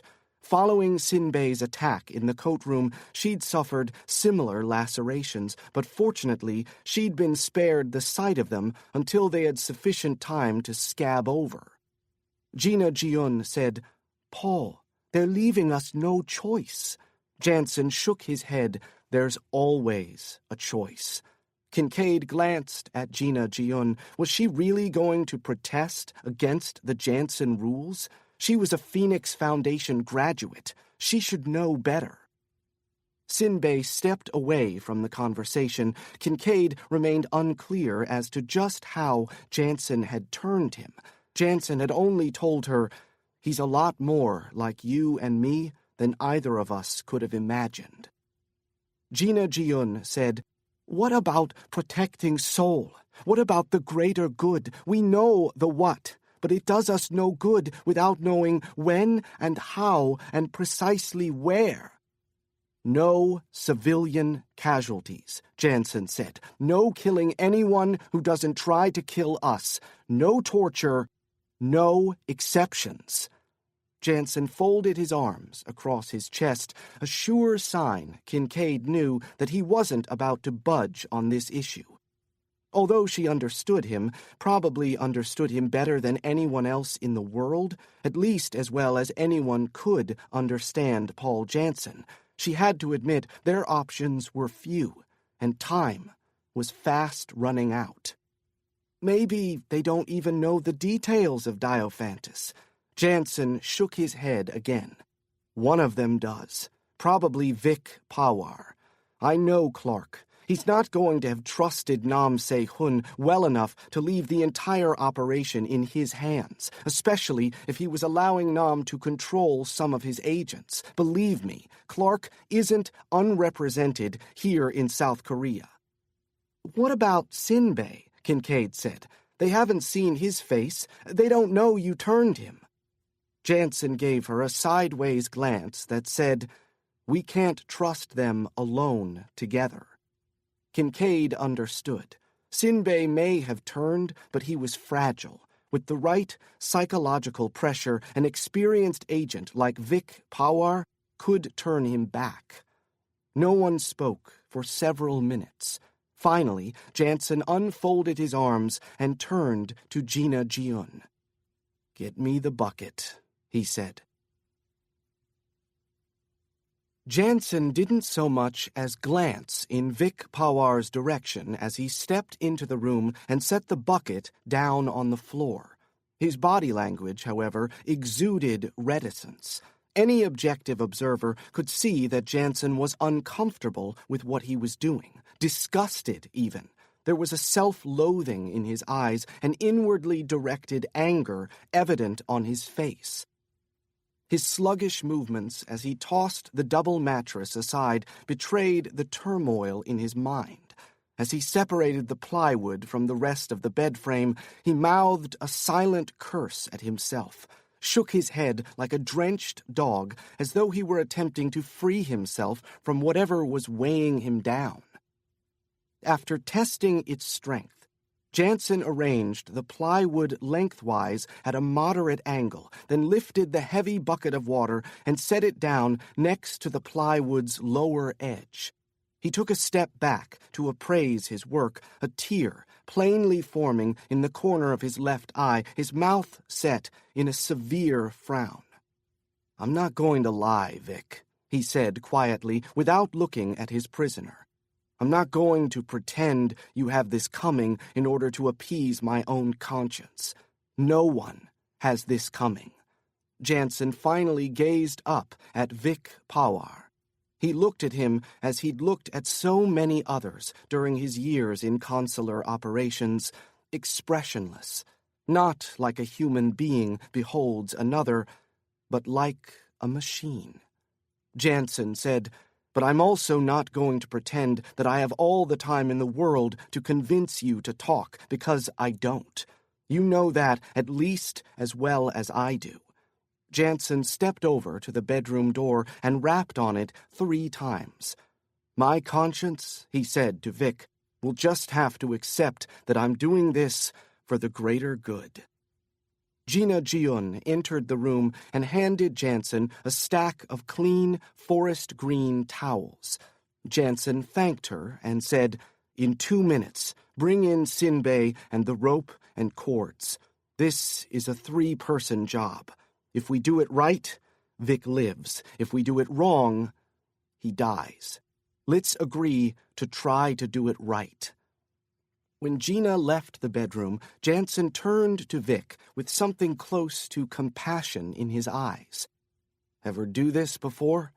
Vic's head moved to the side ever so slightly. "Ever have it done to you?" Again, Vic's head twitched almost imperceptibly, but he refused to look at Janson. His eyes instead remained fixed on the door. "Me neither," Janson said. "This will be a first for both of us, like two virgins on prom night. Only I bet we both wish our dates were a hell of a lot prettier." Vic Powar said nothing. "I've seen it done, though," Janson continued. "I know enough not to buy into the official lie, that it merely simulates drowning. That's complete bullshit. You'll only feel like you're drowning because I'll be drowning you. I won't be simulating jack shit. CIA lawyers can argue the point until they're blue, but there's no truth to it, not a shred. I think it was Christopher Hitchens who said, if waterboarding does not constitute torture, then there is no such thing as torture." Their eyes finally met. Janson said, "See these cuts around my neck? They're from just a few hours ago. I was sitting right there in the chair you're sitting in now. Sinbei had a garrote around my throat. He was strangling me to death." Janson paused. "Want to know what changed his mind?" Vic Powar said nothing, so Janson answered for him. "Sure you do. I told him what little I knew about Diophantus, about how many innocent civilians are going to die on both sides of the demarcation line." Vic's gaze moved back to the door. Janson followed it. "That son of a bitch out there is a monster," he said. "He was going to kill me. He was going to kill Kincaid. He was even going to kill a 13-year-old girl. But Diophantus, that was too much for him to stand. Even he had to draw a line." There was a rap on the door. 30 seconds, Janson called out. He turned back to Vic Powar and lowered his voice again. He spoke as softly as he would in a church or a library. "That's how I know I'm doing the right thing here. With you, I mean, because you know the consequences of Diophantus, and of the 10 million people in this city, you're the only one with the power to stop it. That you won't makes you even more of a monster than Sinbei, and that's why I can set aside my convictions tonight and pour water down your throat and nostrils, maybe, until you drown." Vic finally looked Janson directly in the eyes, but there was nothing in those eyes, certainly no life, no humanity. Janson's eyes appeared completely dead.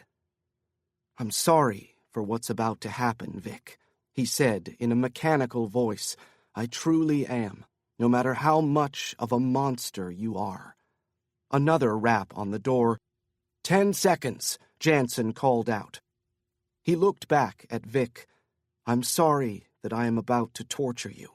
And I'm sorry that you're going to die tonight, because as much as I'd like to con myself into believing otherwise, I know that's the only way this night ends. In 5 seconds, once Sinbei steps through that door and allows you to see his face, I know there is no way in hell he's going to let you leave this room alive. That's something I'm just going to have to live with. Tonight and every night.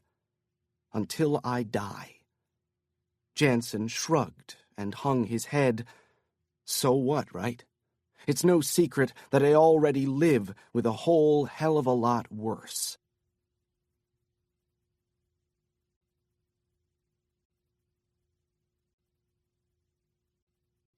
Chapter 52. Several minutes later, Janson emerged from the bedroom. "We have to move, quickly." Kincaid said, "Where to?" He took a deep breath. "The demilitarized zone." Turning to Gina Jiun, he said, "But first, we have a stop to make." Gina Jiun looked at him, a question mark on her face. Chuncheon, he said. After finishing with Vic Pawar and Max Kolavos, they borrowed 2 vehicles from Seoul residents, crossed the Donggo Bridge, and took the Seoul-Yangyang Expressway north toward Chuncheon. Janson drove with Kincaid, seated next to him. Gina Jiun traveled with Sinbei. The drive would take roughly 40 minutes. As Janson maneuvered to pass a slow-moving vehicle, he turned to Kincaid. He'd wanted to talk to her ever since they'd reconnected at the Gangnam safe house, but he hadn't had the chance to be alone with her until now. "It's not what you think," Janson said. Kincaid turned to him. "What do you mean?" "With Vic, it's not what you think." "You did what you had to do," she said. Janson glanced at her. "There are no exceptions to the rules," he said. "Not for you, not for me, not for anybody." "You don't have to justify it to me, Paul. Jesse, listen to me. I did not torture Vic Pawar." Kincaid said nothing. "I used the threat of torture," he added softly. "But I wouldn't have gone through with it if he didn't talk." The taillights of the vehicles in front of him became red blurs as water welled before his eyes. "Even that was farther than I'd wanted to go," he said. "But it worked. Vic knew me back in the day. He didn't think for a second that I wouldn't go through with it. Even after he cooperated when I was dosing him with carfentanil citrate, he was convinced I was poisoning him. Even then, he begged for his life." "Is that what's bothering you?" "More than I would have ever thought." Why it was troubling him, though, Janson couldn't quite put his finger on. He knew what he'd been when he worked for consular operations. He knew his reputation as the machine. Tonight, he'd simply used it to his advantage.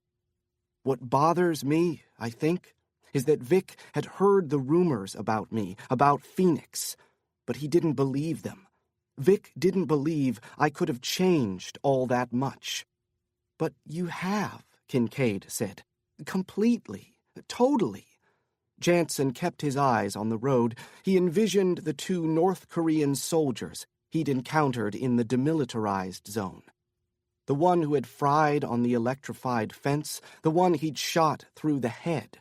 His greatest concern at the time was how badly he'd damaged the windshield on the Jeep.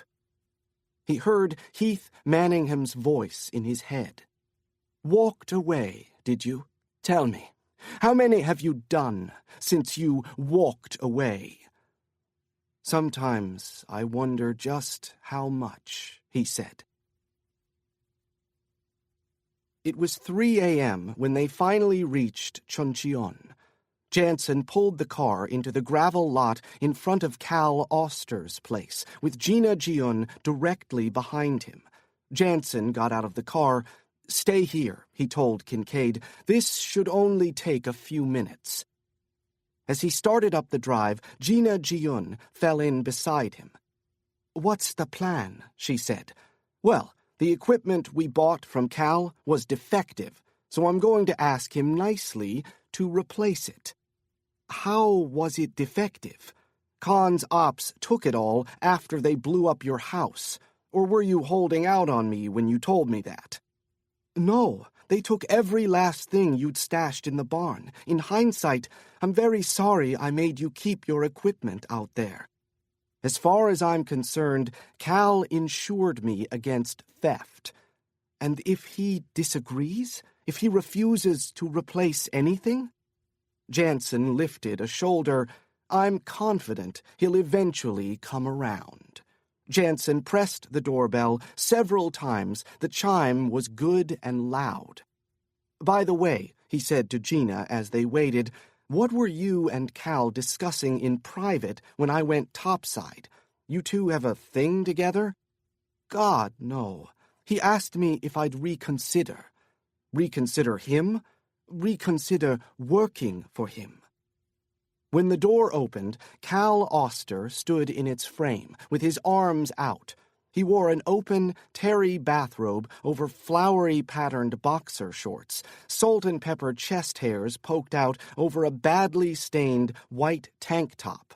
"What the fuck is this?" he barked. "Do you have any fucking idea what time it is?"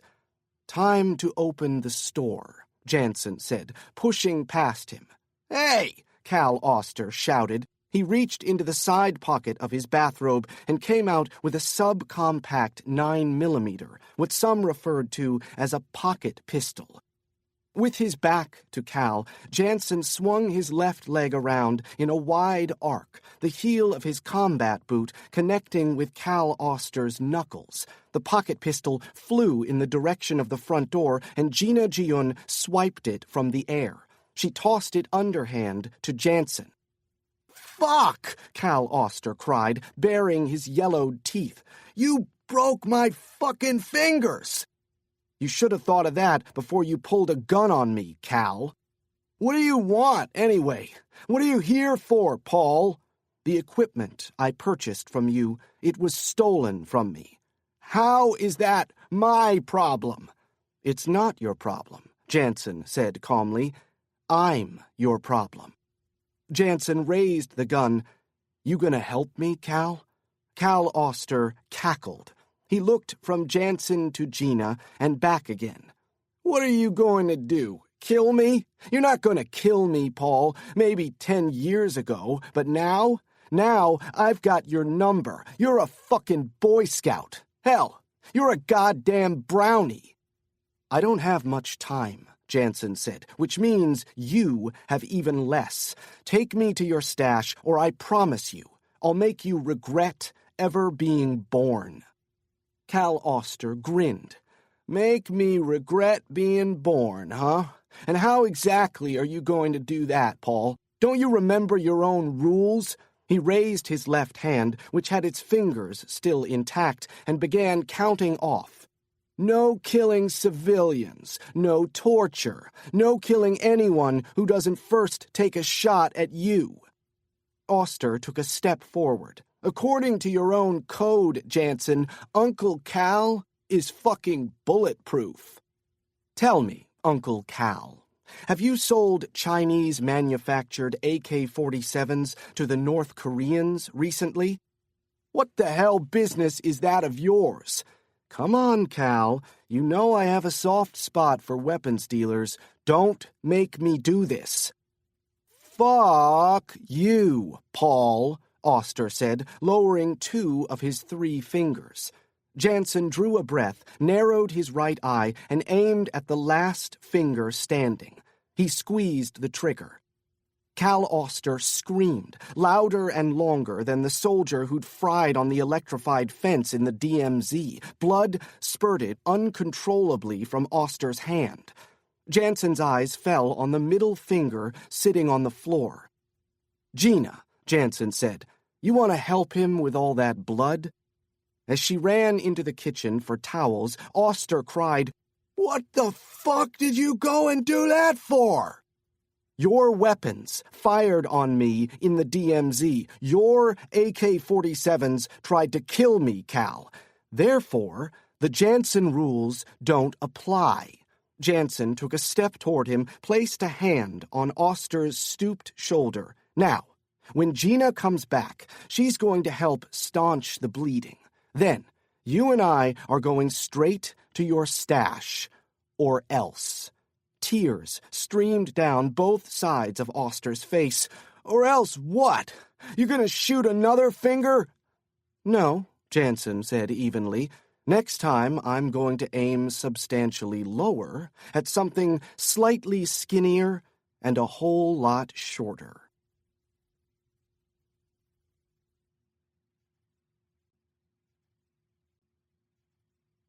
Chapter 53.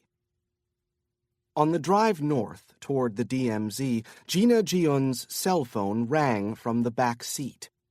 Janson looked in the rear view. All 4 of them were traveling in Cal Auster's black Cadillac Escalade. After a few moments, Gina Jiun held her hand over the phone and said, "It's me, Suk." Tell her to get back to the hotel, Janson said. She can't abandon her baby. She can't abandon Jin-ho's child. Gina Jiun repeated Janson's words verbatim. She listened a moment, then said, "Me? No, I can't take care of your baby. I'm sorry. No, my mother can't either. She's 74 years old. What about your parents?" Janson continued driving. After a few minutes, Gina Jiun put down the phone. What did Mi-suk say? She insists she's not abandoning her baby. She said she just needs to take care of something before she returns. You mentioned her parents? Yeah, I wasn't thinking. Of course she's not going to return her baby to North Korea, and her parents aren't coming here. Her father's a general in Kim Jong-un's army. Janson accelerated. There was little time. Back at the Gangnam safe house, Vic Pawar had finally divulged the details of the Diophantus operation. Inside the demilitarized zone, Vic had said breathlessly as Janson stepped over to the door to allow in Gina Jiun and Sinbei. Janson held the knob tightly in his fingers but didn't turn it. Inside the demilitarized zone, what? Inside the DMZ, several Cons Ops agents are embedded with the ROK soldiers protecting the border. What are they going to do? Janson said, fearing he already knew the answer. They're going to make a brazen incursion over the border. They're going to engage the North. Christ, Janson thought. He knew there had been hundreds of incursions over the past 60 years, just about every one of them committed by the North. In the 1960s, a series of skirmishes resulted in the deaths of 750 soldiers, including 43 Americans. In addition, North Korean commandos disguised as ROK soldiers had crossed the border numerous times in attempts to raid the Blue House. None had succeeded, and very few had even survived, and that was just scratching the surface. When? Janson demanded. When is this supposed to go down? When Vic Pawar said nothing, Janson walked back to Vic's chair and grabbed him by the lapels of his shirt. When, Vic? When? Just after dawn. Now, as Janson sped north, he couldn't tell if the sky was lightning or whether it was his imagination, and he didn't dare ask anyone else in the car for fear of the answer. While none of the previous incursions had escalated into full-scale war, this operation had war as its very objective. It was a perfect storm. As part of its new zero-tolerance policy, the South Korean president had vowed to launch ballistic missiles at Pyongyang if the North fired so much as one shot over the border. Now, rogue U.S. agents plan to provoke North Korean soldiers into doing just that. What Nam Se-hun, Edward Clark, and the other imbeciles involved in Diophantus didn't know was that the North was prepared to respond to force with force, a level of force no nation on earth could have anticipated from the Hermit Kingdom. What will happen if we're too late? Kincaid said as they neared the DMZ. Janson drew a breath. Once the North retaliates, hostilities will escalate, and the South will take advantage of the United States' security guarantees, drawing the world's only superpower into a second Korean War. Once the U.S. is involved, Janson went on, China will issue a statement condemning the action. Then they'll act in a way consistent with Chinese interests, which include not having the U.S. or her ally sitting right on the Chinese border. China will enter the conflict, and hostilities will immediately spiral into a proxy war between the first and third most powerful militaries in the world. It was a war the United States would ultimately win. But at what cost? Having studied the plans he stole from the palace, Janson knew at least part of the answer to that question. Early in the conflict, the North would attempt to take Seoul. Failing that, they'd burn the city of over 10 million to the ground. Once the war became unwinnable for the North, the regime would turn their weapons on Pyongyang and their own people. Millions would die. If the North successfully launched its nuclear weapons, tens of millions. Because no one in the West, except Paul Janson, knew that the new supreme leader of North Korea, Kim Jong-un, had secretly adopted the ultimate scorched earth policy.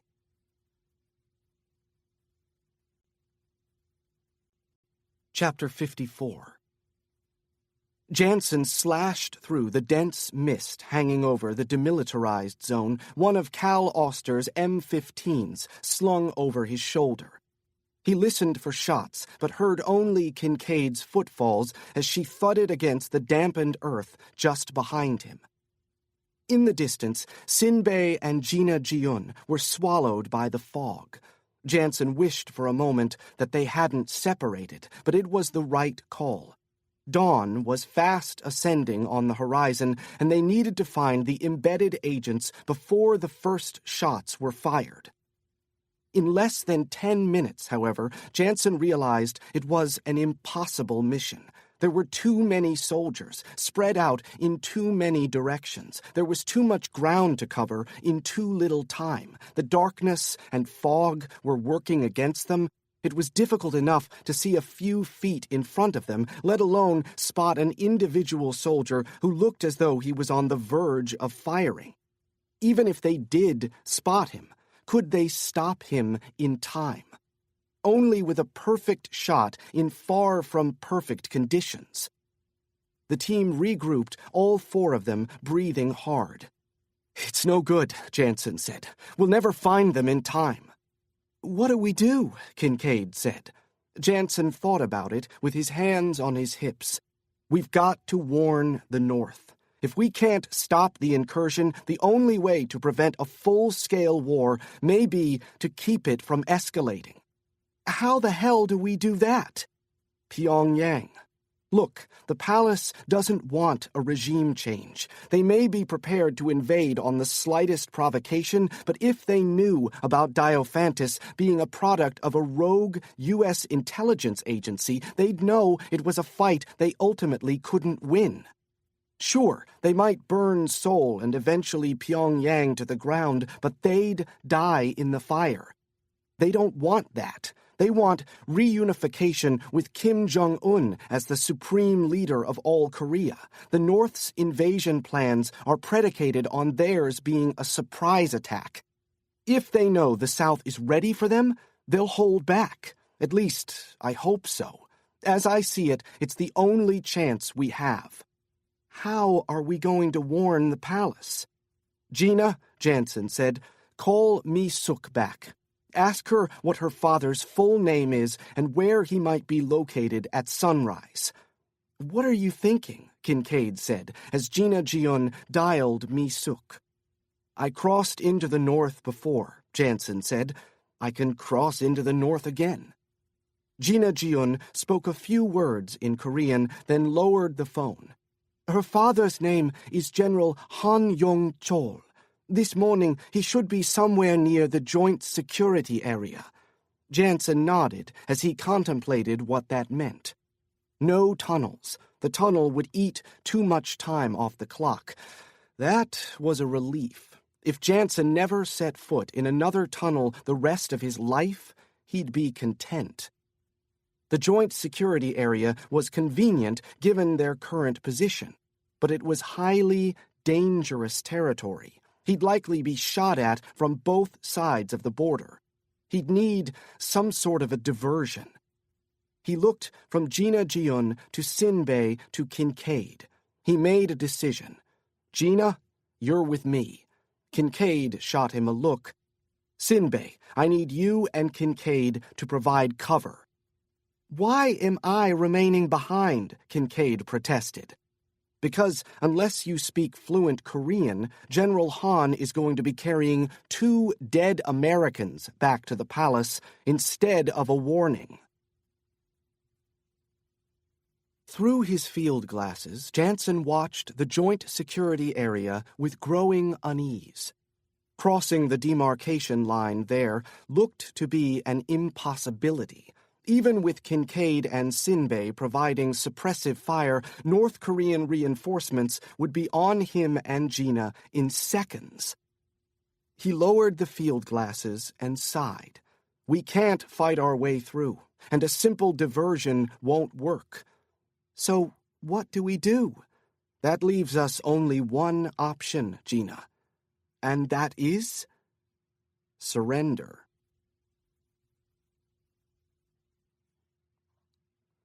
Approaching the joint security area, Janson looked to the east, where a sliver of sun was now visible over the low mountain range. He couldn't help but think, this is where it all started, at the Truce Village, where the 4-party talks went the way of all others. Maybe critics were right, that diplomacy here was impossible. 60 years ago, 2 superpowers, the United States and the Soviet Union, had divided a nation along a line that held no significance to the people on either side of it. One side prospered, the other failed famously. To Janson, reunification did appear to be the only way to save the 25 million people who, through no fault of their own, were born and brainwashed on the wrong side of the line. But no, even if reunification was the only solution, it shouldn't be the result of secret actions taken by rogue factions of U.S. and ROK intelligence agencies. That was where Edward Clark and Nam Se-hun were wrong. If the past decade and a half had taught Janson anything, it was that you can't trick a public into going to war and expect a positive result. Transparency was necessary. Truthful dialogue and civilized debate were key. Those were the principles critical to democracy. Those were the principles that Americans died for in every war they fought from the creation of the Republic through Afghanistan. Transparency was what Lynell Yee had died for, what Gregory Wyckoff continued fighting for, what Janson would give his life for, if need be. He raised his hands high in the air, and Gina Jiun did the same. Within seconds of doing so, they were spotted by a soldier from the Republic of Korea. The soldier lowered his binoculars and turned to a superior officer who immediately lifted a walkie-talkie to his mouth. 3 more soldiers materialized from around the corner of the blue building. Remember, Janson said quietly, our objective is to get as close to the demarcation line as possible, close enough so that we can run to the other side without getting tackled or shot. What if the South Koreans arrest us before we can get close enough? We're not going to give them the opportunity. On my mark, we split. You go left, I go right. Just be sure to keep your hands visible, and hopefully we won't get ourselves gunned down on this side of the line. And the other side? You can communicate with the North Korean soldiers. Just tell them that you're a defector and you want to surrender yourself. And you? A fair question, Janson said. I'm just going to play it by ear. Janson was pleased to see that the ROK soldiers were not approaching. As long as they remained in the joint security area at their posts, getting to the demarcation line shouldn't present a problem for either of them. Glancing over at Gina, Janson noticed that her raised hands were trembling. He felt a similar sensation in his stomach, but it hadn't yet manifested itself to watchful eyes. The ROK soldiers remained frozen in place, though the 2 on the outer flanks had raised their weapons. Just a precautionary measure on their part, Janson tried to assure her, but the truth was, he didn't know their orders. A soldier stepped forward with his right hand held out in front of him and shouted in Korean. "He's telling us to stop," Gina said. "Yeah, I gathered that. We're too far away. Wait for my mark." The soldier with the raised palm called out to them again. When they didn't respond, he too raised his assault rifle. In the distance, Janson could see the 3 North Korean soldiers standing at attention, watching their counterparts' interaction with the trespassers. To Gina, he said, "Tell them that we—" Janson never finished the sentence because the soldier who just raised his weapon fell down dead, a wide entry wound visible just below his left eye. Janson looked around. He had no idea where the shot had come from. He and Gina lowered their hands. "Run," he told her. They ran. A few moments later, all hell broke loose.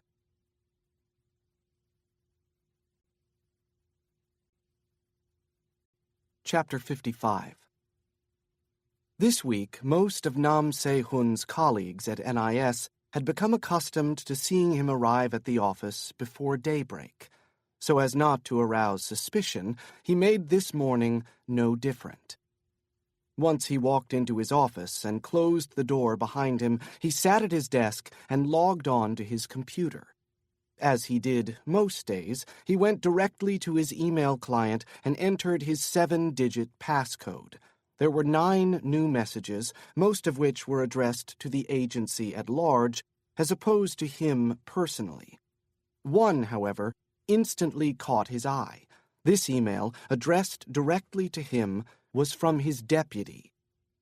Since he'd become involved in Diophantus, Nam Se-hun had taken a decidedly less hands-on approach to his job. He'd delegated many of his duties to his deputy, Jae-suk. Prior to Diophantus, Nam had gotten great pleasure out of debriefing North Korean defectors. Many were diplomats or high-level officials who had received permission to exit the country temporarily and therefore could be sent back. Under Nam Se-hun's control, of course. In the past decade, Nam Se-hun had recruited a number of members of the North Korean Guards Command and even a few agents from the Ministry of State. Because the palace in Pyongyang was so compartmentalized and secretive, these agents seldom provided much actionable intelligence. After a year, Nam Se-hun would typically let them off the hook and bring them back to Seoul, providing them with an additional $20,000 to start their new lives. Once in a long while, Nam Se-hun caught a very big fish, someone in Kim's inner circle. And when he did, he never let them go. Now, Jae-suk was alerting him to a new defector whom Jae-suk referred to as the wife of a deputy director. He nearly dismissed it. After today, he would have far greater things to concern himself with, not the least of which was the reunification of the country. But then he realized how foolish it was to think that way. Once Diophantus was in play and the conflict began, he would need intelligence from the North more than ever. Even once the conflict ended, intelligence would be crucial to easing the inevitable pains of reunification. Nam Se-hun picked up the receiver and dialed the campus where the defectors were kept. After identifying the defector by name and number, he instructed the official to have her brought to the NIS. "I would like to conduct the brief here in my office," he said. "Very well, sir. Is this afternoon convenient?" No, Nam said, glancing out the window at the approaching dawn. "Bring her now." At Hickam Field on the Hawaiian island of Oahu, Lawrence Hammond ended his call. He hesitated several seconds before rising off the couch in the otherwise empty office. He walked toward the refrigerator.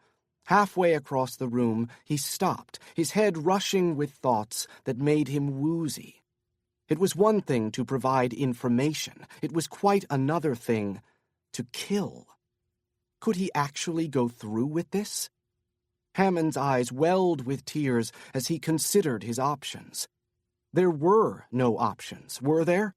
Clark had made it clear enough. It was either the kid or Hammond himself. What had started as a simple deal to make a few extra bucks providing ammunition to the senator's political adversaries had become Lawrence Hammond's worst nightmare. It would seem to be a great leap from collecting opposition research against his boss to murdering that boss's only child. But it had all happened so fast that there had never been a moment to reflect on where all this was heading. But now he knew. Now he had no excuse. This had been their plan all along, to use him for whatever their needs were, however diabolical they might be. Once Hammond accepted that first envelope, he'd surrendered the life of which he had dreamed. He opened the refrigerator and collected the bottle of Snapple green iced tea, Gregory's favorite drink. Then he moved to his briefcase and set it on the desk. He unlocked the briefcase using his 4-digit code and extracted the vial of arsenic. As he stared at its contents, his cell phone buzzed on the desk. Grudgingly, he answered. The plane, he was informed, was beginning its descent. It would touch down at Hickam in roughly a half hour.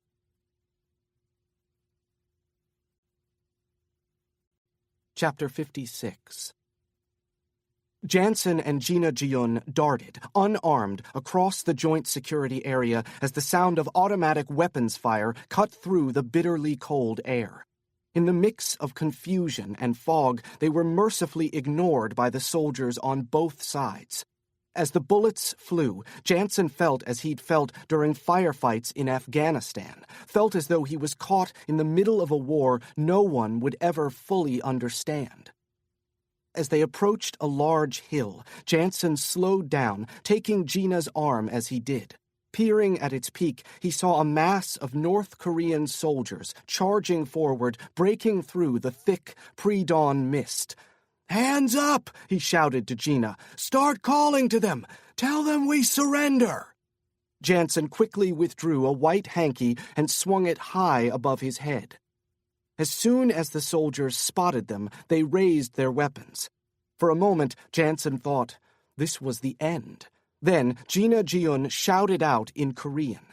Though they shared a language, Janson knew that the North and South possessed two distinct dialects. He hoped like hell that these soldiers would understand her. Several of the soldiers at the front of the line halted. They dropped to their knees and gazed into their sights. Janson watched in horror. He and Gina Jiun were facing a firing squad. Two troops emerged from the pack and moved forward, their weapons still raised. As they neared, they spoke words Janson didn't understand. Without turning his head, he glanced in Gina's direction for the translation. But she was already engaged in a conversation with them. He listened carefully, heard her utter the name Han Yong-chol. The moment she did, one of the two soldiers looked back at his group. Then both shouted at Janson and Gina suddenly screaming in Janson's ear, "Get down!" Janson dropped flat on his stomach. One of the soldiers helped him along, pressing him hard into the ground, stepping on the back of his neck. He heard Gina cry out in pain, and he immediately burned with a desire to pick himself off the ground and kill the two soldiers with his bare hands. Once they were thoroughly frisked and found to be clean, the soldiers shouted out new commands. Janson looked hopefully to Gina Jiun. "Stay down," she said. "They're bringing General Han." General Han Yong-chol was a large man by North Korean standards. He stood a full 6 feet tall, with broad shoulders, a wide chest, and a uniform every bit as crisp as the January air. He exuded authority. His booming voice did nothing to dispel the effect. Although Janson was entirely comfortable with Gina Jion doing the speaking, she immediately made clear that she intended to translate instead. "The general wants to know why he shouldn't shoot us." That wasn't the question Janson had been expecting. Still lying flat on the ground, Janson said, "Tell him we're friends of his daughter, Mi-suk." Gina translated Janson's words, then the general's response. "He says, 'Where is she? What have you done with her?' Tell him she defected." General Han didn't wait for Gina's translation. "You lie," he shouted in English. "She would never betray the fatherland." "She didn't do it for herself," Janson shouted back. "She did it for your granddaughter." The general pulled a handgun from its holster, knelt, and held the gun to Janson's head. "Gina!" Janson shouted. "Do you still have your phone?" "Yes." "General Han, you can speak directly to your daughter. We can call her right now." Han kept his weapon, trained on Janson, but held his other hand out for the phone. Gina cautiously pulled it from her pocket and set it in his outstretched palm. "We're here to warn you," Janson said. "The firefight in the joint security area, it was planned. The first shots were fired by U.S. intelligence officers acting on the authority of the director without the White House's knowledge or consent. They're trying to draw you into a war that will ultimately collapse your regime." Janson dared to look up. The gun was still leveled at his head, but the general had Gina Jion's phone to his left ear. "Mi-suk," Han said. As the general spoke to his daughter in Korean, Janson listened for familiar words. Hearing Yoon Jin-ho's name, Janson felt as though his heart might break into two. When General Han ended the call a few seconds later, Janson didn't know what to expect, a bullet or further dialogue. He tried to prepare himself for either event. Han said, "According to Mi-suk, this war poses an existential danger to both Chosun and South Chosun." "It's true," Janson said. "If Pyongyang retaliates for this morning's incursion, it will draw U.S. forces into the conflict. In days, North Korea will be leveled." "Up!" Han shouted. Janson slowly rose to his knees, then to his feet. "What do we do?" the general said. "We need to get to Pyongyang before this gets too far out of hand. We need to get to the palace." The general shook his head, lowered his voice, even though none of his soldiers was in earshot. "Surely you know that the supreme leader is a madman," Han said. "He will never listen to us." "Even madmen respond to psychology," Janson told him. "If Kim Jong-un knows he's being tricked into going to war, he'll respond to that. We can get him on the phone with the U.S. president." "You know the U.S. president personally?" "Let's just say I have contacts." When Han didn't respond, Janson added, "It's our only chance, General. It's our only hope to avoid a second Korean War that will lead to the destruction of both Seoul and Pyongyang and the deaths of millions of Koreans on either side of the 38th parallel." After a moment of silence, Han said, "You may have direct access to your White House, but I do not have access to the palace. The Guard's command would never permit us to enter, especially after the incident that occurred at the Ryong-song residence earlier this week." "Just get us to Pyongyang," Janson said. "I'll get us into the palace." "You?" "Yoon Jin-ho showed me the way. You have to trust me, General. I know what we have to do."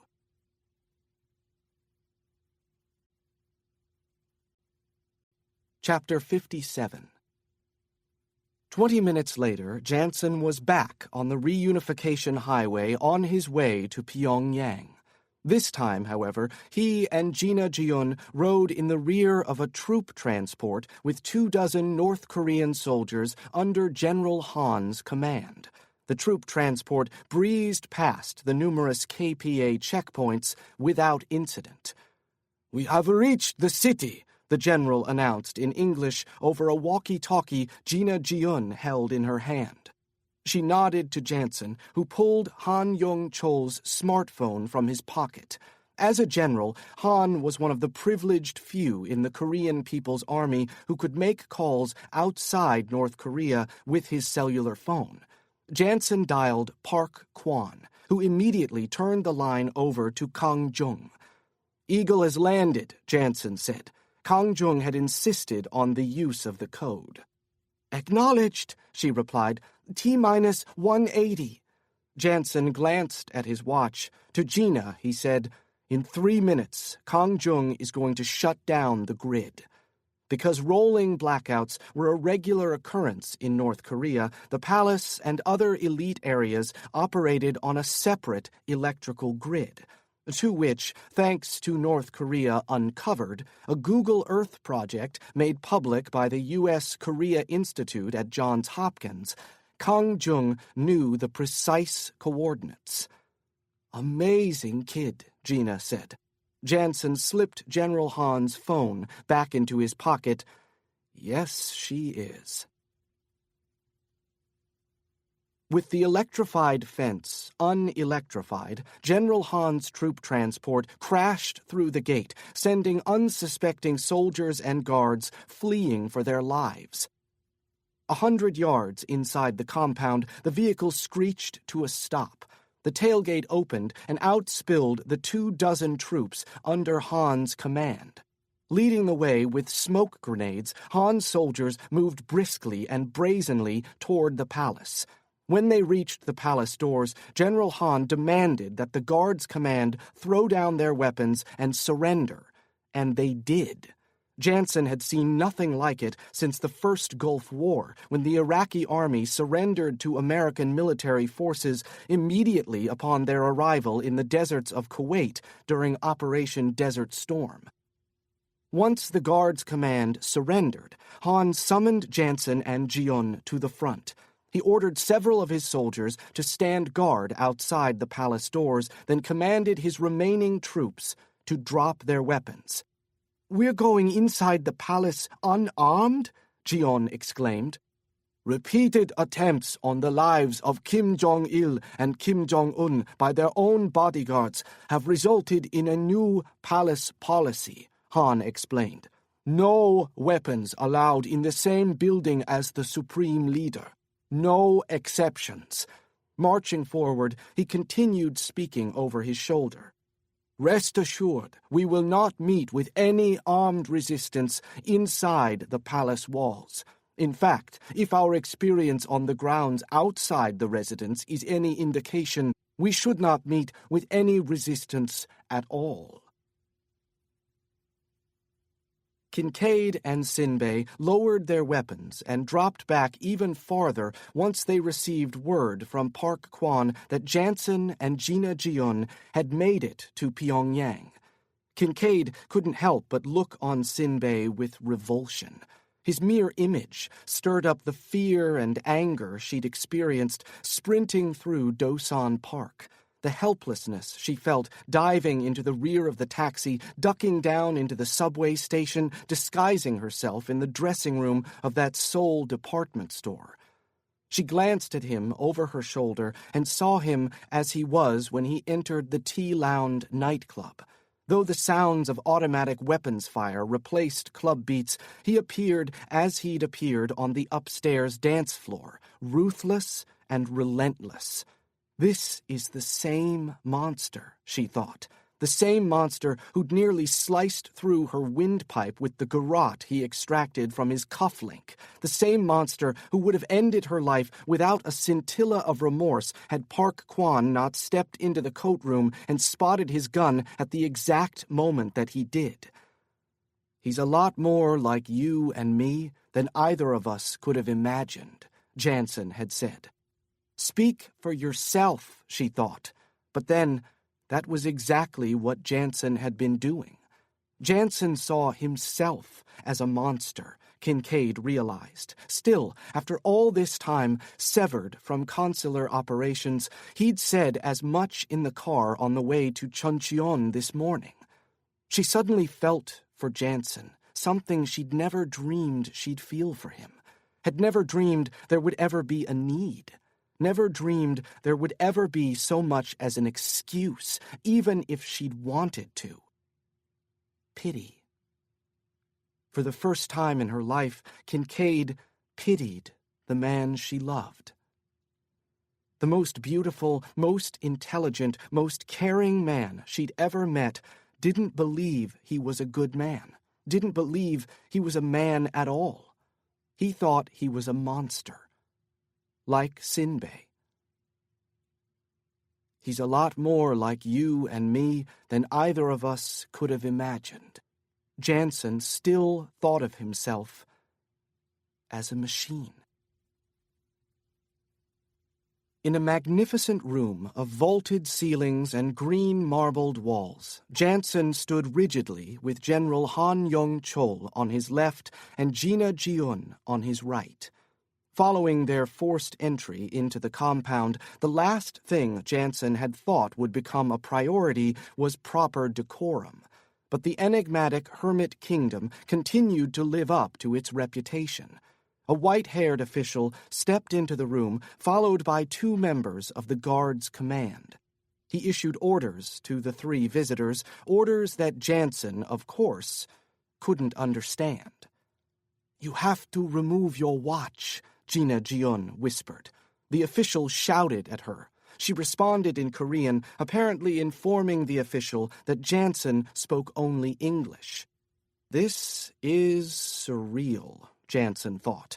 If someone told him last week that in a few days he'd be standing in Kim Jong-un's palace, he'd have tried to smack them out of their derangement. Janson waited for one of the guards' command to pat them down, but no one else approached. He supposed visitors to the palace never made it this far without getting frisked, maybe not without enduring a full body cavity search. Bad security, he thought. Janson regretted not snatching one of the handguns from the troop transport. He'd known that with the grid down, the entrance metal detectors wouldn't be functioning, but he presumed the guard's command would fall back on wands. And there was something far more important Janson needed to get past security, something largely made of plastic that alone probably wouldn't have set off a metal-detecting wand. So he hadn't wanted to risk inviting additional scrutiny. After all, foiling Diophantus was far more pressing than his own personal safety, or even Gina Jiun's. 10 full minutes later, 10 full minutes of standing, 10 full minutes of silence, a second official entered the room, followed by 6 others. Janson couldn't help but notice that each official who entered was several inches shorter than the last. Janson thought of Nam Se-hun. Immediately, he felt an overwhelming heat rise up his neck till it colored his cheeks and the tops of his ears. He took several deep breaths and waited for his pulse to slow.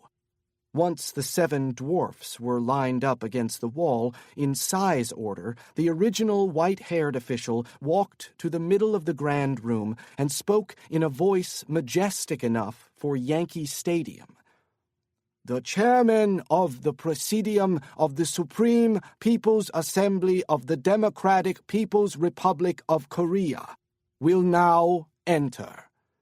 Janson glanced to his left at Han Yong-chol, who whispered, "Officially, he serves as head of state, the supreme leader's number 2. And in reality, he is Kim Jong-un's puppet, his mouthpiece, nothing more than a stooge."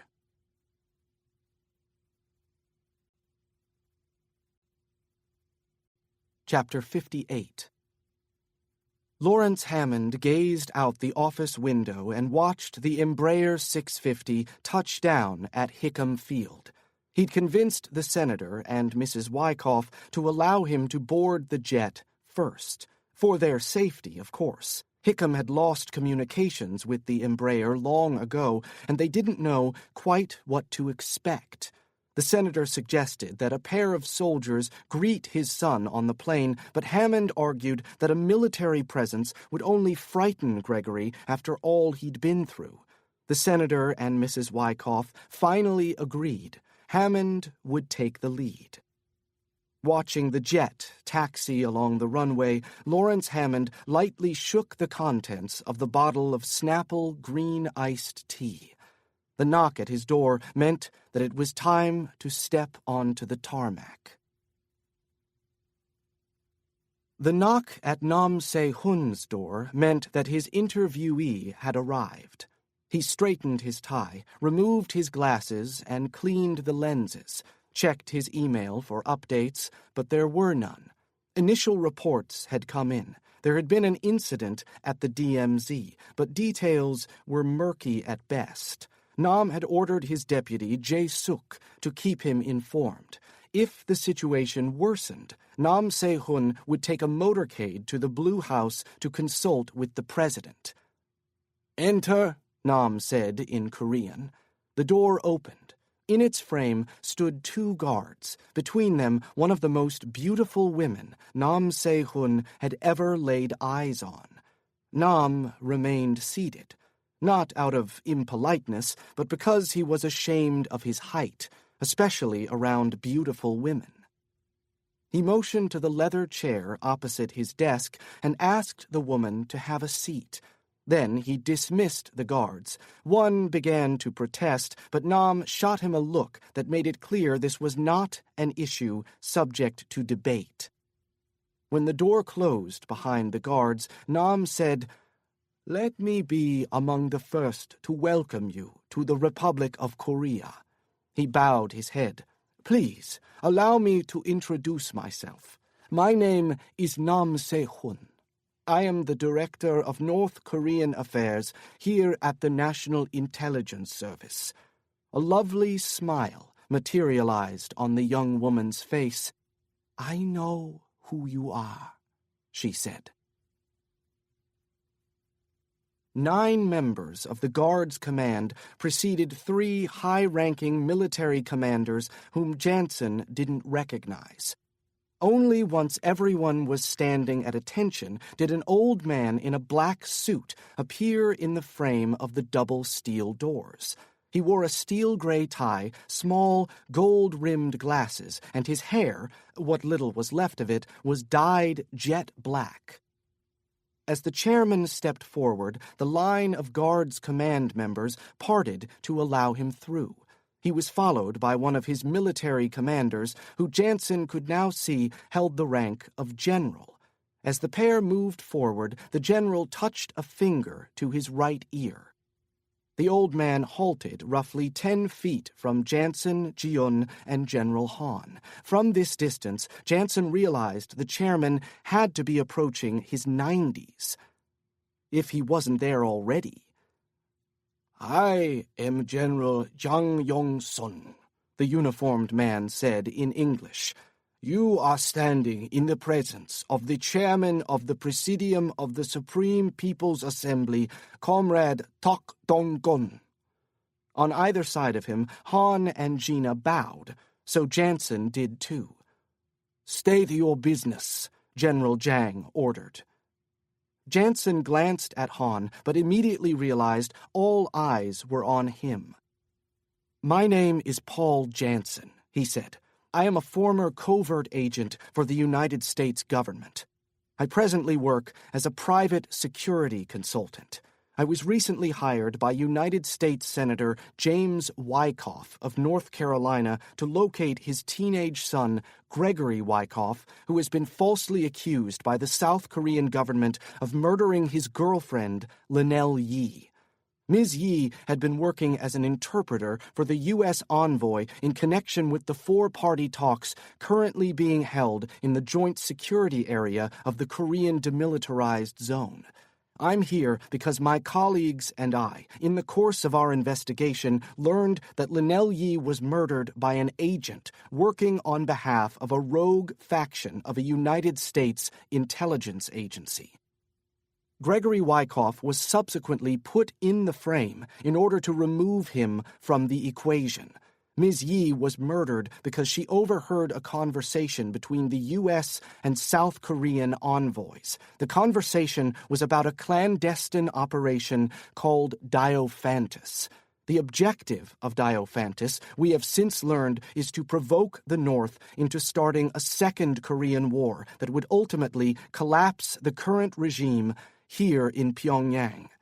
That is why shots were fired across the border in the demilitarized zone this morning. And that, General, is why you must refrain from escalating hostilities.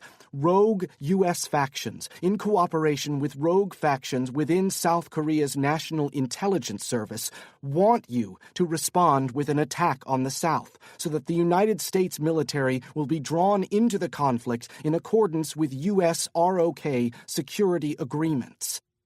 Once the United States is involved, this war, as you know, General, will result in the slaughter of your military and eventually your civilian population. General Zhang remained expressionless as he placed a finger to his right ear. At his side, the chairman appeared profoundly bored. "Comrade Chairman," Janson said to the old man. It was General Zhang who responded. "We find it difficult to believe that the United States government is unaware of this so-called plot, Mr. Janson. What you describe would cost massive sums of money, particularly if, as you suggest, the ultimate objective is to remove the regime here in the Democratic People's Republic and reunify Korea. All of us on the peninsula appreciate the fact that reunification, no matter how desperately we want it, will cost billions of your U.S. dollars." Janson narrowed his eyes. It was something he'd lost sight of in all this, the financial cost. He'd been so caught up in the human price that would have to be paid to reunify the peninsula that the monetary aspect had escaped him entirely. The United States black budget had recently been exposed, and Congress was tracking every penny. How could he have missed this? Someone else, another nation, had to be backing this operation. But who? "Cui bono," Janson said aloud to himself. General Zhang appeared nonplussed. "Excuse me? Cui bono," Janson repeated. "It's a Latin adage, General. It essentially means, who benefits?" There had to be a hidden motive beyond regime change. When Janson started his career with consular operations, an agent's worst enemy was often his own government. Directors like Edward Clark, who were so goddamn certain of their cause, they cared nothing of the cost of collateral damage. But these days, with slashed budgets that could be exposed by wayward NSA contractors, intelligence directors couldn't wield that kind of power. At least, not without help. But help from whom? Today, nothing made sense unless it made financial sense. Violations of human rights, even the worst atrocities, only spurred action when they affected someone's bottom line. Shanghai. In his mind, he heard the shots ring out, felt the pounding of his heart in his chest as he tried to lose himself in the crowd, picturing himself in the sights of a sniper's rifle as he pushed his way to the taxi stand. He thought of silent links and of his own narrow escape from the People's Republic of China. He flashed on his client, Jeremy Beck, who'd spent millions just for evidence of the Chinese government's ongoing campaign of cyber espionage and data theft. "Who else is going to do it?" Beck had said when he first hired Janson. "Certainly not the Justice Department, certainly not the U.S. Congress. Washington won't go to war with Beijing over this, at least not in the current geopolitical climate." "So," General Zhang said, "are you going to answer the question, or are you posing it to us? Who benefits, Mr. Janson?" Governments no longer wield absolute power, General. Global corporations do. They've been running countries for decades. Now they're running superpowers. The general held a finger to his ear. Janson continued. Once the North Korean regime is gone and Seoul has control over the entire peninsula, the United States will have an ally directly on China's border. Beijing's days of stealing billions of dollars worth of trade secrets from U.S. corporations, including the military-industrial complex, will be over. The baby-faced private first class who had days ago driven Lawrence Hammond and his guest Paul Janson from the tarmac to the very administration building in which he was now standing, knocked again at the door. There was still no response from the senator's chief aide, and Senator and Mrs. Wyckoff were getting antsy, understandably so. Given what they'd been through over the past few days, the private's own parents would have been antsy too. He glanced down the hall and knocked once more. "Mr. Hammond," he called out. Finally, he twisted the door handle to the office and poked his head inside. "Mr. Hammond?" he called again. The first thing the private noticed was the shattered bottle on the floor near the refrigerator. It appeared to have been a bottle of Snapple green iced tea. Then he saw Hammond's hand lying open on the floor. He followed it up Hammond's arm, past the shoulder, all the way to his face. "Mr. Hammond?" he said quietly, though he knew it was unnecessary. The private recognized a dead man when he saw one. He'd seen dead men before. "You present an interesting set of facts, Mr. Janson," General Jang said. The chairman had yet to utter a word.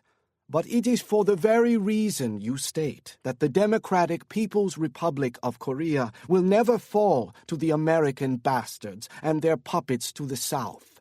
Our neighbor China has far too much to lose to ever allow it." Janson said nothing. "You see, Mr. Janson, South Chosun is not the only nation on the peninsula with security agreements in place. China will never enter a war started by the North," Janson said. "Indeed, you are right. And what transpired in the demilitarized zone this morning is insufficient cause to escalate the conflict. Which is why, within the next 10 minutes, our covert agents in the south will launch a ballistic missile at Pyongyang." Janson and Gina Jiun exchanged nervous looks. "Of course, we have nothing to fear," Jang said with a tight grin. "The missile will land harmlessly in a field hundreds of kilometers from here. It will only appear as though it was fired at the palace." "You son of a bitch," Janson said, looking the general directly in the eyes. "You've been waiting for this." General Jang said, "We are well aware, Mr. Janson, that the world will not accept a unified Korea born of a successful invasion by the North. But the Democratic People's Republic has every right to defend itself against the imperialist aggressors and their puppets." Janson said nothing. "Unfortunately," Jang said, motioning to members of the Guard's command, "the three of you will not be around to witness the triumph of a unified socialist Korea." Several of the Guard's command lined up directly behind Janson, Jiun, and General Han. In a booming voice that echoed off the vaulted ceilings and green marble walls, Jang announced, "Having been found guilty of espionage against the Democratic People's Republic of Korea, the three of you are sentenced to be executed by firing squad immediately." He removed a small device from his ear and motioned to the men standing behind the convicted. "God's command, take them away." "You can't get away with this," Janson said calmly as one of the guards gripped him by the arms. Jang smiled. "What a wonderful way to conclude this meeting, with one of your awful Hollywood cliches." Little did Jang know that Janson had already initiated Plan B. In fact, he'd stolen a page from Gregory Wyckoff's playbook. If North Korea won't heed your warning, warn China. The double doors behind the general suddenly swung open. Janson watched as a member of the Guard's command scurried forward, calling General Jang's name. The general turned, and the guard spoke to him urgently in Korean. Janson pulled away from the soldier who was holding him by the arms. The soldier who was listening did not attempt to regain control of his prisoner. The double doors slowly began to close. Gina started to say something, but Janson held up a hand. No translation necessary. With his other hand, he reached into his waistband and raised Han Yong-chol's smartphone. He aimed the phone's video camera into the next room just in time to capture the image of a surprised young man standing awkwardly before a group of military commanders. Dressed in a black tunic, the young man was short and heavy, with a round face creased deeply with concern. Janson muttered, "Say cheese," just before the heavy doors swung closed.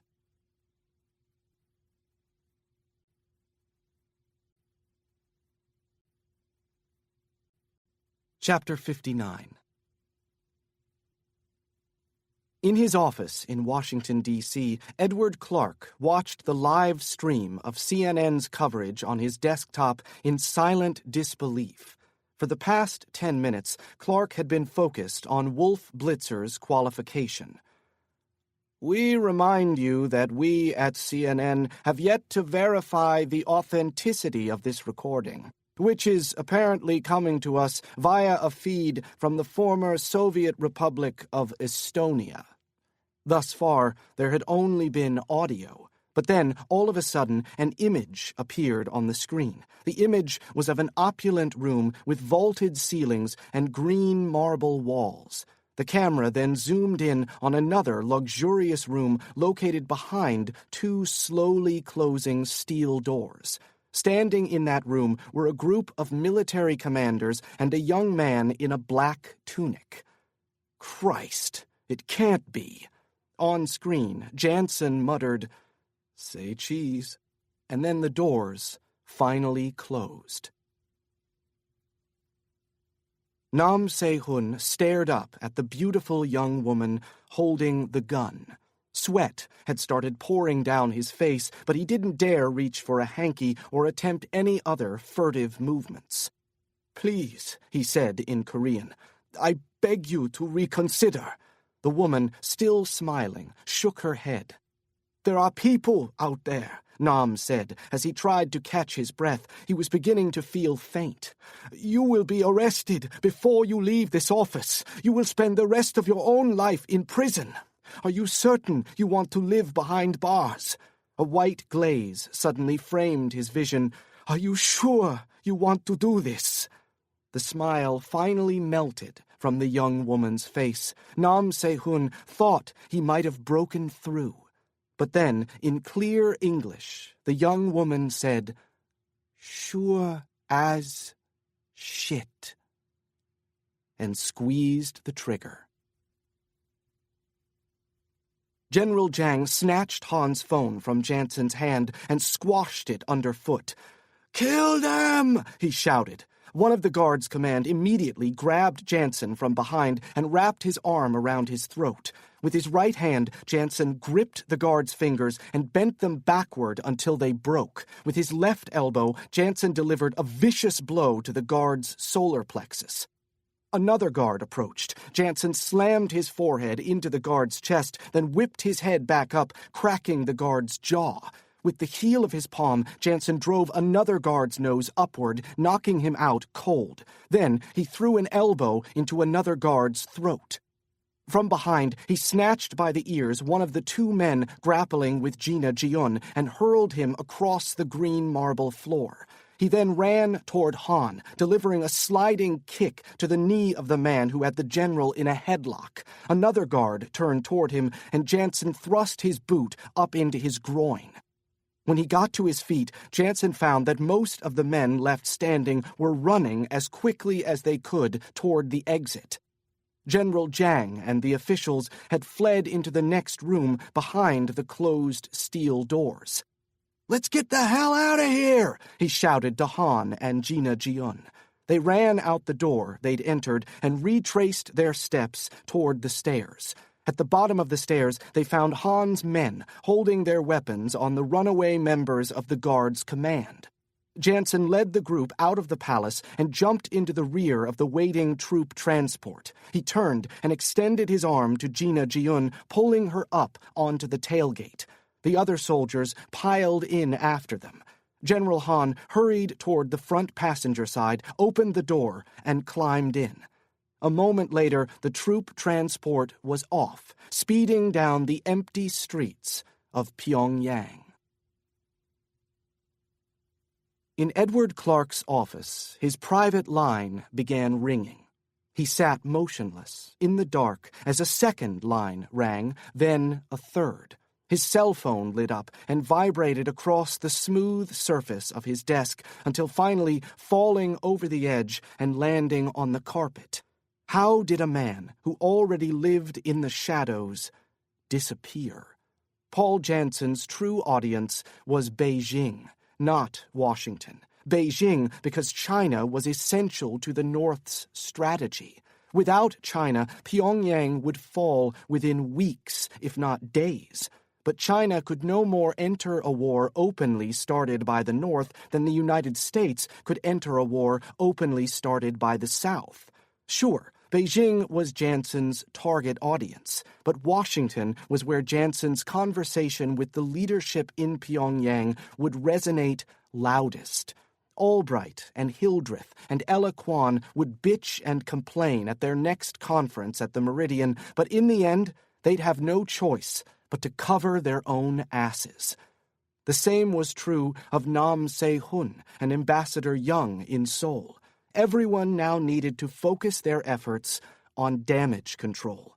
Even Javers, Hastings, and Paltrow, they didn't have jobs to lose, but they had reputations.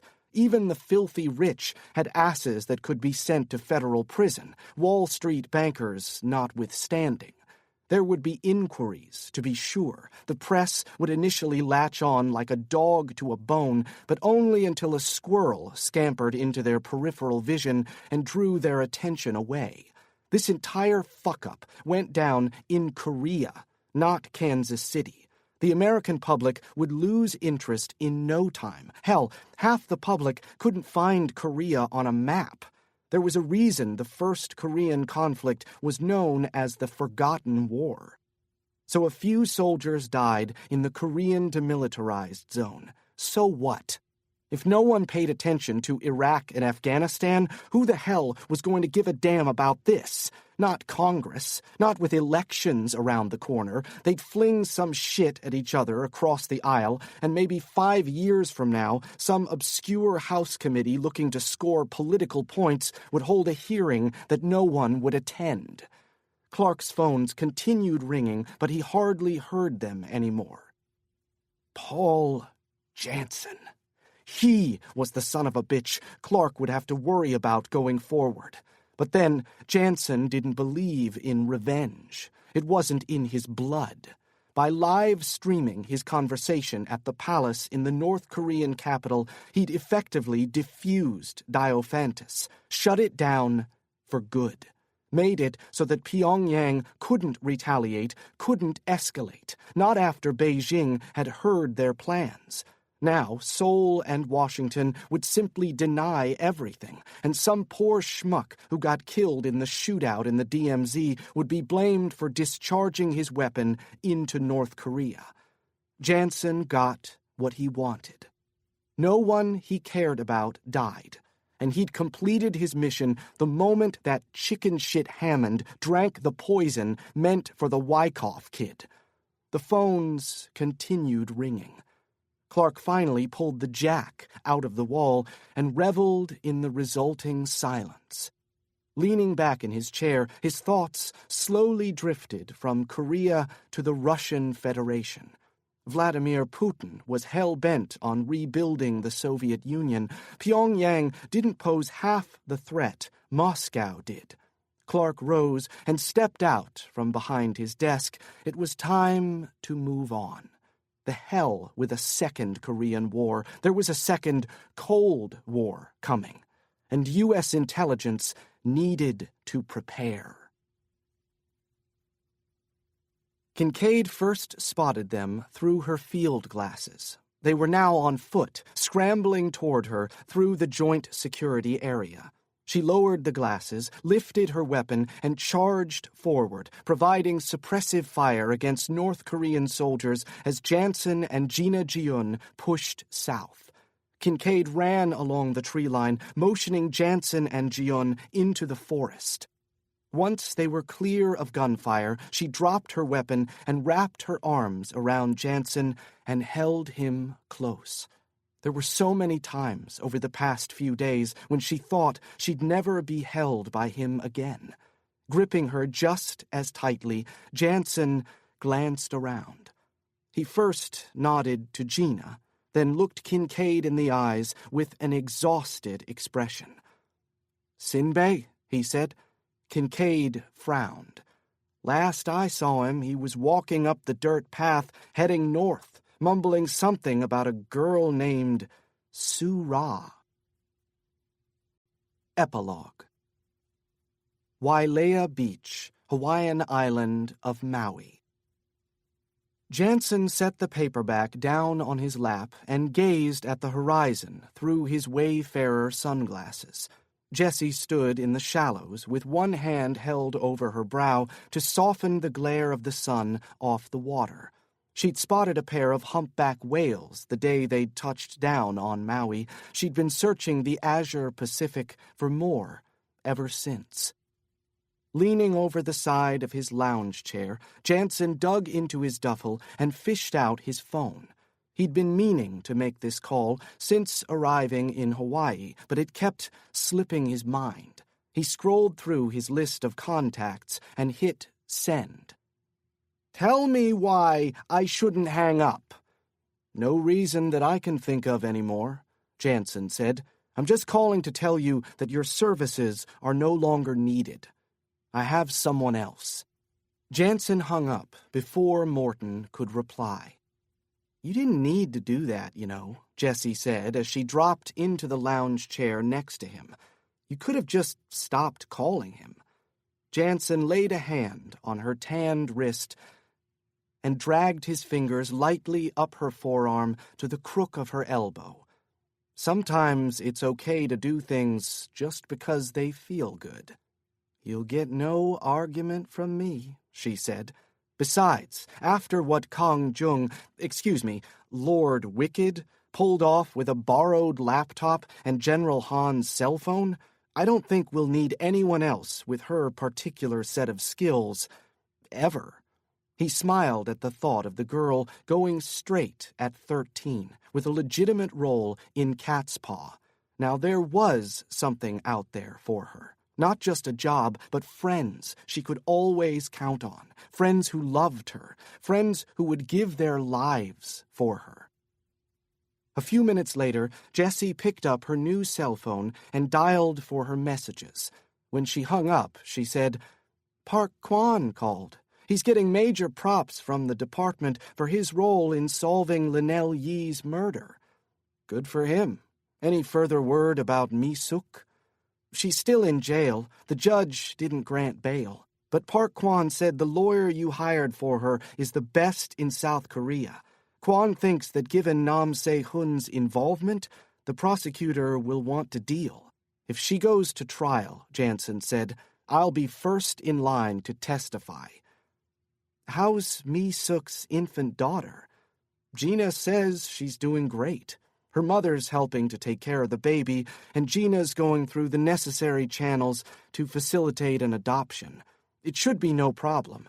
Mi-suk consents, and Gina and her mom have a luxurious brand-new home in one of the most prestigious areas of Seoul." Jessie smiled. "How much did that run you?" Janson smiled back. "Don't ask. Next house I blow to pieces, I'm going to make sure the owner has adequate insurance first. Who knows? Maybe you won't have to blow up any more houses in the future." Let's be realistic, Jessie, shall we? Jessie lifted a bottle of Fiji to her lips. We know the usual suspects in government were behind this, but who do you think was financing Diophantus? Janson shook his head. I don't know, and I'm not going to dig. If our client Jeremy Beck was involved, I don't want to know about it. Shall I grab a shovel so you can bury your head in the sand? Janson sighed. I know. I'm a bad man, Jessie. The hell you are, Paul Janson. You are the kindest, most loving, most generous man I've ever met. You need to realize that sooner or later. Janson heard Heath Manningham's words in his head. Walked away, did you? Tell me, how many have you done since you walked away? Janson would always regret what happened in Daiseong-dong. Although Phoenix had no set place, the foundation was Janson's home. Its graduates were his family. Yet he was ultimately responsible for Heath Manningham's death. Even though he'd intended for Manningham to survive the fall, he felt as though he'd killed one of his own. But Janson knew damn well that the things he'd done couldn't be undone. He closed his eyes, thinking how much he would have liked for Phoenix to help Sinbei. But the assassin had vanished into the mist in the DMZ. Had he really, after all this time, gone back to Yuduk to find his sister? Surah. Sadly, Janson was sure that as long as Kim Jong-un was in power, all Sinbei was likely to find in North Korea was suffering and death. Janson opened his eyes and glanced at his watch. It's almost happy hour, Jessie. You still want to go dancing tonight? She bit down on her lower lip. If only my dance partner hadn't stayed behind in Seoul. I'd be happy to send the Embraer to pick him up if you'd like. She turned to him. What about you, then? Who are you going to dance with, Paul? He shrugged. I don't know. Maybe I'll have to give Kayla a whirl. Jessie smiled. You can be a monster at times, Paul Janson. He smiled back at her. So I've been told. This has been Robert Ludlum's The Janson Equation. Written by Douglas Corleone. Read by Kevin T. Collins. Produced and directed by Christine M. Farrell. Recorded by Charles McCrory. Post-production by James Bennett. Text copyright 2015 by Min Pin LLC. Audio production copyright 2015 Hachette Audio, all rights reserved. The duplicating, uploading, and electronic sharing of any part of this audiobook without the permission of the publisher constitutes unlawful piracy and theft of the author's intellectual property. If you would like to use material from the audiobook other than for review purposes, prior written permission must be obtained by contacting the publisher. Thank you for your support of the author's rights. This audiobook is a work of fiction. Names, characters, places, and incidents are either the product of the author's imagination or are used fictitiously, and any resemblance to actual persons, living or dead, events, or locales is entirely coincidental. Night, when we're together, it's an arc. Love makes everything so bright. Hearts are racing, can't slow down. Every step we burn the ground. In this city we own the sound. Shouting love is all around. The power of love won't be denied. Through the rain and stormy tide, in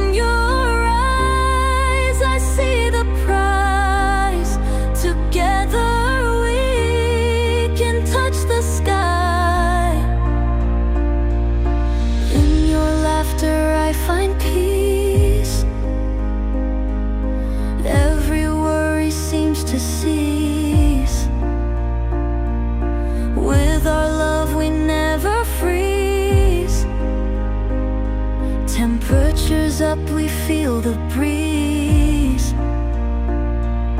Colors blend when we Epilogue. Wailea Beach, Hawaiian island of Maui.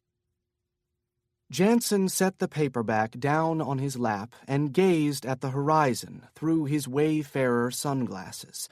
Jessie stood in the shallows with one hand held over her brow to soften the glare of the sun off the water. She'd spotted a pair of humpback whales the day they'd touched down on Maui. She'd been searching the azure Pacific for more ever since. Leaning over the side of his lounge chair, Janson dug into his duffel and fished out his phone. He'd been meaning to make this call since arriving in Hawaii, but it kept slipping his mind. He scrolled through his list of contacts and hit send. "Tell me why I shouldn't hang up." "No reason that I can think of anymore," Janson said. "I'm just calling to tell you that your services are no longer needed. I have someone else." Janson hung up before Morton could reply. "You didn't need to do that, you know," Jessie said as she dropped into the lounge chair next to him. "You could have just stopped calling him." Janson laid a hand on her tanned wrist and dragged his fingers lightly up her forearm to the crook of her elbow. "Sometimes it's okay to do things just because they feel good." "You'll get no argument from me," she said. "Besides, after what Lord Wicked, pulled off with a borrowed laptop and General Han's cell phone, I don't think we'll need anyone else with her particular set of skills, ever." He smiled at the thought of the girl going straight at 13, with a legitimate role in Cat's Paw. Now there was something out there for her. Not just a job, but friends she could always count on. Friends who loved her. Friends who would give their lives for her. A few minutes later, Jessie picked up her new cell phone and dialed for her messages. When she hung up, she said, "Park Kwan called. He's getting major props from the department for his role in solving Lynell Yee's murder." "Good for him. Any further word about Mi-suk?" "She's still in jail. The judge didn't grant bail. But Park Kwan said the lawyer you hired for her is the best in South Korea.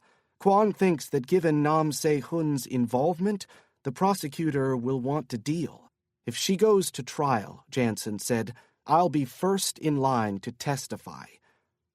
"How's Mi-suk's infant daughter?" "Gina says she's doing great. Her mother's helping to take care of the baby, and Gina's going through the necessary channels to facilitate an adoption. It should be no problem. Mi-suk consents, and Gina and her mom have a luxurious brand-new home in one of the most prestigious areas of Seoul." Jessie smiled. "How much did that run you?" Janson smiled back. "Don't ask. Next house I blow to pieces, I'm going to make sure the owner has adequate insurance first. Who knows? Maybe you won't have to blow up any more houses in the future. Let's be realistic, Jessie, shall we?" Jessie lifted a bottle of Fiji to her lips. "We know the usual suspects in government were behind this, but who do you think was financing Diophantus?" Janson shook his head. "I don't know. And I'm not going to dig. If our client Jeremy Beck was involved, I don't want to know about it. Shall I grab a shovel so you can bury your head in the sand?" Janson sighed. "I know. I'm a bad man, Jessie." "The hell you are, Paul Janson. You are the kindest, most loving, most generous man I've ever met. You need to realize that sooner or later." Janson heard Heath Manningham's words in his head. "Walked away, did you? Tell me, how many have you done since you walked away?" Janson would always regret what happened in Daeseong-dong. Although Phoenix had no set place, the foundation was Janson's home. Its graduates were his family. Yet he was ultimately responsible for Heath Manningham's death. Even though he'd intended for Manningham to survive the fall, he felt as though he'd killed one of his own. But Janson knew damn well that the things he'd done couldn't be undone. He closed his eyes, thinking how much he would have liked for Phoenix to help Sinbei. But the assassin had vanished into the mist in the DMZ. Had he really, after all this time, gone back to Yuduk to find his sister? Sura.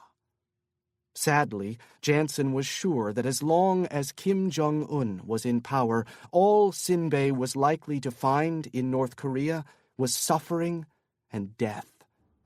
Janson opened his eyes and glanced at his watch. "It's almost happy hour, Jessie. You still want to go dancing tonight?" She bit down on her lower lip. If only my dance partner hadn't stayed behind in Seoul. I'd be happy to send the Embraer to pick him up if you'd like. She turned to him. What about you, then? Who are you going to dance with, Paul? He shrugged. I don't know.